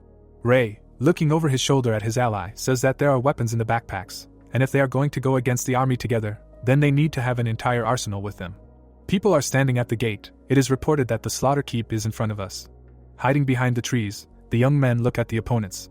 Those guarding the gate are clearly bored. One of them, folding his arms on his chest, says that it would be nice if some woman passed by now. His comrade reminds that strangers do not go in this wilderness. The scoundrel, who lacks female attention, asks if they can do whatever they want if someone appears here. His comrade answers that, it seems, someone can't wait to finish someone off. The hero looks at the scoundrels from behind a tree. One of them says that killing is always fun. Ray whispers to his comrade that the gate is guarded by some moral freaks. Yuto sullenly says that he saw the same people at the previous base. The hero says that this means their assumption was correct. The young man smiles. He says that he really wants to attack right now, but first he needs to figure out how the security of the facility is arranged here. Yuto says that the previous base was disguised as an office that was rented in a multi-story building, but here everything is different. The bridges leading to the dungeon are destroyed, and the dungeon itself is protected by a barrier. We see a purple fog. Yuto says that this gate is the only passage into the dungeon. Ray, whose eyes we see, says that the villains are concentrating their forces on a narrow area, so they are completely safe as long as they control the entry point. The approach to the gate is blocked. Yuto says that you should not relax, since the guards can be not only at the gate, but also in other places. In front of us are many members of the Dark Guild. Yuto says that a separate unit consisting of 30 people worked at the previous base. Ray looks closely at the guy and asks how strong these fighters were. Yuto replies that they cannot compare with the two of them. However, as far as he knows, there are 3 players in the Dark Guild who are on the same level with him, or even surpass him. Fighters with glowing eyes are visible above the guy's head. Yuto says that they are Jack, Croaky and Raven, and these are the people who will be the hardest to deal with. Ray, smiling, says that if 3 players are equal to his comrade in strength, it will be a lot of fun. Yuto happily declares that his ally is an optimist, on whom he will rely in the future. In front of us is one of the villains. The hero says that it will be a shame if the named trio escapes while they are dealing with small fry. According to him, 1,000,000 yen is given for one member of the Dark Guild, so now it is advisable to block the exit so as not to lose profit. Yuto disappointingly says that the hero seems to have come here only for the money. He replies that everything is exactly like that. Guards are standing at the gate. Ray declares that it is not only about money, since if they do not close the exit, the criminals can escape. The hero, looking at his upset ally, says that Raven, who he is looking for, might also have disappeared. Yuto squeezes the strap of his backpack. His eyes fill with rage. He says that they need to block the exit so that no creature can jump out. We see many characters we already know. The hero says that in order to securely close the exit, they can contact the Wings of Genesis Guild, which will send reinforcements. But in this case there is a chance that some spy will reveal their intentions to the Dark Guild. We see nasty guys guarding the entrance to the dungeon. Yuto asks if this means that they need to protect this gate until reinforcements from Wings of Genesis arrive. Ray replies that they will most likely have to do just that. Yuto looks at the hero with fear and asks if they can handle this task together. Ray says that the guy seems to doubt their abilities. The hero writes a message to Tsukino, informing him that he has discovered the second base of the Dark Guild, asking him to urgently send the strongest players who can assist in the blockade. He also warns that there may be a spy inside the Wings of Genesis Guild, so the girl should send only those she trusts as herself. Ray looks at her ally and says that they will start after sending the message. Yuto says that he understands everything. We see the eyes of a young man. The number 5 is heard. In front of us is the lower part of the face of a scoundrel smoking a cigarette. The hero calls out the number 4. We see Ray's eye. The young man calls out the number 3. In front of us is someone's shoes. The number 2 is heard. The hero puts his finger to the send option. The number 1 is heard. Yuto, who has 2 swords in his hands, activates the super speed skill. He rushes across the bridge incredibly quickly. Unexpectedly for the Dark Guild members, the guy starts to strike. One of the bastards manages to ask what kind of sound that was. Purple discharges sparkle around the guy. He pierces the back of the head of one of the enemies with a lightsaber. Ray looks at his ally, standing at the open gate. He says that this backpack only prevented him from developing normal speed. Smiling, the guy asks his comrade not to blame him for being slow. Ray puts a huge backpack on the ground. He says that it's time to get a weapon. The young man spins a huge backpack around himself, from which white discs fly out. They strew the entire space in front of the pagoda. The hero says that now everything is ready, and all that remains is to wait for the bastards to start coming out. Ray smiles. In front of us is a surveillance camera. Dozens of Dark Guild members run out of the pagoda gates. Someone gives the order to immediately destroy the outsiders. Ray says that his millions are running straight into his hands. The guy looks at the enemies, smiling, and says that it's time to make money. Ray uses the coin explosion skill. The Dark Guild members fly apart in different directions. Clouds of smoke rise in front of the allies. The hero says that, as he thought, even from a weak explosion, all the enemies immediately fell off their feet. The villains cover their faces with their hands. Someone screams that they can't see a thing because of the smoke. A bald fighter warns his comrades about the danger, and yells that the enemies can attack right now. Ray kills the bastard, praising him for his ingenuity. Yuto deals with many opponents. The hero notes that he has already laid out 10 and reminds that one such scoundrel is worth 1,000,000 yen, which means that the guy makes money very quickly. Yuto, smiling, says that he has just begun. An enemy appears above the hero's head. His ally warns of the danger. The scoundrel's head flies off. Rei and his comrade stand opposite each other. Yuto says that the hero definitely saw this enemy, but stood there and waited for his ally to do the job for him. Rei asks how the guy figured it out. The hero points a dagger at the camera hanging behind him and says that he does not want to reveal all his trump cards to those who installed this device. We see the video camera up close. Rei asks Yuto not to call him by name, since even if the device does not have a microphone, words can be easily read on the lips. Corpses are lying around the young people. The hero declares that enough has been done, and now it is time to deprive the enemies of their eyes. Rei, smiling, kneels down on one knee. He demolishes the camera along with the roof to which it was attached. The participants of the meeting look at the image coming from this device. In front of us is Raven, the head of the Japanese branch of the Dark Guild. He declares that they have come to visit. A girl in a business suit reports that one of the attackers is Yuto Maeda, nicknamed Mouse, who is a traitor to their organization, and the identity of the second has not been established. The blonde man sitting at the table says that they are currently checking the identity of the second character in the databases of the Japanese Adventurers Association, but have not found any matches yet. Raven thoughtfully rubs his chin. He says that if Mouse betrayed them, it was most likely because he learned of the death of his younger brother, who, like him, was always in the way. In front of us is a skyscraper. A young man in a green jacket runs up to Raven, looking out the window, shouting that he wants to ask about the next mission. Raven, without looking back at him, declares that Rat is capable of doing this job. It turns out that we see Yuto's younger brother, Hisashi, who is a member of the Dark Guild and is nicknamed Rat. The guy says that it is not the complexity of the mission, but its essence. The interlocutors are shown from under the ceiling of the room. Hisashi says that the client wants to eliminate the target, against whom he allegedly harbors a terrible grudge, but the guy thinks that this is complete nonsense. Raven, whose reflection is visible in the window, asks in surprise why Hisashi calls this nonsense, and whether he is sure of his accusations. The scoundrel says that the guy just needs to eliminate the target, and then receive a worthy reward, and he does not see any problems in this. In front of us is the emblem of the organization. Hisashi says that the client wants to destroy the Wings of Genesis Guild. Raven, looking out the window, says that the joke turned out to be very funny. Hisashi angrily shouts that the specific target of the assassination is his old friend, whom he met in the game. This is an ordinary healer with a friendly disposition, against whom no one could harbor a grudge. The guy says that the only motive he sees for this murder is causing harm to the Wings of Genesis Guild. Hisashi looks at the back of the scoundrel. The guy says that healers are very valuable personnel for each guild. They are very weak alone, but if one of them dies, it will greatly harm the organization. Raven, smiling, says that the guy has a very rich imagination, after which he asks why they, the Dark Guild, which already has a lot of things to do, would kill healers from other such organizations. Hisashi says that the goal may be to prevent passing the trials, because currently in Japan only Wings of Genesis is able to clear very dangerous dungeons. Representatives of two guilds are visible above Hisashi's head. The guy says that if the power of such an organization is undermined, then it will be impossible to counter the impending chaos, and the Dark Guild will be able to benefit if attempts to pass the trials end in failure time after time. Raven, standing with his back to the boy, says that he is, of course, right, but there is some inaccuracy in his statements. The bastard can be seen with collapsing buildings above his head, and says that it would be much faster to destroy an entire country. With his arms spread wide, the bastard declares that if the Wings of Genesis Guild disappears, Japan will simply disappear if the large-scale test is repeated. Purple streams wrap around Hisashi's leg, and Raven says that the guy has gone far beyond his competence. Black energy stretches from the bastard towards the guy, and Raven says that the young man's life will end here and now. Hisashi screams in horror, and the bastard uses the Shadowbind skill. Streams of purple energy lift Hisashi into the air. The guy smiles happily, and he screams for Raven to kill him, as this will finally free his brother. The young man, bound by black streams, screams that Yuto only worked for the Dark Guild because his brother was held hostage, and if Raven kills Hisashi, Yuto will no longer obey this bastard.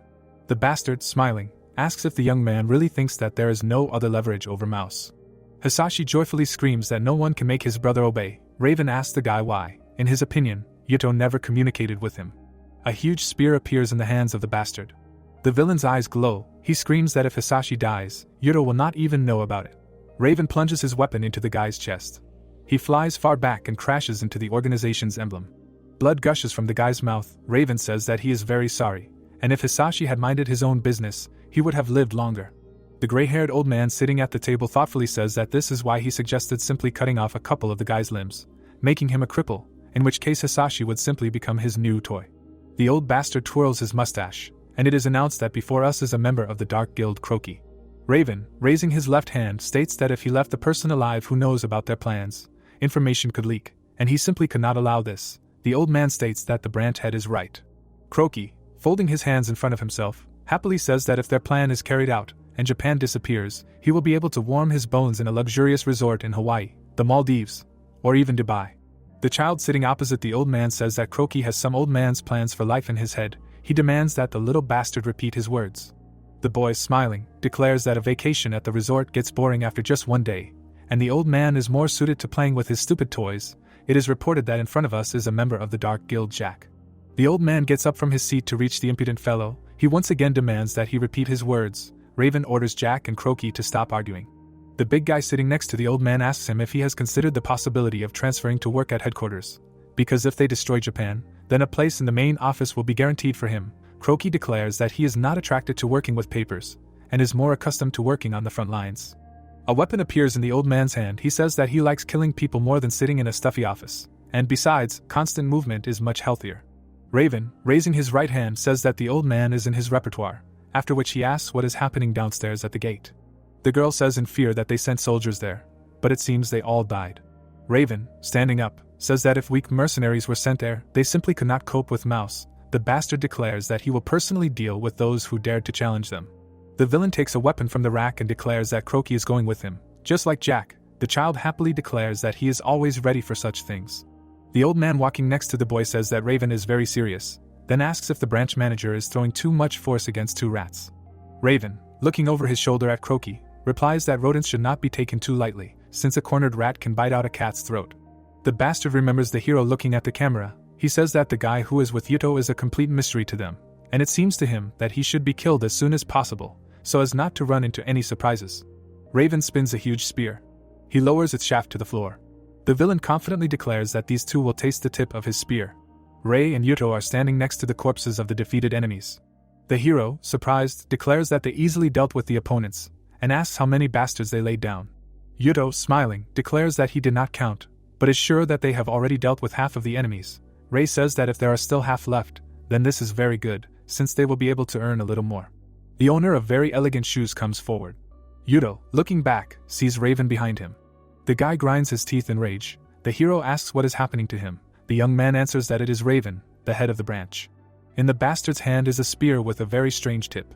He spreads his arms out to the sides and says that he has not seen Mouse for a long time, and if the guy is here, then it means he knows the truth about his brother. Yuto gloomily declares that Raven will answer for the death of Hisashi. Light swords appear in the hands of the young man. He says the name of the skill Super Speed. The system reports that this skill cannot be activated, and the time until reuse is 3 hours 25 minutes and 52 seconds. Yuto grinds his teeth in anger. He jumps high, leaving a bright trail behind him. Yuto approaches the enemy. Rei calmly looks at his ally. He thinks that the guy has completely lost his head, but he can allow him to commit one reckless act today. We see a very unusual weapon. Jack is seen above Yuto's head, next to which a powerful explosion occurs. The skill Wide Slash is used. The hero's ally sticks both of his swords into the ground. Electric discharges sparkle next to the guy's head. The young man sees two more opponents in front of him. Jack, smiling, says that Yuto has come a long way, and only to have this idiot finished off here. He asks the old man if he agrees with his assessment. Croaky licks his dagger, telling the boy that it is very impolite to laugh at Yuto, as such a fool should be pitted, because risking one's life for the sake of a dead body is the height of stupidity. Yuto, frowning at Jack and Croaky, says that if Raven took them with him, he took the threat very seriously. Rei asks the boy who they are, and states that if they are in his way, they can simply be blown up with coins. Yuto, holding out one of his swords, asks Raven why he took his younger brother's life. The bastard, smiling, states that there was no special reason. The rat simply bit its owner's hand and paid for what it did. Yuto, perplexed, asks if the bastard really killed a man just because he did not want to obey. Raven, holding a spear in his hand, says that it is customary to get rid of useless rodents, and it is very sad if Yuto is as dim-witted as his younger brother and cannot understand such an obvious rule. The young man's hand trembles. He says that the bastard in front of him dared to insult his dead brother. Jack and Croaky approach the guy. Raven advises the young man to look around, otherwise he will very soon go after his dead relative. Rei uses the Soul Barrage skill and throws aside two bastards who try to attack from behind. Yuto, smiling, looks at his ally, who says that the guy can go, and he will deal with these two on his own. Yuto, gritting his teeth in anger, looks at Raven standing by the pagoda. The guy rushes to attack the enemy who raised his spear and shouts that he should prepare for death. The head of the Dark Guild branch calls the young man a fool. A huge wall appears in front of the bastard as a result of using the Ice Fortress skill. He asks Yuto how he was going to kill him without his super speed. Grinding his teeth in rage, the guy looks at his opponent. Holding a sword in each hand, the guy shouts that Raven should not underestimate him. Powerful purple discharges sparkle around the guy. Yuto raises his weapon to strike and uses the thermal blast skill. Two types of energy collide between the opponents. The young men look at each other. Yuto thinks that he will now hit his sworn enemy. Rei, carelessly parrying the old man's blow, understands that things are bad. He puts his left hand towards his ally and uses the coin blast skill, who, in turn, uses the slash skill. As a result of the powerful explosion, Yuto flies far back. He manages to land on his feet. He asks his comrade what just happened. Rei, continuing to fight Jack and Croaky, shouts that Yuto will thank him for this, and offers to see what he just saved him from. A giant ice block falls in front of the guy. Yuto looks at this object in amazement, and understands that if it were not for Rei, he would have been crushed now. The hero, continuing to parry the blows, tells his ally that he takes 1,000,000 yen for saving his life, and the guy should not forget to transfer this amount to him after the mission is completed. In addition, he states that he does not understand how the young man will be able to take revenge on his enemy if he takes and dies. In front of us is the left side of the hero's face. He asks his comrade not to worry, and promises to lead him to victory. Huge ice crystals rise on the battlefield. Raven tells the hero that he sees him for the first time, and not only did he contact the mouse, but it also seems that he was the one who interfered with the plans of the Dark Guild in the European mansion and museum. Rei, still fending off his opponent's blows, asks Raven what he's talking about. The young man asks him to stop talking nonsense. He thinks that the bastard most likely knows about Gold Farm, but has no idea who the guy in front of him really is. Raven, holding a spear, says that he doesn't understand why the hero would go against a strong organization and get involved with a traitor, thereby condemning himself to death. Rei, smiling, says that the answer here seems obvious, and he's doing it all for money. Raven, looking menacingly at the guy, asks if he really decided to make an entire guild his enemy for the sake of making money. Rei wonders what's strange about that. He defeats Jack and Croaky with one blow, after which he declares that there is nothing more important in this world than money. Rei spreads his arms wide and declares that Raven's head is worth 1,000,000 yen, and if that bastard dies, Yuto will work for him. Blue energy swirls around the guy, and he says that Raven killed Hisashi for his guild's profit, and now it's his turn to die to give someone else a profit. The hero raises his hand to his forehead and uses the soul limit break skill. Yuto looks at the window that appears in front of him in shock. The system informs that player Rei Indu wants to use the soul limit break skill on the guy, which provides quick recovery. The window asks if the boy allows this skill to be used on himself. Yuto, whose eyes are dimly glowing, gives his consent. A bright blue glow is visible next to the guy. The system informs that soul limit break has been activated, and the cooldown of skills has been reduced to 0. Raven smiles, and Yuto learns that for the duration of the skill, he receives protection from the powers of player Rei. The hero, smiling, says that his ally can act. We see a powerful flash. Yuto, holding two swords in his hands, rushes forward, using the skill's super speed. Raven, looking at Yuto, says that he is acting very impudent. A blue tip is visible next to the guy's face. Yuto is surrounded by sharp ice projectiles. Electric discharges sparkle around the guy. Raven says that Mouse seems to have already forgotten who knows his movements best.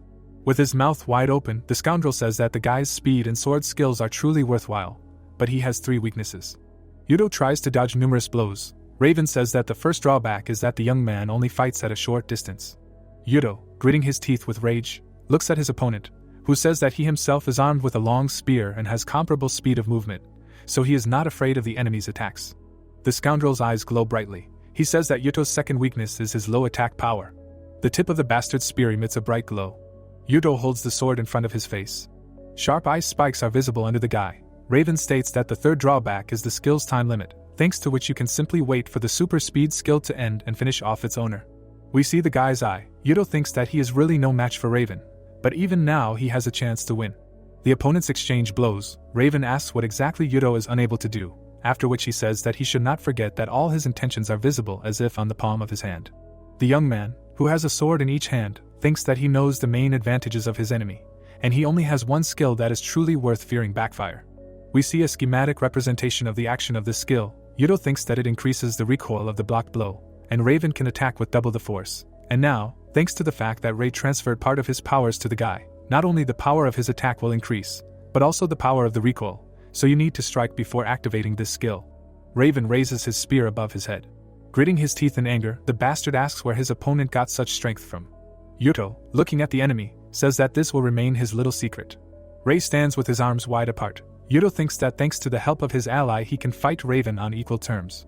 Yellow streams swirl around the tip of the bastard's spear. Raven demands that Mouse not be arrogant, and then uses the recoil skill. Raven strikes and hits his enemy in the chest. Blood gushes out of Yuto's mouth. The guy flies away, leaving a deep furrow in the ground. The bastard approaches the enemy and says that he will kill him just like his brother. Some object is visible behind the bastard. It flies past the head of the scoundrel and plunges into the rock. A sword sticks out above Yuto's head. Raven, who has a deep cut on his cheek, turns around and demands that the hero not interfere and wait his turn. Ray calmly looks at the enemy who turned to him. Smiling, the young man says that this weapon will be useful to Yuto. The young man takes the sword out of the wall. Horror appears on Raven's face. Yuto plunges the weapon into the bastard's chest. Looking up, he declares that since Raven knows his techniques best, he was forced to learn new tricks from Ray. Blood gushes from the wound. Raven looks somewhere into the void. He falls to the ground face down. Yuto smiles and says that he was able to avenge Hisashi. The boy remembers his brother and the time he spent with him. Yuto holds the bloody sword. The system reports that the effects of the soul limit break skill have disappeared and his physical strength has returned to normal. The boy smiles and says that he still wanted to kill that bastard himself. Ray supports his ally by the shoulder. Putting his hand on his back, the hero says that his help was minimal, and the guy himself took the life of his sworn enemy. Blood is running down Yuto's face. He asks what happened to Jack and Croaky. A strange purple glow is visible above the pagoda. Ray says that the guy seems to be talking about those two idiots who came with Raven. He points his finger behind his back and says that they are lying nearby. We see two defeated villains. Ray watches the battle between Raven and Yuto. It is reported that it happened 2 minutes ago. The hero says that now it remains to just wait and see how it ends. A boy and an old man stand in front of the hero with weapons in their hands. One of them says that the guy seems to have completely forgotten about them. Ray is surprised and asks why they are still alive. Jack, raising a sharp scythe above his head, uses the aura of death skill. A wall of dark energy appears in front of the hero. Ray, holding a dagger, realizes that the enemy is using a skill that creates a space where the attack power will be increased. The child strikes, using the skill wide slash. The hero has to jump high to avoid being hit.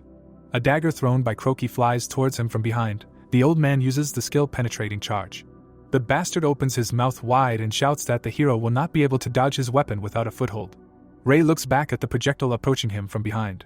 The hero cuts the dagger flying at him, pierces his young opponent, and then puts the dagger to the old man's neck.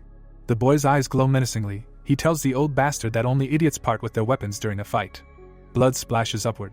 Yuto, smiling, sits against the wall. He states that his ally instantly dealt with two enemies. He replies that it is no one's fault that they have such a huge difference in strength.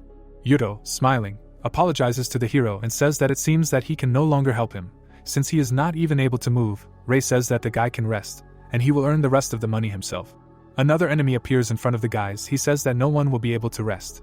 The big guy, who holds a pickaxe on his shoulder, says that he would never have thought that Mouse could defeat Raven, but the guy is alive and still breathing, albeit with great difficulty. Ray thoughtfully states that reinforcements from the Dark Guild seem to have arrived faster than the Wings of Genesis troops. Holding his dagger above his head, the young man says that one bastard is worth 1,000,000 yen, and there are about 20 of them in total. Taking a defensive stance, Ray declares that this is not a dungeon, but some kind of gold mine. The big guy bangs his head on the ground. Ray holds a dagger over him and says that the opponents look formidable, but in reality they are nothing special. The guy, however, does not care about all this, since he will still get his money for them. Cars drive through the gate. The guild emblem is visible on the hood of one of them. Ray takes off his mask and says that Wings of Genesis have arrived, so they can get rid of the disguise for now. Yamagata Tsukino, holding his sword, says that the hero worked hard. Ray stands in front of the girl. She asks if he and his ally, that is, just the two of them, really managed to block the exit for the Dark Guild to retreat. The guy says that it was not particularly difficult. The boy and girl look around. Tsukino asks where the hero's ally is. He points at his comrade and says that the boy is still unconscious. The girl looks at Yuto in amazement and asks how the two of them managed to hold out, since, as far as she can see, the battle was not easy. Many people are visible around Ray and Tsukino. The girl says that from now on the Wings of Genesis Guild will also help block the exit. The guy in the baseball cap asks what all this complexity is for, because if all the villains are inside, then you can just go in and kill them all. The bald player says that he completely agrees with the previous speaker. He says that the strongest fighters of their organization have arrived here, and together they are capable of a lot. Tsukino says that this operation is commanded by Ray Inda.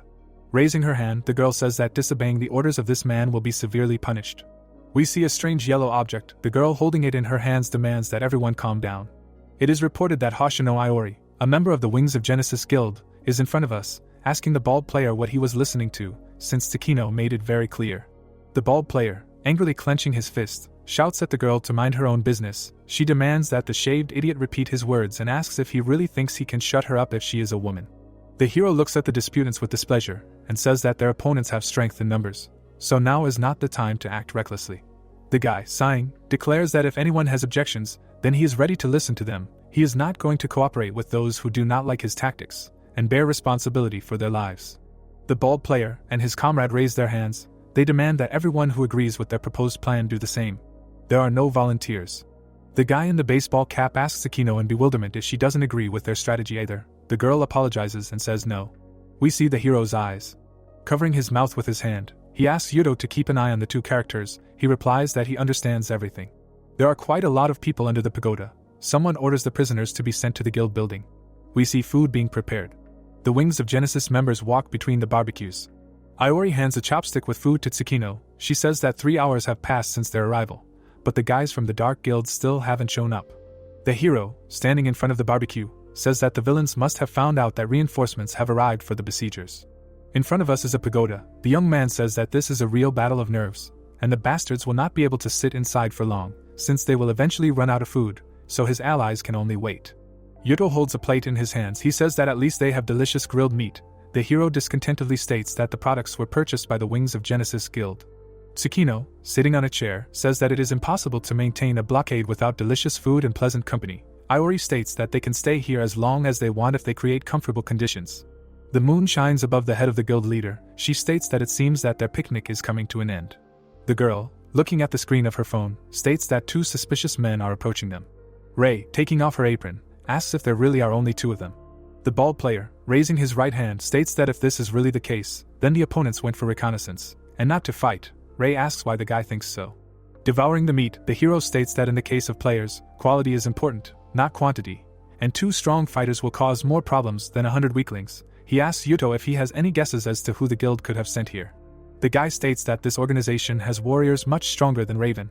The young man remembers these people and states that these fighters have the call signs Beta, Gamma and Alpha, and he does not know their real names. 2 people run between the trees. We see the faces of these guys. Tsukino states that she has a video sent by the scouts, and asks if Yuto knows these people. He looks at the phone screen and says that he sees these characters for the first time, but if you remember the situation in which the Dark Guild now finds itself, it could well be Beta and Gamma. A pagoda is visible behind the hero. He says that everything is clear to him. The guy assumes that one strong player is hiding in ambush, and the other 2 are trying to kill the besiegers right now. Putting his hand to his chest, Tsukino suggests that, since things have already gone this way, they split up. The girl next to whom Iori is standing says that she will take on 1 player, and Rei will deal with the second. All the other players will try to defeat the third, if he appears. The hero says that if the girl wants this, then he agrees. Yuto remembers the character in the hood. He warns that you need to be very careful. The guy says that the only one of these 3 whom he met was Alpha, and he made a completely terrible impression on him, although before that the young man had seen a lot of scoundrels. Rei asks Tsukino if the payment will be increased for these strong opponents. The girl, smiling, says that the guy may not even dream about it, and the stake will remain the same. The hero says that it is very boring, and by this logic he could continue to beat all sorts of weaklings, and not these monsters. Rei, looking at Yuto, says that he remains here in charge. The guy answers that he understood everything. Tsukino, holding a sword with both hands, asks his fighters if they are ready. They confirm this in chorus. A huge number of birds fly in the sky. The birds scream loudly. Someone asks what is happening. Tsukino puts his right hand to the side and gives the order to retreat. An incredibly powerful flash occurs in front of the fighters. People fly in different directions. A powerful beam flies over the bridge. A deep furrow is visible in the ground. Someone asks what kind of destructive force it is. A question sounds if everyone is safe. The answer follows that some fighters were badly injured. The commander orders the healers to urgently help the wounded. 2 armed men walk along the bridge. One of the guys asks with a sad look if someone is still alive here. His comrade asks to repeat the attack. Tsukino, holding his weapon in front of him, shouts that they will not fall for something like this a second time. Yuto says that he will take care of the enemy who uses 2 daggers. Tsukino, raising his left hand, replies that she does not agree. The girl, pointing her weapon at the enemies, uses the hellish whirlwind skill. The members of the Dark Guild cover their heads with their hands. Tsukino, looking at them, says that she can handle them herself. In front of us is a branch of a plant. A young man lies on the roof, asking in surprise why they are making noise in someone else's house, especially at night. He calls the uninvited guests very rude people. The young man's eye glows brightly. He says that they are preventing him from admiring the moon. A powerful pillar of fire is visible in place of the destroyed wall. One of the guys looks up in amazement and says that this is simply incredible. Tsukino, holding a sword, offers the boys to speak the language of strength. One of the scoundrels falls to the ground and rushes at the girl. He strikes, but Tsukino blocks it with her sword. Both members of the Dark Guild attack the girl. One of them says that the head of the Wings of Genesis Guild is very good. Iori blocks a blow from one of the enemies. Tsukino calls out to her in bewilderment. The young man looks at the beauty with loving eyes and asks if there are many strong female fighters in the Wings of Genesis Guild. The girls block the blows of their opponents. The bastard who attacks Tsukino says that if it weren't for Iori, the guild leader would have lost her head. He asks if all of the 10 transcendents are that weak. The young man continues to grin disgustingly. He states that when it comes to monsters, the members of Wings of Genesis look great, but in real combat, they clearly lack experience. Tsukino, looking at the enemy, says that he should not underestimate the 10 transcendents, and she has more than enough experience.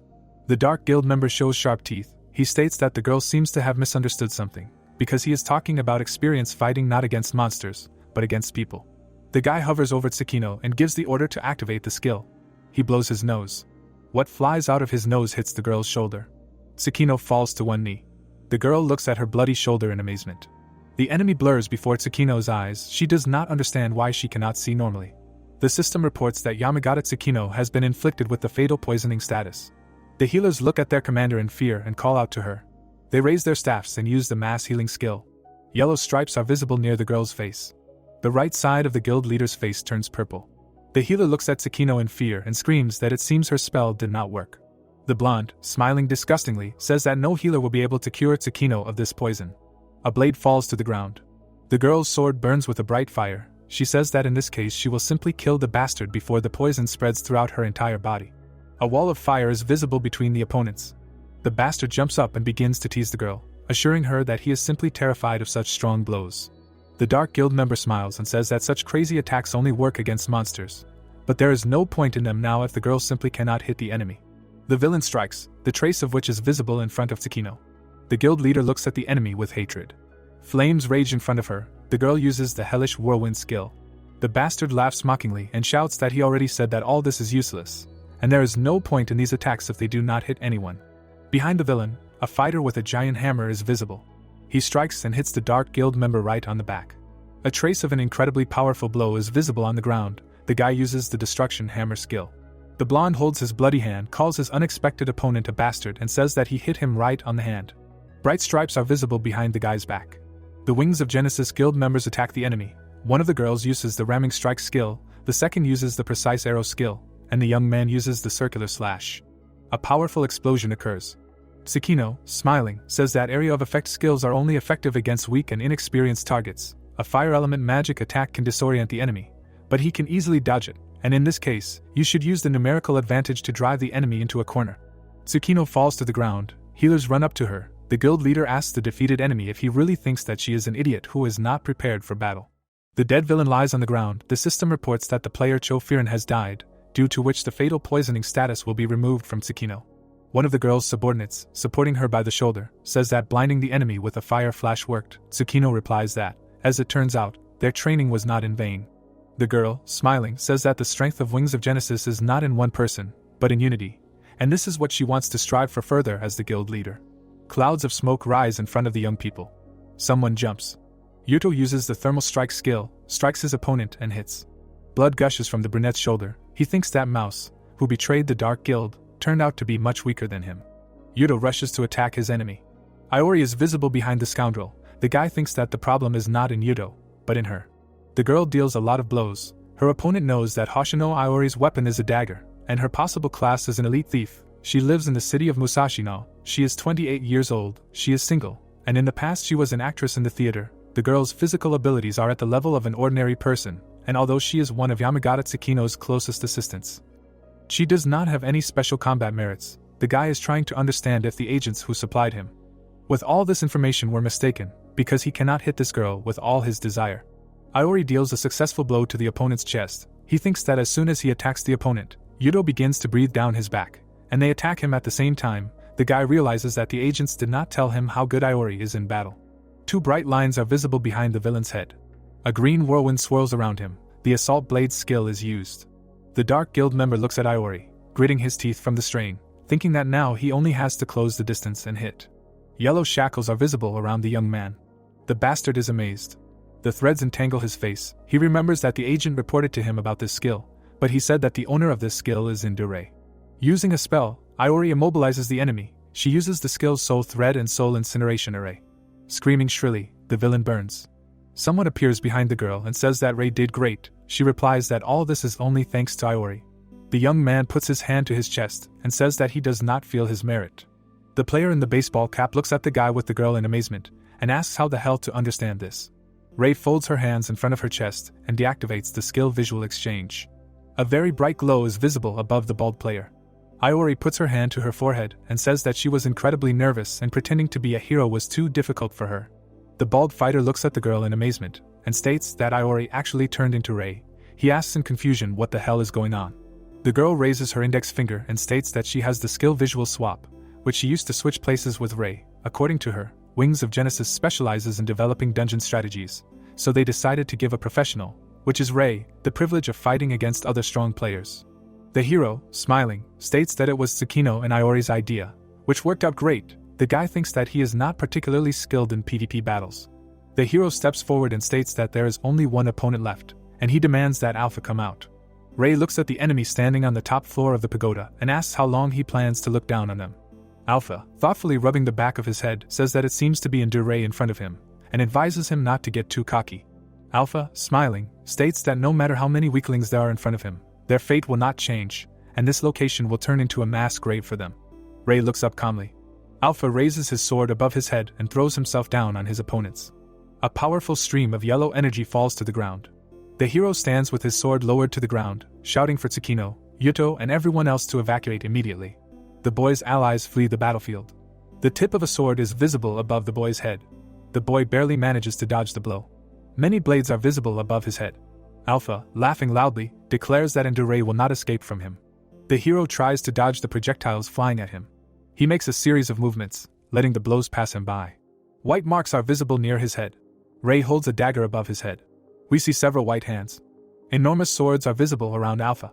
The villain, smiling, declares that the boy managed to block his skill on the first try, and apparently, he really did pass the trial of the earth almost alone. Tsukino, looking up in amazement, asks what the hand is floating in the air. Rei looks at his opponent thoughtfully. He realizes that he is using the skill Spirit Berserker's invisible hands, which uses the hands of a ghostly doppelganger to attack the enemy. Rei shouts to his allies behind him that the skill Alpha is using quickly drains stamina, and asks them to back him up by making it so that the Dark Guild's healers cannot interfere. Tsukino shouts that they will do so. The girl orders her subordinates to have everyone who is capable of long-range attacks unleash their firepower on the pagoda. Alpha strikes again with his sword. He says that in all likelihood, this will be a battle of attrition, but resistance, according to him, is futile even in this case. Rei runs away from the blows raining down on him. The guy realizes that the enemy is not letting him get into a comfortable range for an attack. There is a cut on the guy's cheek. The hero thinks that Spirit Berserker is considered one of the strongest classes at the lower levels, and the number of attacks from representatives of this profession is simply off the charts. Alpha, laughing, asks if the hero can really only run away. Tsukino, looking at what is happening in horror, shouts that Rei seems to be retreating under the incredibly powerful onslaught and speed of the enemy. Yuto asks the guild leader to take a closer look at what is really happening. The young people watch the unfolding battle. Yuto states that the term retreat does not quite correctly describe what is happening, since the hero skillfully blocks all attacks that can be fatal. Near the hero, traces of many blows are visible. Rei thinks that Spirit Berserker is now consuming a large amount of energy, so the power of the enemy's attacks should eventually fall, and he will no longer be able to block blows. The guy, gritting his teeth from tension, looks at the enemy, trying to understand what he will do after this. Alpha delivers a powerful blow. The hero flies back. A member of the Dark Guild, raising his sword above his head, shouts at the hero that they must resolve this issue here and now. A great many swords are visible next to the villain. He uses the Spirit Overload skill. Rei looks up. Projectiles are approaching him. The young man says that all this is very banal. A very powerful explosion occurs next to the guy. We see a ghostly dragon. In front of us is someone's eye. Tsukino and Iori look up in fear. The hero shouts that the soul serpent can rejoice. Rei, standing on the head of a ghostly creature, tells him that there is a huge amount of food here. Alpha puts his left hand to the side and shouts that this does not mean anything, and one snake cannot do anything to him. White streams are visible next to the hero.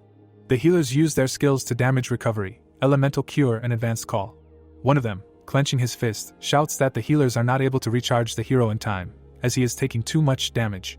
Alpha, putting his left hand forward, shouts that this is the true power of Spirit Berserker. Rei covers his face with his hands. The opponent asks him how a newbie who has not even chosen his main class can resist him. Tsukino, running up to the healers, asks them to hold on for at least a little longer. One of these specialists states that Rei's health has not decreased at all. The guy looks down in fear, trying to understand what it is. We see the head of a ghostly snake. Many snake heads appear above Alpha. The villain, looking up in fear, shouts that the snake seems to have multiplied. Rei, whose eyes are glowing, states that Alpha has provided the reptile with a huge amount of food, and it would be strange if it did not begin to multiply. The hero calmly stands on one of the heads of the ghostly monster. Stroking the reptile, he says that it looks like the food is gone for now. White streams are visible near the villain's body. Rei asks the snake not to worry. He points at something and advises the reptile to look at the main dish of this feast, which is still alive and moving quite quickly. Alpha looks angrily at his enemy. Rei is standing on the head of a ghostly snake. The guy's eyes are glowing. Alpha, who has a sword in his hands, asks if the hero really called him food. He rushes at the enemy, warning that Rei will regret these words in his afterlife. A member of the Dark Guild cuts off the heads of the snakes, using the Spirit Territory skill. Rei looks at the enemy in surprise. He smiles. Many pink projectiles rush towards the hero. The guy looks at the swords approaching him and realizes that the enemy is using a skill that increases the speed and power of weapon generation at the cost of reducing the range of use. Pink streams are visible next to the guy. He thinks that this fighting style eats up health points very quickly, and the enemy will not be able to hold out long enough to defeat all the snakes. Some kind of projectile is visible above the hero standing on the snake. Rei understands how he should act. Yuto, who came from nowhere, cuts the spear falling on the hero from above. We see the eyes of the young man. A bald player and his comrade in a baseball cap stand out on the ground. They look up in fear. Yuto rushes after them and says that they have revealed themselves, and it is time to be punished. The young man strikes both traitors with his swords. We see the faces of these people. A bright trace is visible in the air. Alpha appears behind the hero. He strikes, but misses. Rei plunges his dagger into the enemy's chest. He, with his mouth open, cries out in pain. Alpha falls on his back. He hits the ground. The bastard asks with a trembling voice how the enemy managed to block his blow, when it was supposed to be a perfect sneak attack. Rei says that it was far from perfect, and he knew the identities of the spies from the start. We are reminded of how the hero whispered in Yuto's ear to keep an eye on these two people.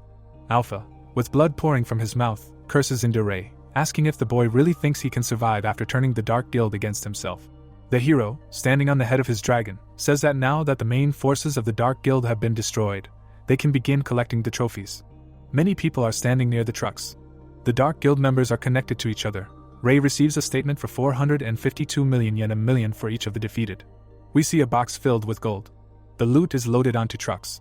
Cookie, smiling happily, says that the loading is complete. The hero praises him for the work done. Rei tells Tsukino that the Wings of Genesis Guild can take everything that is left inside the pagoda. The girl says that she strongly doubts that there will be anything to take after the guys from Gold Farm were there. Rei shows the girl a bag and says that he found some strange white powder at the Dark Guild base. The girl says that she does not need it. In front of us is a multi-story building. It is reported that the office of the Gold Farm Guild is located here. Rumi, who is sitting in front of the computer, says that a transfer from the government has arrived to their account. The guy says that it paid very quickly. The girl tells the hero that as a sign of gratitude for the contribution to the common cause of the Gold Farm Guild, or rather, its employee in Rei, the government sent a consultant. The guy is holding a cup. He says thoughtfully that he doesn't want the government to know what he's doing. Rumi says that she suspected that Rei would say exactly that. The guild members are standing in front of boxes filled with gold, on one of which there is a piece of paper warning that thieves will be killed on the spot. Rumi asks how the hero is going to convert this metal into money. Rei, taking the gold in his hands, asks if it is possible to sell it at a normal price on the stock exchange. Rumi says fearfully that given the dubious origin of this metal, most likely no one will buy it, since the gold originally belonged to a criminal organization. A girl comes up to the hero from behind, apologizes. She asks if she can see Rei. The guy, looking at her in surprise, asks who he is dealing with. The girl points at herself and asks if the hero doesn't remember her. She reminds that they met during the certification exam to obtain a rank in the Players Association. The hero looks at the girl sullenly and, apologizing, states that he usually does not remember things that do not help him make money. Raising her right hand, the girl asks him to remember her anyway, and introduces herself as Misaki Sakuma. Rumi remembers himself during the exam and says that this is the girl who was at the reception desk. Rei states that it seems that she looked completely different at that time. The guy looks at Sakuma and asks if she will bring him money. She answers that, of course, yes. Behind the girl's back, a government building is visible. She says that the Japanese government has appointed her as a consultant to Rei, and in other words, she is an employee that the guy can use as he pleases, while the salary will be paid not by him, but by the state. Rei points a finger behind himself and states that he already has enough employees, and they also work almost for free. Sakuma asks offendedly if she really can't do anything. The girl promises to do whatever she is ordered. The guild members look at her with displeasure, as they are very confused by the end of the phrase. The girl has a mop in her hands. She says that she can clean the office, call a taxi, launder money of dubious origin, buy explosives and weapons, and even cover up illegal activities, that is, do everything that can be useful to the young man. We see the hero's eyes. He is trying to understand whether he needs such cooperation with the state. In front of us is a mountain of gold bars. Rei asks what Sakuma will do if he asks her to sell a huge amount of gold of dubious origin. The girl, smiling happily, says that she will ask customs to confiscate this cargo as contraband, then sell it and give the money to the young man under the guise of a special commission from the Players Association. She assures that this should not cause any special questions from anyone. The girl, smiling, assumes that it is about the gold from the Tachijai Mountains, and suggests that they do with it exactly as she suggested. Rei, looking at Sakuma with displeasure, says that he does not trust her. Showing a high five, the girl says that she can transfer 5 billion yen to the Gold Farm Guild account as an advance payment. Then she states that the value of the gold should be much higher, and she will transfer the difference a little later. The hero looks at Sakuma in surprise and expresses doubt that this can be done at all. She replies that she has the authority to dispose of funds in the amount of 5 billion yen, and she only needs 10 minutes to carry out this operation. Rei starts the timer on her phone and says that Sakuma has 10 minutes. The girl leaves, stating that she understands everything. The specified time has passed. Rumi looks up from her tablet and says in amazement that a payment of 5 billion yen just came in from the Players Association. Sakuma approaches the guild members and asks if the hero now understands who he is dealing with. The girl folds her hands in front of her face and states that she can be very useful. In front of us is a multi-story building and a request is made to send an invoice. Sakuma smiles and says that the gold from the Tachijai Mountains has been exchanged. The girl shows the hero the tablet screen and states that the difference of 127205600 yen has been transferred to the guild's account and shows a full report of the transaction. Rei, taking the tablet in his hands, says that everything is clear to him and that the girl really is quite useful, apparently. The guy hands the tablet to Rumi and says that before he welcomes Sakuma to the guild, he wants to ask her one question. Looking at the girl carefully, Rei asks what exactly the government's purpose is in sending her here. Sakuma spreads her arms and says that it will soon become obvious anyway, so she will be honest. According to her, the whole thing is that the government wants to prevent the hero from working for other countries. In front of us are players around whom banknotes fall. Sakuma says that talented fighters are a desirable target for many countries. Rei calmly says that he understands everything, but he wants to say in advance that if he fails to make money in Japan, he will leave for another country without a twinge of conscience, so the government should do everything so that he can earn as much as possible in the country. Sakuma salutes and says that she will do everything in her power. A huge stack of papers falls on the table. Rumi, smiling happily, asks Sakuma to process all these documents. Raising her right hand, the girl says that, in addition, it is necessary to choose missions for the 3rd week of this month. She replies that she understands everything. The young man standing behind the hero says that Rumi is very demanding when it comes to work. Rei replies that this is why he appointed her the guild leader. The girl sitting at the computer hums thoughtfully. The hero asks her what happened. Sakuma is surprised that when checking the database of available missions, she found out that not a single task was added to this list in the last 4 days. The girl, turning to the guy, says that fluctuations in the frequency of missions occur regularly, but the fact that not a single one has appeared in this period looks incredibly strange. Rei is amazed that there really has not been a single mission in 4 days. We see the eyes of the young man. He approaches the girl and tells her to quickly check this information with the government. Putting aside all her other work, Sakuma replies that she understands everything. The girl opens the drawer of the table. She takes out a staff, lifts it and activates the remote telepathy skill. A powerful flash occurs over the city. The girl's eyes turn yellow. Sakuma, putting her hands to her head, says that she has received responses from the Players Association, Geospatial Information Authority, and the Cabinet Office, all of whom report that no new missions have appeared in Japan in the past 4 days. There is a satellite hovering above the Earth. The girl says that even Rikuji 4, which monitors the entire Earth, has not detected a single new dungeon. Sakuma, looking at the hero, says that according to information from the Ministry of Foreign Affairs, the same phenomenon has been observed in other countries. Rei, turning away from the girl, states that all of this is a prelude to the appearance of a new large-scale mission. The guy points to the right of himself and says that now they need to prioritize the currently available high-paying missions, since they will not be able to complete the normal missions they have been doing for some time. The people stand in front of a skyscraper. The system announces the start of a new large-scale mission, Waterfall Trial. We see the natural object in question. The system informs us that this event will last 90 days and within its framework we need to destroy a boss. The mission territory covers all of Asia, and failure in its completion will mean the destruction of the entire designated region. Rei, looking at the system window, states that what they have been waiting for has begun. Rumi asks what the plan is and what to do with the small-scale missions that the guild is currently working on. Ray, lounging on the couch, says that for now they will complete the small missions they have already accepted. Because if the waterfall trial covers all of Asia with all its countries, it will take some time for decent rewards and good sponsors to appear. We see some not very happy players. The hero says that until the rewards are increased, Gold Farm will not do anything. Besides, large-scale missions like this one usually appear in all parts of the world at the same time, and if the rewards in some part of the world are higher than in Asia, the guild can focus its attention on other areas of the planet. Rumi sadly says that if they leave Asia, Japan might disappear. The girl asks if they can afford to let that happen. Ray, smiling, says that it depends on the size of the reward. The guy tells Sakuma to start preparing contracts for participation in a large-scale mission, since he is going to compete with the world's major guilds. Raising his right hand, the guy says that the girl should also start looking for potential partners, since Gold Farm alone cannot cope. According to him, Wings of Genesis is a rather attractive option, but there may be other organizations worthy of attention. Sakuma says that she understands her boss. In front of us is the Gold Farm emblem. It is reported that this is happening a week later. Sakuma approaches the hero sitting in a chair and says that information about the missions has appeared. For completing each of them they give 500 million yen, and in total you can earn 70 billion. A world map is visible behind the girl. She says that missions are available on 5 continents, namely America, Africa, Europe, Asia and Australia. However, only in Asia and Australia is it possible for private guilds to participate.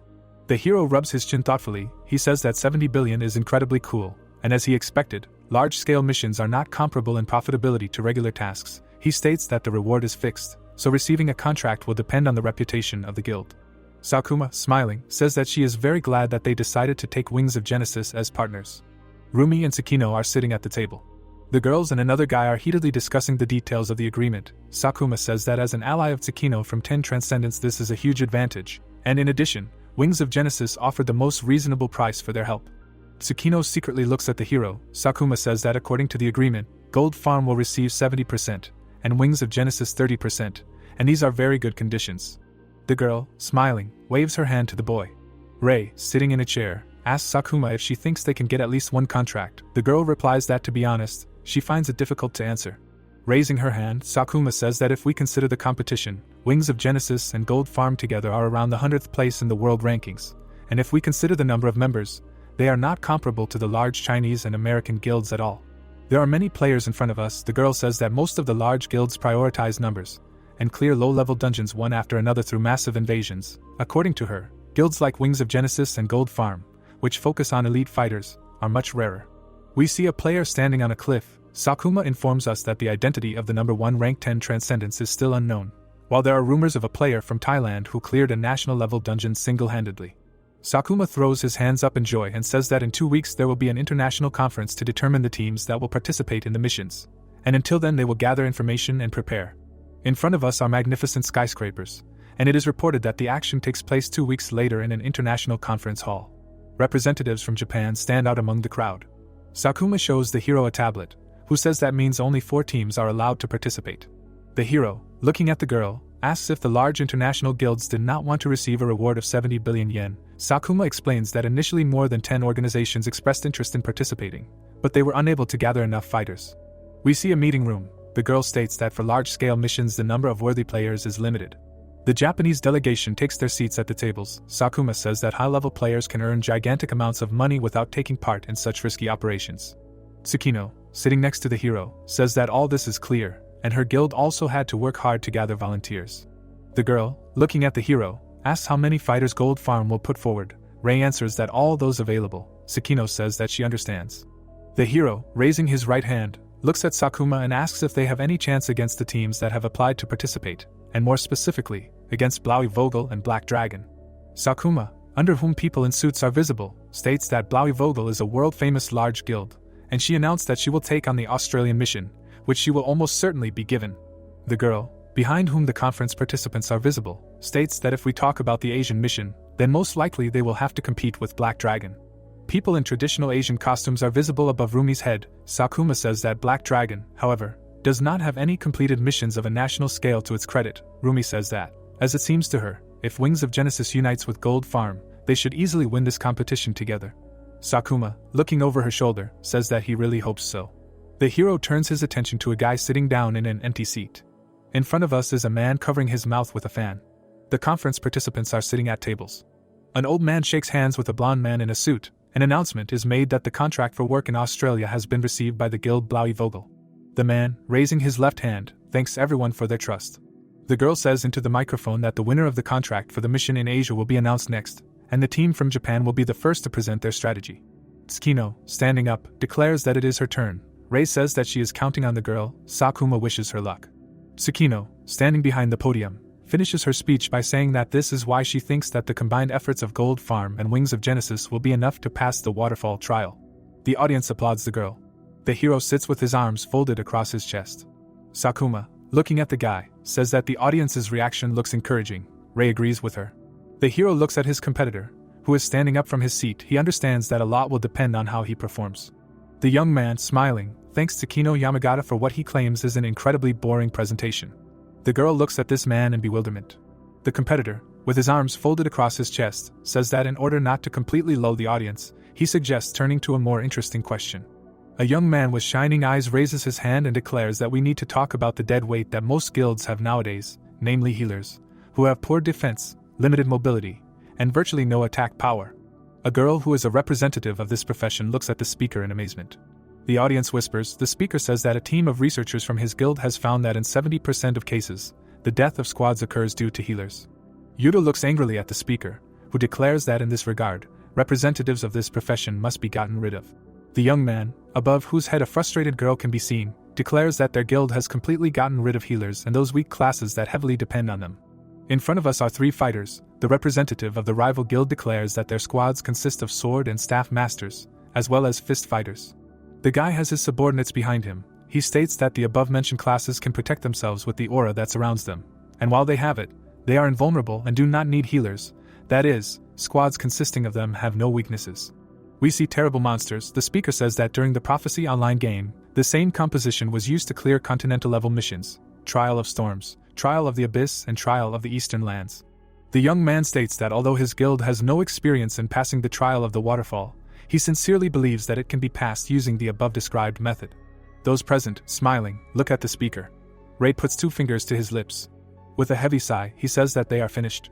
Tsukino, looking irritably at the young man who spoke, states that she cannot imagine a strategy that will not use healers when passing a continental-level mission. She asks the hero what he thinks about this. Rei, smiling, says that it all depends on the mission, and this strategy has its place, especially for something like the Abyss Trial, where it might even be the best. Then he states that it is completely unsuitable for the Waterfall Trial, and that a squad that tries to use it will most likely be destroyed. Tsukino thoughtfully repeats the hero's phrase about destruction. The speaker speaking to the assembled group says that he has finished his explanation, and expresses his hope that those present will realize that the side he represents is the most suitable choice. The girl who is hosting the ceremony announces that both teams have presented their strategies, and now a meeting of the competition committee will take place, which will announce the results a little later. She says that the details of the discussion will not be presented. The respectable-looking people begin to discuss the reports with each other. The girl who is following the hero asks if there is any hope for victory. Rumi, looking at the guy excitedly, says that the selection committee has collected a huge amount of information about continental-level missions, and it simply cannot be that they chose a squad that cannot pass this dungeon. Rei replies that he is not sure of anything, but any outcome of the vote will be beneficial for them. The speaker who recently spoke appears in front of the guy. He heard the words spoken by the hero, and asks in surprise if the young man did not realize that he had already lost. Rei, looking at the impudent man, asks again in surprise. He says that after his performance no one will dare to submit a single application. He praises the hero for the fact that his guild performed so toothlessly. Tsukino angrily demands that the guy be more careful in his statements, since no one has announced the results yet. The young man, closing his eyes, smiles. He raises his left hand and says that he has no doubt about the result. According to him, he was sure of the outcome even before the conference began and, moreover, even before he set off on his journey to get here. Rei, smiling, asks if the guy bribed the members of the competition committee. His competitor, smiling, declares that no one knows about it. Tsukino and the healer girl look at the impudent man. He states that for Rei, everything that is happening is a real blessing, albeit a hidden one. He states that the guy not only uses healers, but also appointed a woman to lead his guild, although this will most likely just help the hero avoid a senseless death. Tsukino states that all this is regrettable. The young man looks at her in surprise. Tsukino, behind whom Yudo is visible, states that her interlocutor is very impudent and not very smart, but he, nevertheless, represents a guild that has successfully completed missions and protected cities in which people live. The girl states that she will be very sorry if the members of this guild are completely destroyed due to the stupidity of their commanders. Tsukino, smiling, asks the young man if he wants to change his mind and withdraw his application. The guy angrily shouts that he will never back down and urges not to underestimate the Black Dragon Guild. The guy grabs his hand and tries to use the aura art skill. Tsukino grabs his weapon. The hero intercepts the guy's hand and demands that he calm down. The young man looks at Rei in confusion, trying to understand when he managed to get next to him. Without letting go of the Black Dragon Guild representative's hand, the hero apologizes for the behavior of his guild member and asks the guy to withdraw his application for participation in the mission. Tsukino asks his ally in confusion what is going on. Rei, looking at the girl, asks if these two understand what is happening and whether they read the hiring conditions.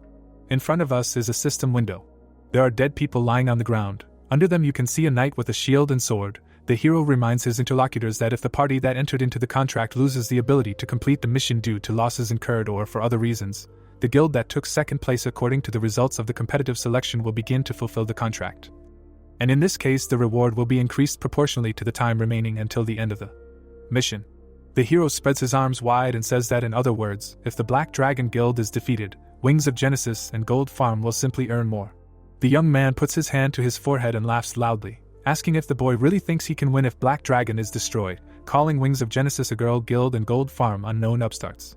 The young man's eye shines brightly. He states that it was a great joke, but the hero can't count on the scenario he just described. Rei looks at the boy calmly and asks if he really thinks that way. The representative of the Black Dragon Guild, whose teeth we can see, states that the competition committee has already made a decision, and he will be the one to receive the contract. The guy admits that he is very sorry, and it was necessary to allow the victory to be given to his competitors, since he wants to see how they are destroyed. The guy states that in this case he would have received a much larger reward and, in addition, he would have seen how worthless Japanese people die. Tsukino and Yuto look angrily at the guy. He says that he does not often see such impudence. Tsukino turns around, hearing that the competition committee is ready to announce the results. The young people listen attentively to the announcer's announcement. She says that the winner of the competition for the right to pass the waterfall test was the Black Dragon Guild. The representative of this organization smiles happily. Applause is heard. The guy is congratulated. It turns out that Rei is the one clapping. He says that the young man should not rush to die, since the less time remains until the end of the test, the greater the reward for passing it will be. The guy looks at the hero over his shoulder, says that he is talking nonsense, and orders his subordinates to follow him. One of them bows to his commander. Rei and Tsukino walk through the room provided by the Gold Farm Guild. The girl spreads her arms to the sides and asks what they should do now, and whether it is worth returning to Japan for now. The hero, who has a glass in his hand, says that they are heading to China, since they have already completed all the missions they took on. The guy says that they need to stay close to the place where the waterfall test is taking place and wait for the defeat of the Black Dragon Guild. Rei tells Sakuma to buy tickets to China, and preferably cheaper ones. The girl replies that she will still choose a safer option for moving in space. A blonde bursts through the door. She asks to listen to her, and says that she has a request for the Japanese. They look at the girl in surprise. Rei asks who she is. The blonde grabs the guy by the hand and introduces herself as Marie from Blaui Vogel. Rei asks her to let him go, since he is very hungry. Tsukino, smiling, says that Marie has the language skill, so she does not need to force herself to speak in Japanese, and if she broadcasts even in her native language, everyone here will understand her. Marie blows her nose into a handkerchief and, thanking everyone present, declares that from now on she will speak in German. The girl says that her guild would like to convey its mission. Sakuma whispers to the hero that Blaui Vogel has 3 representatives of the 10 Transcendents, and given their strength, passing the continental difficulty trial should not be much of a problem for this guild. Rei says that this was the situation when they applied. He asks the girl if anything happened after the contract was signed. Marie, with her hands folded in front of her, says that the guy is absolutely right, and now they are in a bit of a difficult situation. Rei, raising his right hand, states that from what he sees, Blaui Vogel is indeed in trouble, so he suggests that the girl, who is learning Japanese, learn a proverb from that country that helps to overcome difficult times. Sakuma, grabbing the hero's hand, asks what the saying goes. On the guy's head, a traditional headdress is visible. He states that the Japanese believe that even in hell, decisions depend on money. The guy assures that this is the most famous Japanese proverb, and the girl should remember it. The hero's comrades smile. Marie, with her hand on her chest, asks the hero if this means that if they pay him, he will take the job. The girl approaches the door. She opens it and shouts to her brother that she has brought people from the Japanese team. The blonde, with his arms outstretched, states that he is pleased to see these guests and introduces himself as Daniel Keller, the guild master of Blaui Vogel. Rei and Tsukino approach the young man and introduce themselves as the guild master of Gold Farm and Wings of Genesis respectively. Daniel, smiling, says that it seems that Tsukino is one of the 10 Transcendents. He states that it is a pleasure to meet her. Rubbing the back of his head, the young man says that, as Marie mentioned, They want the Japanese to take over the continental mission in Australia. He states that of course they will notify the UN that they are refusing this task. The hero asks why Blaui Vogel decided to dump their work on them. An American flag is seen above the two players. Daniel states that this will soon be revealed anyway, so he will be brutally honest. The guy says that there were 3 10 Transcendence members in his guild, and 2 of them were lured away by the United States. Daniel, clutching his head, says that he has long known that the Americans are up to such vile deeds, but this time it all happened at the wrong time. Ray, smiling, looks at the guy and says that, apparently, he decided that 1 10 Transcendence representative would not be enough for him. Daniel, looking at Tsukino, says that, according to his calculations, at least 2 10 Transcendence members are needed for this mission. He states that, in principle, 1 can handle it, but he does not want to thoughtlessly risk such valuable resources. In front of us is the left side of the young man's face. He says that Daniel seems very cautious, after which he states that everything is fine with him as long as he receives billions of yen as a reward. The hero, looking at Tsukino, says that he thinks this job is doable and asks the girl to give her opinion. Spreading her arms wide, Tsukino apologizes and states that her guild will not be able to participate in this matter. The girl puts her hand to her chest and states that the Wings of Genesis members are afraid to participate in continental-level trials, and in the case of the Earth trial, she begged them to protect Japan, her homeland, and they reluctantly agreed. The girl apologizes to the people of Australia and states that she will hardly be able to gain understanding from her guild members if she asks them to participate in missions outside of Asia. Daniel looks at the girl silently. The hero's face becomes concerned. He says that the Gold Farm Guild would like to take on this trial, but they alone do not have enough people for the continental-level quest. A blue portal is seen above the desert. Ray states that this is somewhat related to the desert trial, where the number of troops is of great importance. The guy says that he will need at least 200 B-rank players, but his guild cannot even field half of that number. Smiling, the guy asks if Blaui Vogel has mercenaries and if Daniel can provide him with about 150 B-rank players for 10% of the reward amount. We see very gloomy men in front of us. The blonde one, apologizing, says that they do not give away their players left and right. The fighters fight monsters. Daniel states that their squads always include commanders who monitor possible risks and promptly withdraw fighters from threats, as well as support personnel who deal with logistics. The blonde one assures that in the case of a continental-level test, all this will be extremely expensive. Ray, looking askance at the interlocutor, asks if this means that he refuses. Daniel raises 2 fingers and says that he needs 400 million yen, and if he does not have that kind of money, then half of that amount. This will allow him to mobilize a decent army, and then we will talk about a joint operation. The hero declares that it is too expensive. Rumi whispers to Sakuma that when Ray allied with Wings of Genesis, he gave the guild a whopping 30%. She replies that this is exactly what happened. Daniel and Ray look at each other. The blonde states that missions cost money, and the hero should understand this. He asks if the boy is sure of his words. The boy's eyes emit a glow. He states that the equipment completely pays for itself. The fighters' salaries are only 10 to 30% of the budget, and even the transportation costs will be easily covered by the amount he offers. Ray states that he does not understand the guild leader, who, in his opinion, does not need such a huge army. Marie joins the conversation. She says that if the fighters are strong, they will not need too expensive equipment, and in this case, 20% of the final reward for completing the mission will be enough for them to even make a profit. Putting his hand to his mouth, Daniel whispers to the girl that she is absolutely right, but he doubts that they are dealing with really strong players. The Japanese frown at the brother and sister talking. Daniel says that Wings of Genesis is indeed a strong guild, but he seriously doubts the power of Gold Farm, since there is not a single representative of 10 Transcendence in it. The girl, smiling, looks at the hero, and apologizing to her brother says that, as she thinks, Gold Farm is very strong, and this especially concerns Ray and De. The girl, smiling, states that this guy is much stronger than herself. The hero agrees with this statement. Daniel, raising his right hand, asks if Ray knows how strong Marie is. Sighing heavily, the young man replies that Daniel previously mentioned that 2 of his 3 members of 10 Transcendence were taken away, which means that the only one left is Marie, and he more or less imagines the level of her power. The girl looks at the hero in surprise. He says that in front of him is Marie Keller, who ranks 7th in the 10 Transcendence hierarchy. Marie, smiling, confirms that Ray said everything correctly. The girl's feet come off the floor. She asks her brother if he knows who Ray really is. Daniel asks in fear what she is going to do. The blonde's eyes glow. Roots covered in thorns appear around the hero. Ray looks at Marie. He grabs the root with his hand. The girl, screaming in fear, flies forward. Daniel looks at his sister with concern. Lying on the floor, the girl happily declares that she used a completely sudden attack, but the hero managed to dodge it and immediately counterattacked. In addition, he, who does not have skills, had enough strength to knock her to the ground. Daniel, standing behind his sister, asks her why she decided to attack such an important guest. Marie replies that the guy was not hurt at all. Ray holds a root in her hand. Marie says that anyone who couldn't handle that attack wouldn't have a chance against Vermilion Spider, the boss of the Trial of Earth. Daniel offers his hand to his sister. He says that as far as he remembers, the Guild Wings of Genesis defeated that monster. Marie says that this is a lie, and she is confident that she can judge people correctly. The girl apologizes to Tsukino, and then says that she does not believe that the leader of Wings of Genesis could pass the Trial of Earth. Tsukino frowns at Marie. She says that Ray actually passed the mission. The hero's eyes glow. Rubbing her chin, the girl says that as long as this guy is here, she will be fine, and that she can guarantee it. Cars drive through the desert. In front of us is a military pickup truck. Ray looks out the window. Marie and Daniel are sitting in the back seat. Foot soldiers are standing next to the cars. We see several characters we already know. The soldiers in sunglasses are very serious.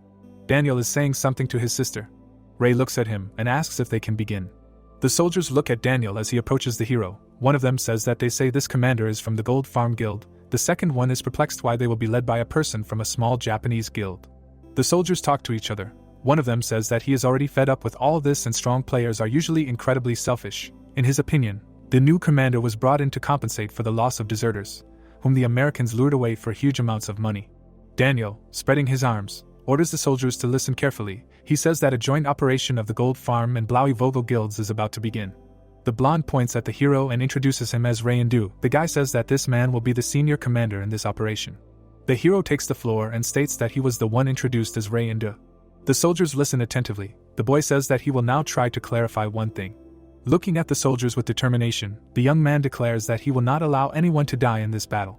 Spreading his arms out to the sides, he says that if the soldiers do not know what to do during the battle, they should prioritize saving as many lives as possible. Ray says that some decisions can be made at the unit level, but if he gives an order, then it must be followed without question. Next to Yuto, one of the soldiers angrily says that they will never be able to pass the continental level test if they follow this idealistic nonsense. The second soldier replies that it is still better than being treated like expendable material. Ray and Daniel shake hands. The hero thinks that his reward for this operation is $5 million minus the expenses that the Blaui Vogel Guild will bear. There is a dead soldier on the ground. Ray thinks that for every death of a fighter from the Blaui Vogel squads he will have to pay $10 million, and thus his task is to complete this mission with a minimum of expenses and not lose anyone. In front of the United Army there is a huge portal. Ray says that the desert trial is much larger in scale than ordinary dungeons, and monsters can appear immediately after they take the first step. We see the legs of the fighters. The hero repeats to them that safety comes first. He raises his hand and gives the order to move out. The combat vehicles are swaying. One of the fighters says in fear that it seems to be an earthquake. In front of us is a bear. The soldier, looking through binoculars at the beast, reports that the enemy has been detected 2 kilometers to the right and gives the order to attack. The fighters standing next to the mortar shout that they understand the order. The officer raises his right hand and orders to open fire. We see falling shells. They explode around the bear. The gunners try to figure out if they hit the monster. Someone shouts that it is still alive and they need to keep firing.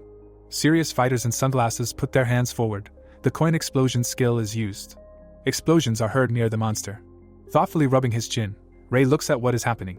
He points his thumb at the slain beast and asks how much each of the fired shells costs. The young man standing in front of him replies that he does not know the exact price, but they were ordered not to use expensive weapons, so now the cheapest shells are used. The guy, raising his left hand, says that their contents are coins of 5 francs. Ray puts her hand to her ear and calls Sakuma. The girl, smiling, answers that the satellite data is coming in full, and the connection is excellent. The hero asks to find out how much the shells filled with 5-franc coins that the mortar men of the Blaui Vogel Guild use cost. Sakuma sits with a very strange expression on her face. She makes calculations on a calculator, after which she states that 120mm mortar shells cost 300,000 yen each, excluding the filling, which, as far as she understood, is Swiss francs. The girl states that the final price of one shell is 1,000,000 yen. Ray almost faints. He is amazed at the cost of one shot. The young man tries to understand how many of them were made to kill such a small monster. Yuto calls out to his commander.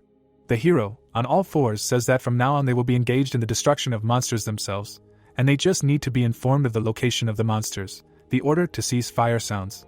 Hyenas are visible above the moving army. The hero is informed that 3 enemies have been spotted in front and on the left. Ray looks to his left. A dagger appears in his hand. The guy rushes to attack. His figure is visible above the monsters. The hero delivers several accurate blows. Daniel sadly says that the price of shells is really very high. Looking ahead with displeasure, he says that money is, of course, good, but using skills is fraught with long recharge periods. He asks if the main players should not save their skills for fighting really strong enemies.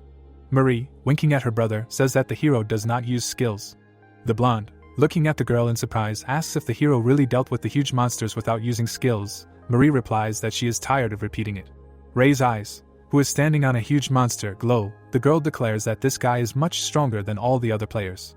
Daniel tells the young man that one enemy is approaching from the front and from the right. He immediately realizes that his ally is at a decent distance and will not have time to intercept the monster in time. The hero gives the order to the second squad to act.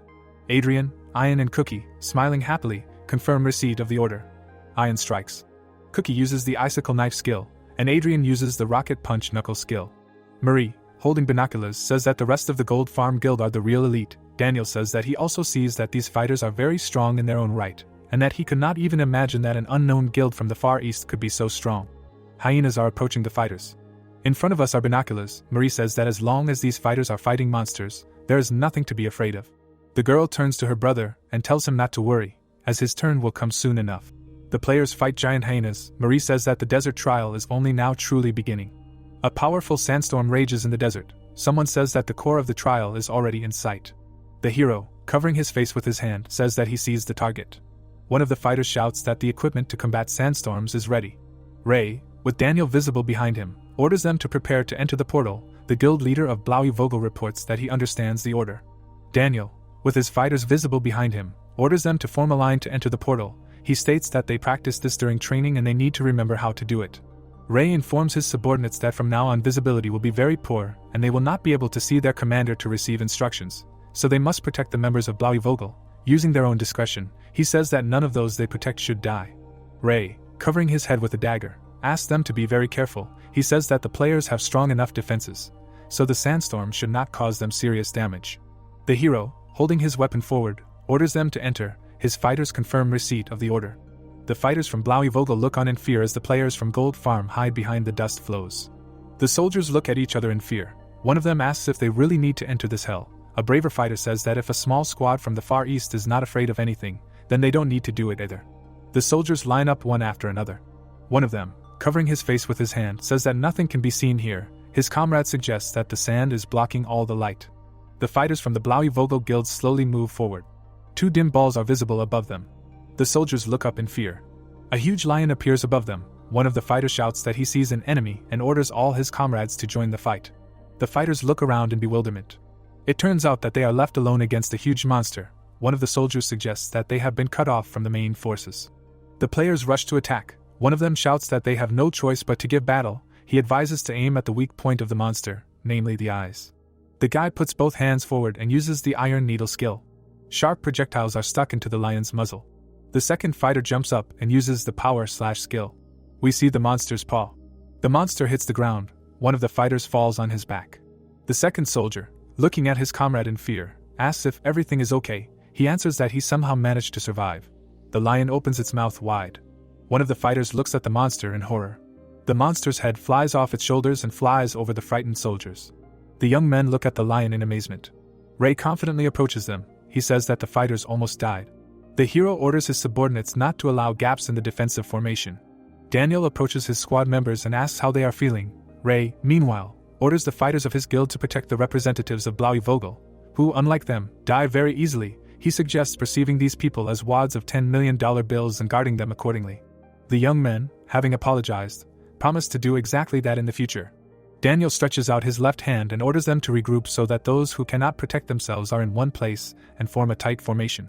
Marie shouts that under no circumstances should they lose sight of their comrades who are nearby. Clenching her fist, she loudly explains that if the monsters manage to separate the fighters, they will quickly die. A bright glow is visible in front of the army of players. The young men rejoice. One of them says that it is getting lighter around. The second guesses that they are almost out of the sandstorm. Daniel and Marie cover their heads with their hands. Someone shouts that they only have to endure a little while longer, and all this will soon be over. There is a bright flash. The expedition members approach a megalithic structure. There is a column in front of us. The system reports that the test core has 100% health points, and the same indicator is for the final defense protective barrier. We see a yellow vortex. It is reported that the test sun is indestructible. Someone's voice greets the stupid expedition members. The sun bares its sharp teeth. It says that those seeking death must enter its kingdom. The young people look at the very strange enemy with fear. Marie says that the sun will not attack until they cross the barrier. In front of us is a schematic image of the location. The girl says that if you attack the 3 columns that stand on the edges, you can weaken the sun, after which she clarifies this question with the hero. Ray, looking at the blue column, says that Marie is absolutely right, and if you attack the columns from the safe zone, then everything can work out. He warns that these are extremely strong objects, so a large number of attackers will be required.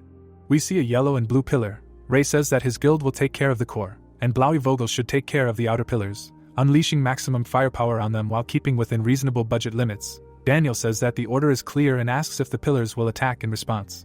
In front of us is a blue pillar. Ray says that these objects cannot respond, and they can be imagined as incredibly durable punching bags. The guy says that they need to be damaged until they turn red, after which they need to be maintained in this state.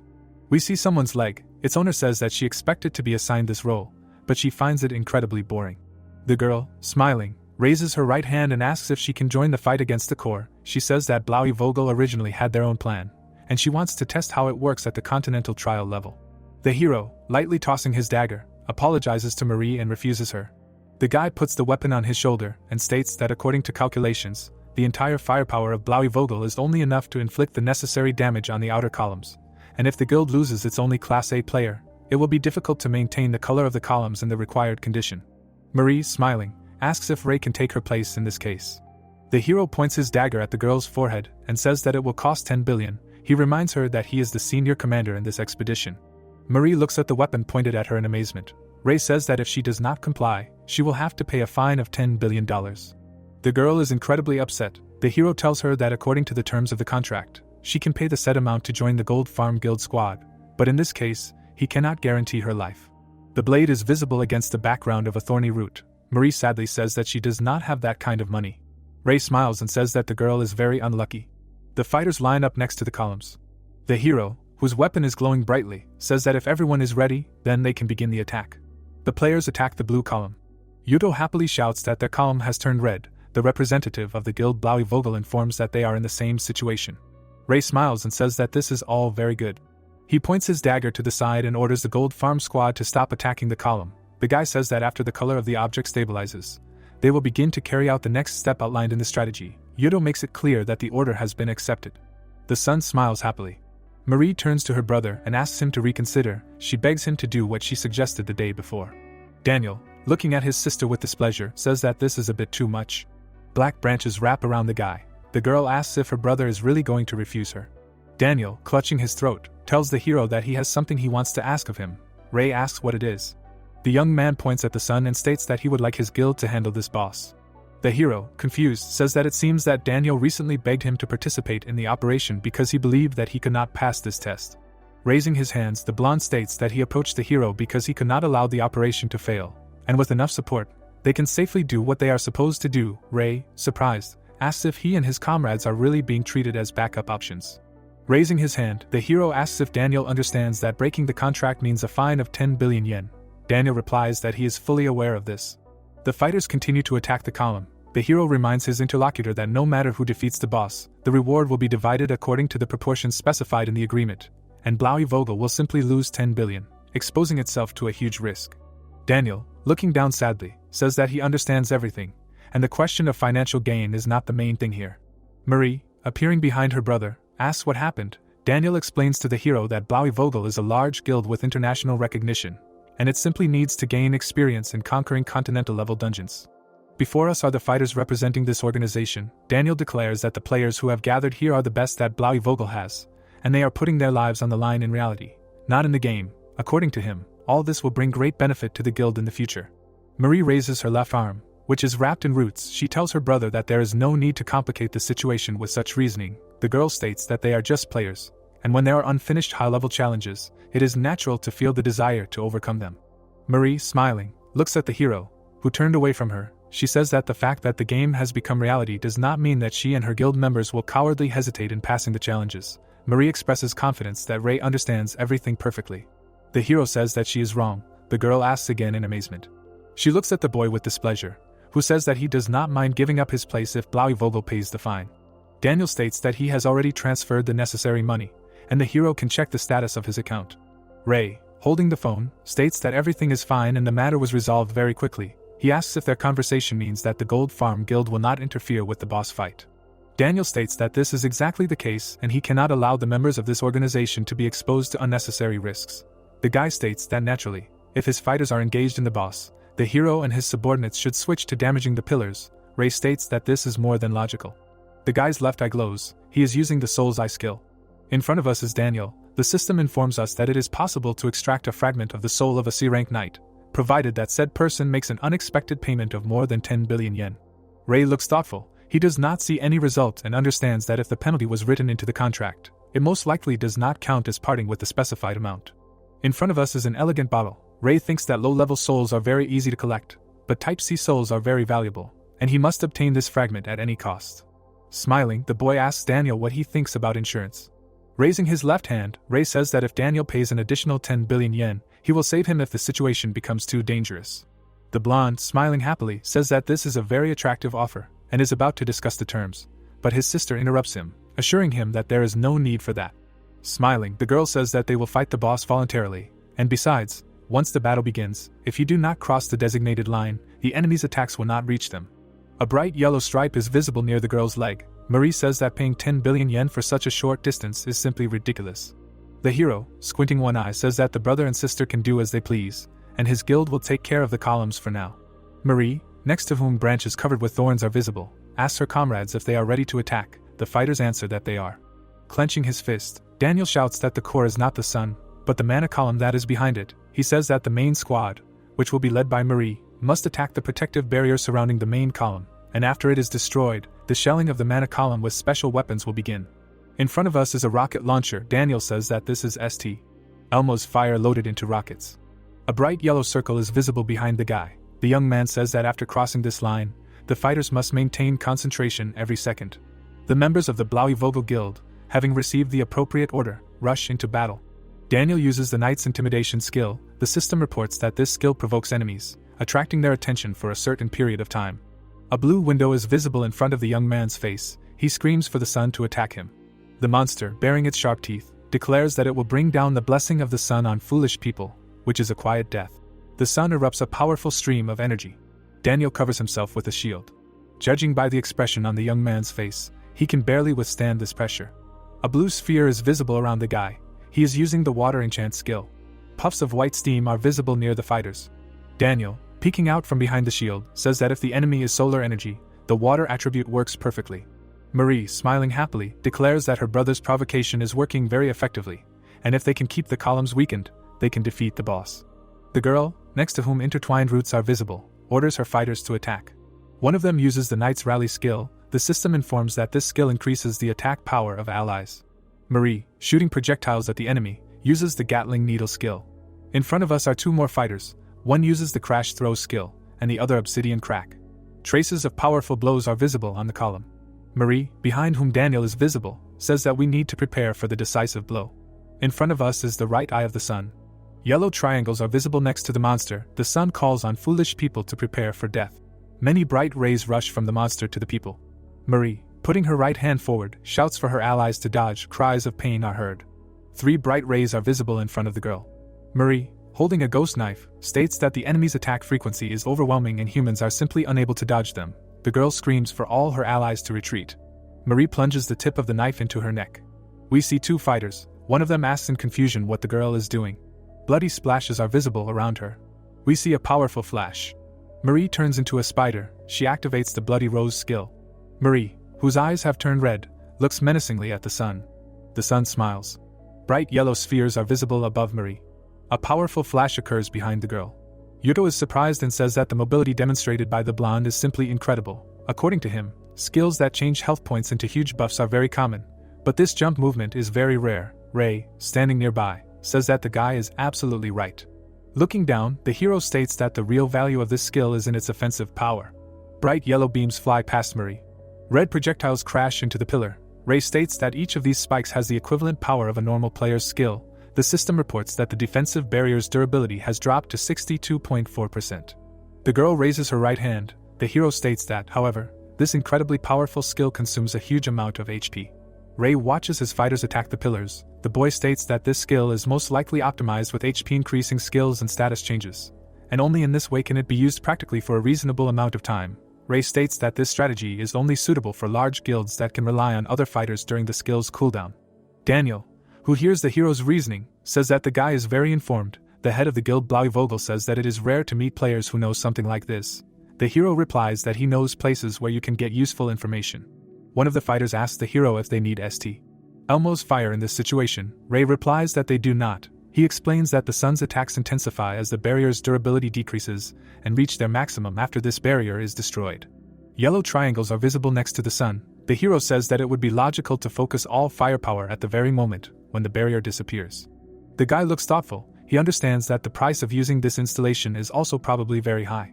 The system reports that the durability of the protective barrier has dropped to 50%. Some kind of platform rises from the ground. The sun, hanging above the column, brings down its rays. Someone notices that the ground has just risen up. The sun, grinning, tells the stupid humans that if they want to continue, they must make a sacrifice. A thick beam of energy is visible behind Marie. The girl who turned into a spider is in front of a yellow column. She says that after durability drops to 50%, a difficult mode is activated, but her mobility will allow her to get out. The monster in the form of the sun smiles happily. Marie, looking angrily at this enemy, says that he seems to be intensifying his attacks now. The girl's body is entwined with thorns. She thinks that the strength demonstrated by her enemy is completely inadequate. It seems to her that the debuff has stopped working. Looking around, she is convinced that the outer columns are still red. Marie jumps off the round platform, declaring that she will retreat temporarily. A huge yellow hemisphere appears above the column. The fighters look at it in fear. One of them shouts that another barrier has just appeared. The sun grins, repeating the phrase that if its enemies want to continue the fight, they must make a sacrifice. The system reports that in order to continue the attack on the protective barrier, at least one player must remain on the altar, and if there is no one there, the barrier's strength regenerates to 50%. Marie, smiling, says that, as far as she now understands, she should not have retreated. The girl rushes forward, declaring that this situation suits her. She pushes off at the very edge of the altar. Two bright yellow lines are visible in the sky. A hot sun hangs above the girl who has turned into a spider. The spider's limbs are red hot. Marie continues to smile. She says that it seems she was unable to dodge another blow, but her eyes are slowly adjusting. The girl rushes to attack. She strikes a column. Ray, smiling, says that Marie somehow managed to recover. Although usually even one hit is enough for the player to panic and run away, the hero admits that the girl has very strong nerves. Daniel, looking back at the guy, asks if the difficulty will increase in the future. Traces of sunlight are visible around Marie. The hero replies that the difficulty will remain the same, at least until the protective barrier is destroyed. But even now it is too high. Ray says that if Daniel wants Marie to receive help, he will be fine with the amount of 5 billion yen. The blonde man hiding under the blue shields reminds the hero that earlier he announced the price of insurance at 1 billion. Ray calmly states that he raised the price just recently. He offers the guy to pay before the price increases even more. Daniel looks at his ally with disgust. We see the lower part of this man's face. He says that he trusts his sister. Ray calmly states that he understands. The system reports that the strength of the protective barrier is 49.7%. Powerful flashes are visible in front of the spider. The girl says that she is unable to attack, and the strength of the protective barrier does not decrease at all. Marie urges herself to put in a little more effort. We see the back of the girl's head. Marie looks to the right of her in fear. Cursing, she jumps to avoid the blow. A ray of sunlight hits one of her limbs. Many yellow rays rush at Marie. We see the girl's eye. The rays hit her, blood spurts in all directions. The girl grabs what is left of her severed arm. The brother tries to shout to his sister. He asks the members of his guild why they do not help the girl. The guys answer that it is impossible. The young people tremble with horror. One of them says that if even Marie cannot do anything about these attacks, then there is even less reason for them to be there. The girl, receiving blow after blow, groans after each of them. A yellow beam hits her from behind. Marie screams with her mouth wide open. The Gold Farm Guild members look on in fear. Daniel begs the hero to save the girl. Ray raises his right hand and states that he needs 100 billion yen. The blonde screams that he will pay as much as needed and asks the hero to hurry, who says that they have a deal. Ray rushes to attack. The sun giggles with bare teeth. The heroes run to the girl who is under attack. He carries her out of harm's way. Marie grits her teeth in pain. Daniel orders the healers to use their magic immediately. The girl is missing her right arm and left leg. The healers treat her with their spells. Marie writhes in pain. The hero, looking at the healing process, states that the girl's life seems to be in no danger. Daniel, smiling, looks at his ally and thanks him, stating that if it weren't for him, Marie would have died. The hero says that there is no need to thank him, as the price of saving him was no less than 10 billion yen, and the risk was part of the deal. Daniel thoughtfully repeats the saying that even in hell they know how to count money. He states that he never thought that he would start applying this Japanese proverb so quickly. The system reports that Daniel's agreement to pay more than 10 billion yen led to the fulfillment of the condition for obtaining a fragment of the soul of a C-rank knight. Marie laughs. Her brother looks at the girl worriedly, fearing that she has gone crazy, and asks what happened. Raising her left hand, Marie says that this is all some kind of absurdity. She points her finger at the sun. The monster with the very long nose smiles happily. Marie says that if they fought like this, they would have lost 1 or 2 members of 10 Transcendents. Tears rolled down the girl's eyes. She says that all of this was completely useless.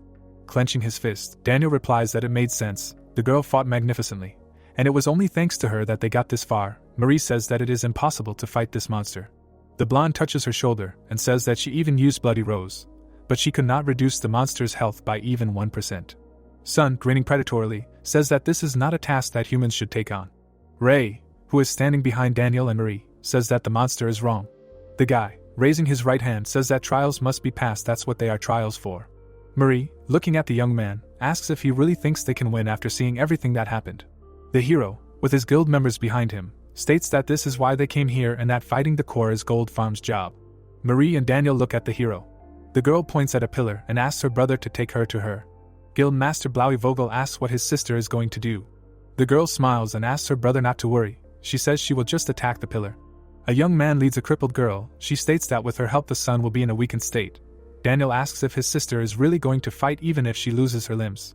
Branches wrap around the girl's arm. She says that as long as she is alive she will use her skills, and that the lost arms and legs can be grown later.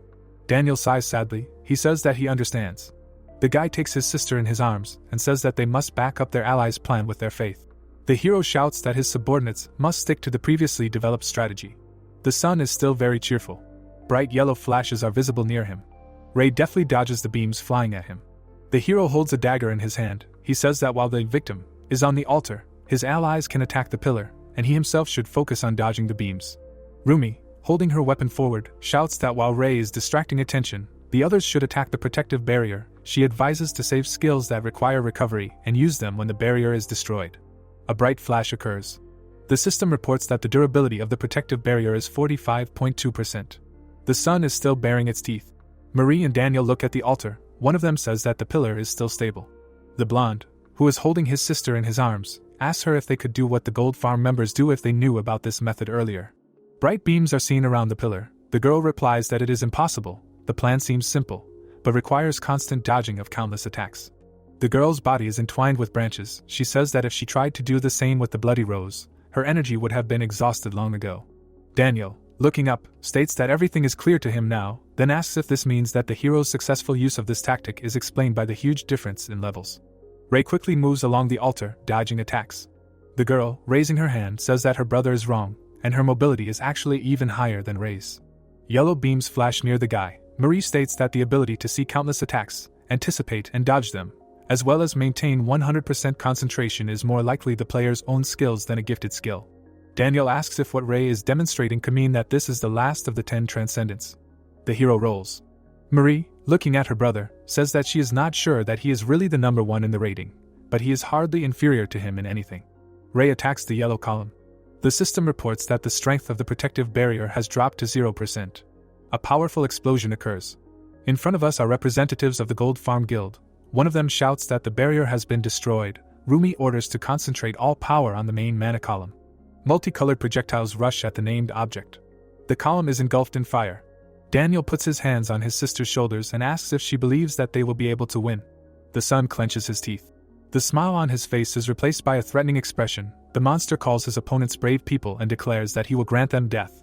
The system reports that all attacks of the monster are now fatal. Fighters from the Blaui Vogel Guild are shocked. They repeat the last words of the sun. In front of us is the tip of the blade. The hero holds his dagger above his head. Purple energy flows around Goat's dagger. The hero's eyes are glowing. The sun looks very unhappy. The system reports that all his attacks mean instant death. Black rays are directed at Ray. The guy has a smile on his face. Black rays pierce his body. Marie and Daniel are terrified and try to shout to their ally. Ray holds Goat's dagger in front of him. He understands that he is exposed to deadly attacks that do not injure the body, and is now an ideal target. The system reports that the Soul Reserve skill postpones death for 10 seconds. Ray strikes the column. 9 seconds remain. The guy's eyes emit a purple glow. The hero still has 7.5 seconds. Ray uses the Soul Disaster skill. He strikes the column many times, for seconds remain. The stone structure falls apart. The hero has 3 seconds at his disposal. We see the eye of the sun. The monster's appearance is distorted. Deep cracks appear on the sun's head. A purple object flies down onto the altar. An explosion is heard. The sun splits into many black pieces. The system reports that the main mana pillar has been destroyed, the sun has been defeated, and Ray has successfully completed the desert trial. The Gold Farm Guild members rejoice, shouting that they have succeeded and completed the task. The hero, raising his right hand, says that it was quite dangerous, but he had much more freedom of action than he thought. A blue system window hangs in front of the guy. He says that, as far as he understands, the pillar was considered the boss here. The system reports that the last attack was carried out by Ray, and he is the first player in the world to pass the continental level trial, and therefore receives the title of First Conqueror. Amazement appears on the young man's face. The system informs that the hero already has the title of First Conqueror, so the received titles were automatically combined into the title of Ancestral Conqueror, which increases damage by 100% against bosses and in large-scale trials. The hero, smiling, looks at the system window. He thinks that the title he had was already imbalanced, and now it has become even more powerful, and if all this existed in the game Prophecy Online, there would be no need to talk about normal balance in it. The system informs that the destruction of the test area has been prevented and asks to enter the name of the guild that passed this location. Behind Ray, his allies are visible. The hero says the name of his guild, and Daniel and Marie theirs. Together they say that it was a combined squad. In front of us is one of the Australian landmarks. The hero says that the total reward was $500 million minus the cost of the Blaui Vogel Guild equipment and staff salaries. People are walking near the skyscraper that houses the Sydney headquarters of the Blaui Vogel Guild. Daniel says that at the current exchange rate of 10 AM, the amount is 62.25 billion yen. He pushes a document towards the hero, stating that another 10 billion is due for saving Marie, and in total, he must pay 72.25 billion yen by the end of the day. Ray sits on the couch with a thoughtful expression. Daniel says that if the guy has no objections, he should sign the paper. Smiling, Ray states that he has no objections. He signs his name and asks if Daniel can really transfer 70 billion to him so quickly. The blonde, taking the paper in his hands, says that he lost 20 billion yen on this operation, and it is quite painful. However, it is not enough to sink his guild. Daniel, raising his left hand, says that besides, his younger sister's life is worth much more. Marie says that it will take a week for the reattached limbs to work properly again and fully stabilize, and after that she plans to work hard to improve her skill level. Daniel says that this is a very commendable wish. The girl says that she wants to ask the hero something. He asks what exactly she is talking about. Marie, sitting in a wheelchair, says that the strategy the guy used depends entirely on individual skill and qualities. The girl asks if there is another, more straightforward method for passing such tests. Ray, sipping tea, says that of course there is, and this was clearly stated during the test. Marie asks again in surprise. Before us is the Eye of the Sun. The monster calls his opponents stupid people and says that they must offer a sacrifice. Looking over the top of the cup, Ray states that, as the monster stated, a player is needed who is willing to die standing on the altar while the damage-dealing fighters attack the pillar. A scorching sun hangs over the pillar, and the hero says that the altar was literally a sacrificial altar. Daniel, raising his left hand, states that this is too high a price to pay. Ray sighs heavily and replies that even if an entire continent is destroyed, a huge number of people will still die, so such a sacrifice is more or less justified. We see people standing in a row. The hero says that, in principle, it is possible to send criminals sentenced to death or something like that to the altar, since as long as there is a victim, the player's skills do not matter much, and in a sense, this test was simple and straightforward. Marie, looking down sadly, says that it is not very ethical to use such methods in modern society. Daniel, folding his hands in front of his face, suggests that this test was not only testing the strength of the players, but also the values of society itself. Ray takes his copy of the document and repeats that in a sense, this was a very simple test. Turning away from his interlocutors, he says that in any case, if it brings an income, then it is already worth taking. An airplane flies above the clouds. We see plates with food. Ray, armed with cutlery, says that in front of him is a first-class menu. Yudo, happily eating meat, says that this is his first time flying first class, and everything here seems truly luxurious to him. The guy says thoughtfully that something still worries him. We see empty seats. Yudo asks if the Gold Farm Guild has ordered a charter flight. Rumi, from her seat, says that it is not a charter, but she really does not see anyone else on the plane. In her opinion, this can be explained by the fact that the plane is flying to China, which can be destroyed during the test, and people are unlikely to fly to this country now. Raising her index finger, the girl says that, according to the news, all tickets for flights to Australia, on the contrary, have long been sold out. Yudo says that he understands. White clouds are visible through the window. The hero declares that Australia is now the only place that is guaranteed not to perish as a result of the test. Yudo says that then it is quite possible that now only players like them are trying to fly out of the country to join the teams that will undergo the tests. The steward asks what the passengers will drink.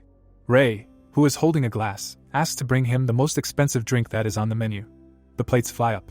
The girl grabs her head and screams loudly. The light board asks to fasten the seatbelts. Ray, looking at the steward, asks what happened, and assumes that the plane has entered an air pocket. The steward says in fear that what happened does not look like normal turbulence, and he will immediately check what it was. The ship's captain asks the passengers to fasten their seatbelts. Ray thoughtfully rubs his chin. The plane unnaturally lifts its nose. Rumi, with Yudo visible behind her, screams that the ship is falling over. Steward states that if things continue like this, they will start falling. Ray asks Rumi if she has any skill that can stabilize the plane. The girl replies that she does not have anything like that, after which she asks Yudo if he has a useful skill. The young man, smiling stupidly, says that he can only move very quickly, and asks the hero if he can levitate objects. Ray says that he can, but not the plane, the mass of which is too great. He complains that his allies are completely useless. He rushes forward. His comrades ask where he is going. Ray rushes into the cockpit and asks what is happening. One of the pilots says that the elevator is jammed and does not respond to the control column. An airplane is visible next to the hero's face. Ray asks if he means the thing on the tail of the aircraft. The hero runs out of the cockpit. He says that he should just lower the steering wheel to a horizontal position. The pilot fearfully asks the guy what he plans to do, and says that if he wants to go outside, then this is real madness. We see a flying plane. The commander reports that the temperature outside is minus 30 degrees Celsius, the air pressure is below 0.3 atmospheres, and the speed is more than 1,000 kilometers per hour. Ray grabs the door handle. He tries to pull it towards himself. The guy thinks that high-level players can easily survive a fall from this height, but beginners will most likely die. The steward fearfully tells the hero that the door will not open due to a large difference in pressure, and if it does open, the guy will simply be blown away. Ray calls Yudo and asks him to close the door as soon as he is outside to prevent decompression. Yellow streams are visible around the boy's body. Ray is going to use soul thread as a rescue rope. The hero runs along the fuselage of the plane.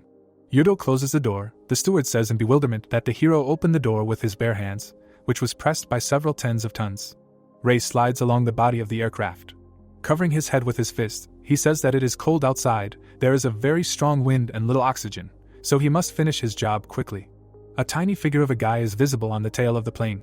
Yellow threads are wrapped around the elevator. The nose of the plane goes down. Yudo joyfully shouts that the aircraft has stabilized. Rumi says that she did not expect anything else from Ray. A bright flash is visible behind the guy. He asks Sakuma if she can hear him. Exactly the same release of energy is visible above the skyscraper. The girl, putting her hand to her ear, says that she can hear her interlocutor. She begins to worry about his well-being. Ray asks her to calm down. The hero, pulling the yellow threads, tells the girl that the position of the aircraft has stabilized.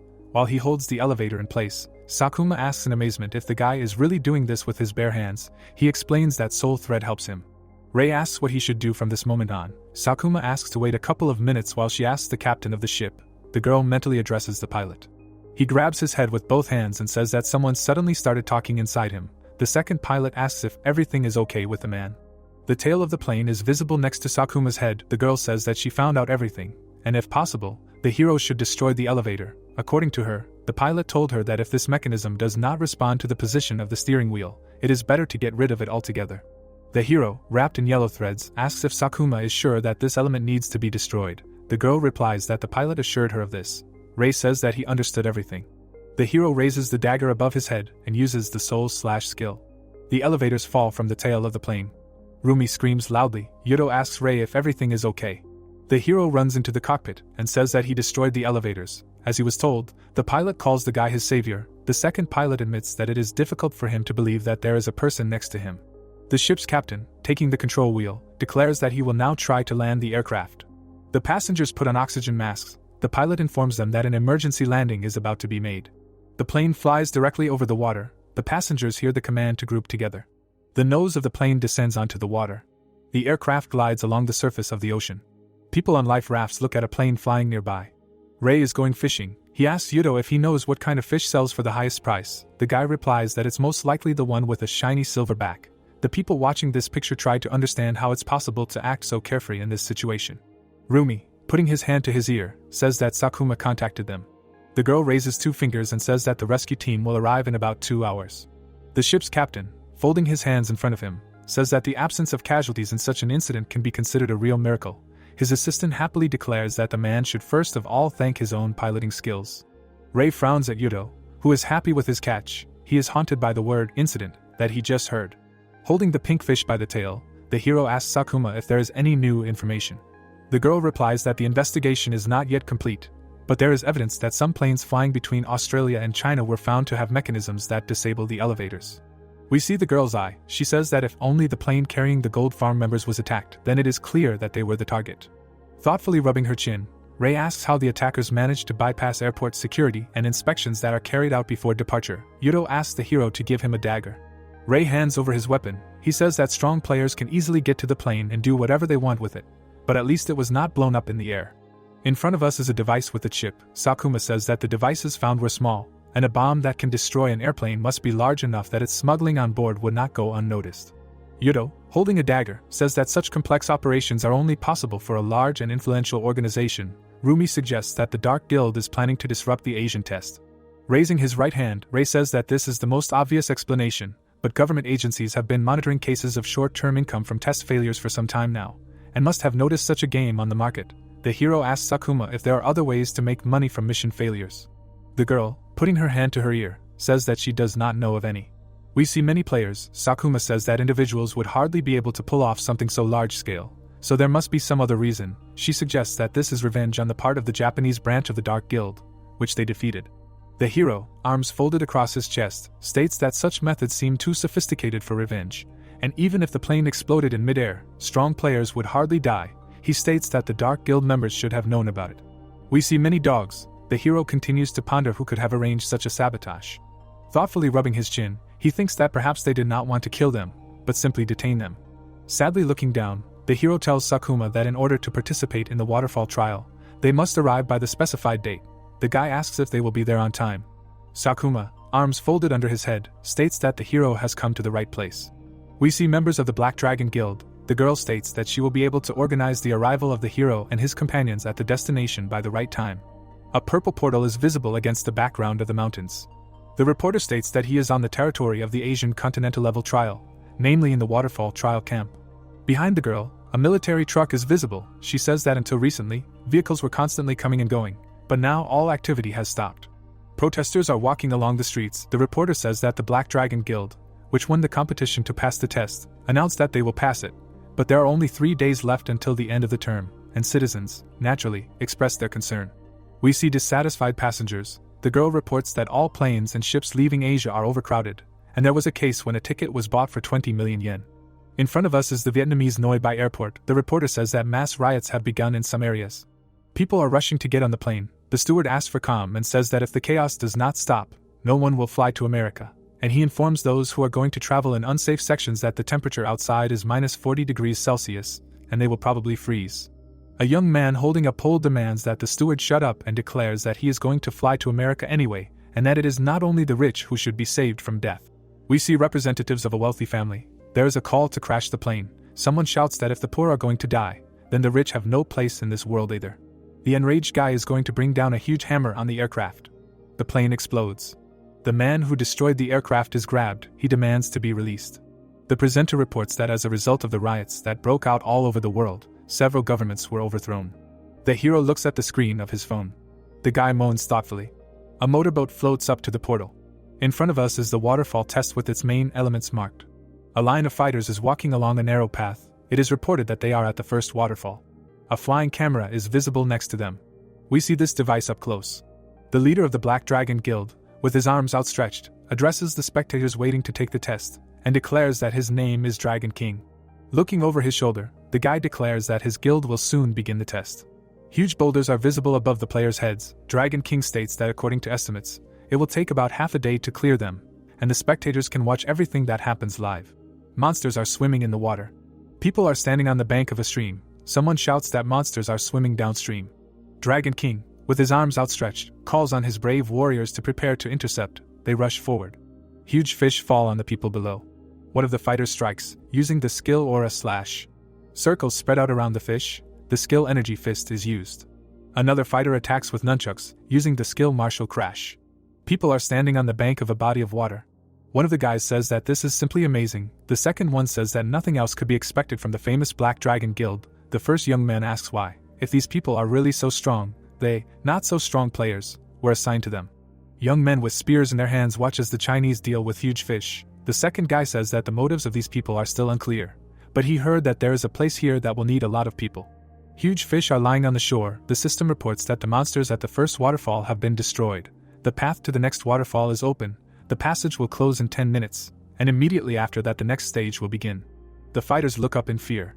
Green chains are visible above them. Someone notices them and warns everyone else. Dragon King climbs the chain and orders his fighters to do the same. Another fish dies. It falls to the ground next to the Chinese. Dragon King, looking into the camera, reports that the 9th waterfall has already been cleared. The viewers see the face of a young man. He states that there are only 12 stages in the waterfall test and the end is near. The image fades. Someone says that the signal is disappearing. The face of the head of the Black Dragon Guild is visible on a giant screen. The guy says something, but only fragments of his phrases reach the viewers. Rumi, in front of whom a phone screen is visible, says that it seems that the connection within the area of this test should work normally. Ray, who holds a phone in front of his face, states that the signal should be normal, and if it is lost, this is most likely evidence that someone is jamming it. Yudo, holding his left hand to the side, asks who would need to do this. Ray, looking into the portal, says that most likely it is needed by someone who wants to hide what is happening from prying eyes. 2 fighters kneel before the guild leader. One of them says that the TV signal is gone, the other adds that the cell phone signal is also down. Dragon King, smiling happily, thanks the guys for their excellent work.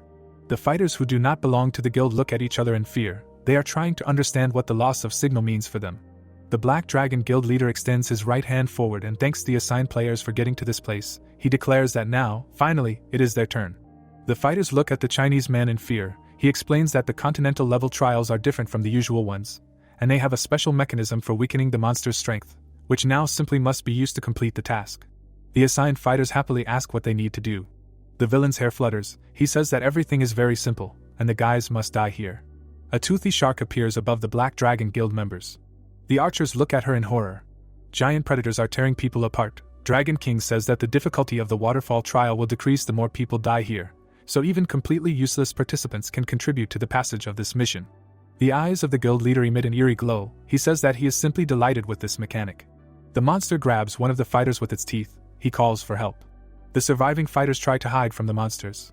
The members of the Chinese guild smile. Their leader says that weaklings can run as much as they want. No one will stop them if they have the skills and strength to get out of here alive.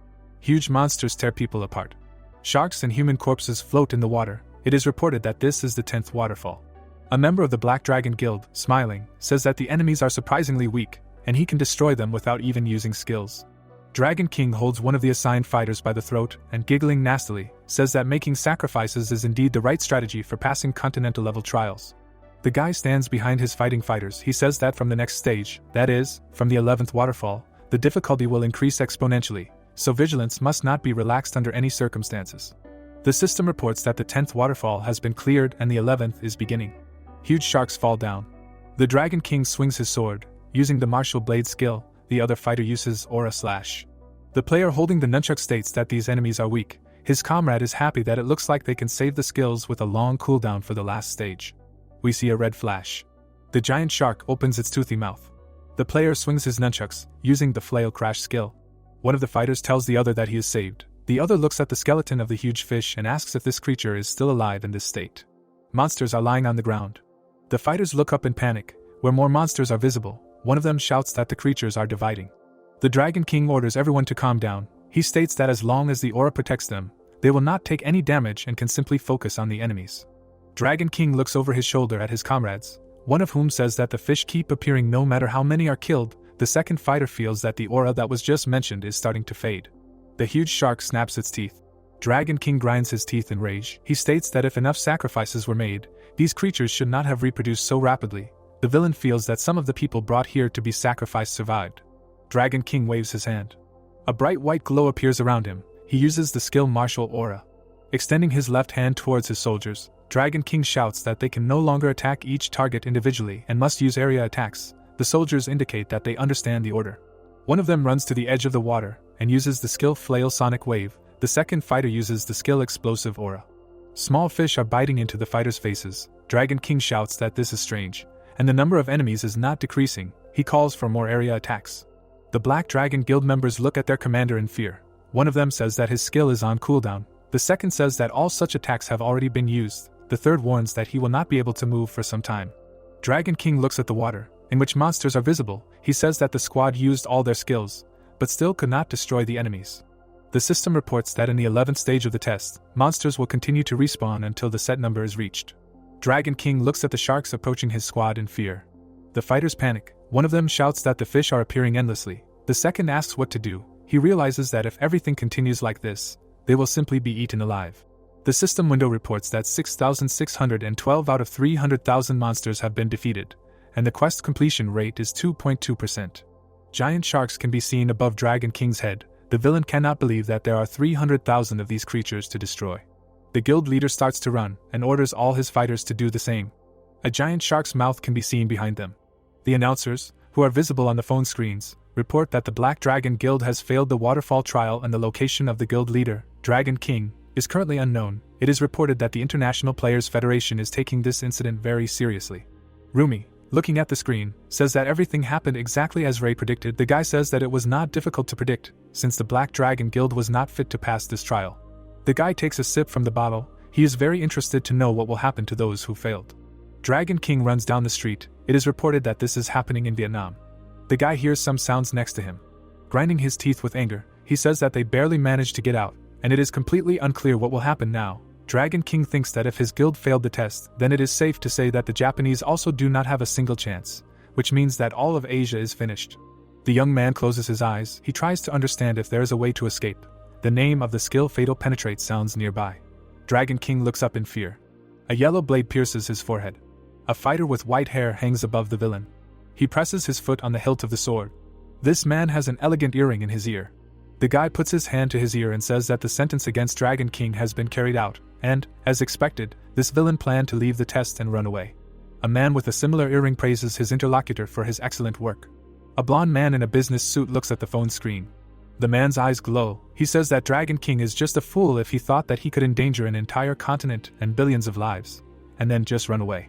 The guy, looking at the servant, asks how things are with the Japanese squad. He replies that he is already moving by land and should arrive at the waterfall trial today.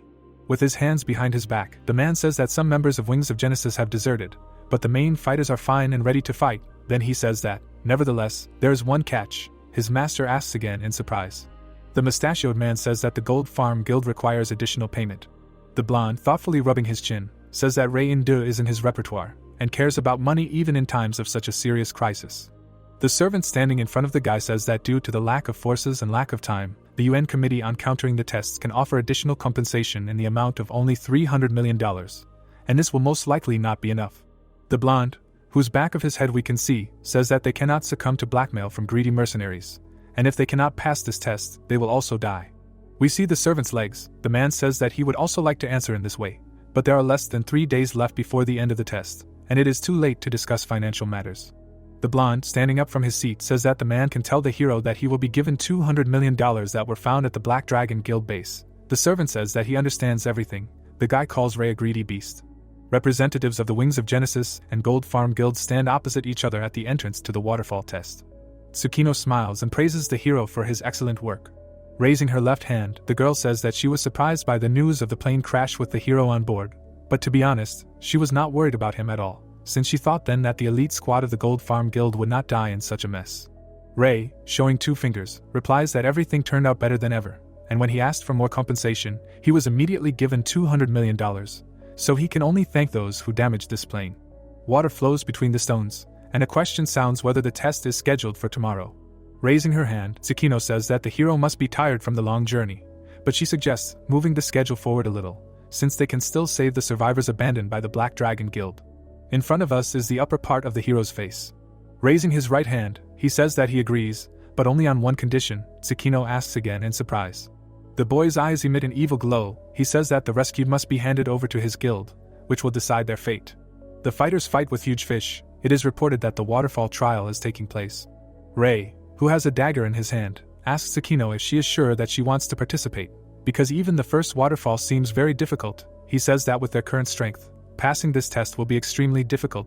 The guy reminds that in any case, he is not responsible for her and her fighters.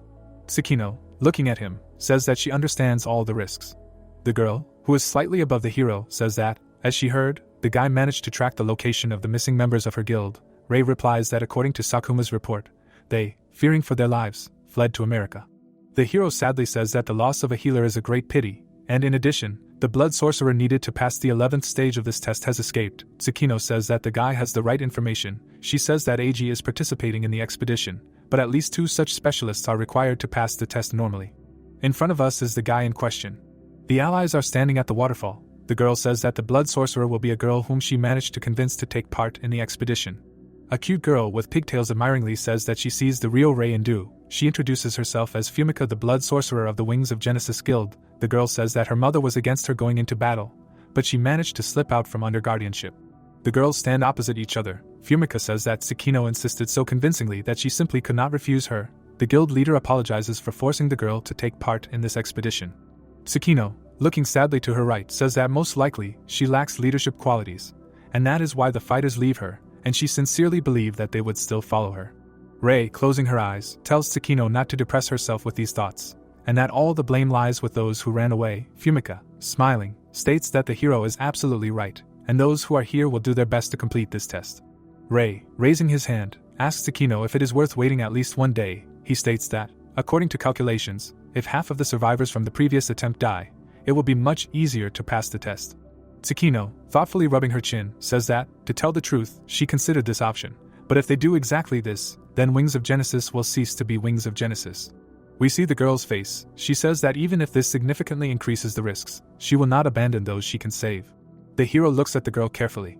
Fumika, raising her staff, calls Tsukino. The guild leader apologizes to her interlocutors for involving them in this dangerous adventure because of her selfishness. The hero says that he does not mind at all.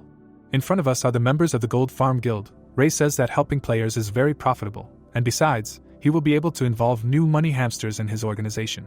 The guy's subordinates are standing on a mountain of fish corpses. One of them shouts that they are already finished. Rei tells Tsukino that while they were chatting here, his subordinates have already dealt with the monsters. The system reports that the monsters of the first waterfall have been destroyed, and within the next 10 minutes the passage to the next stage will open.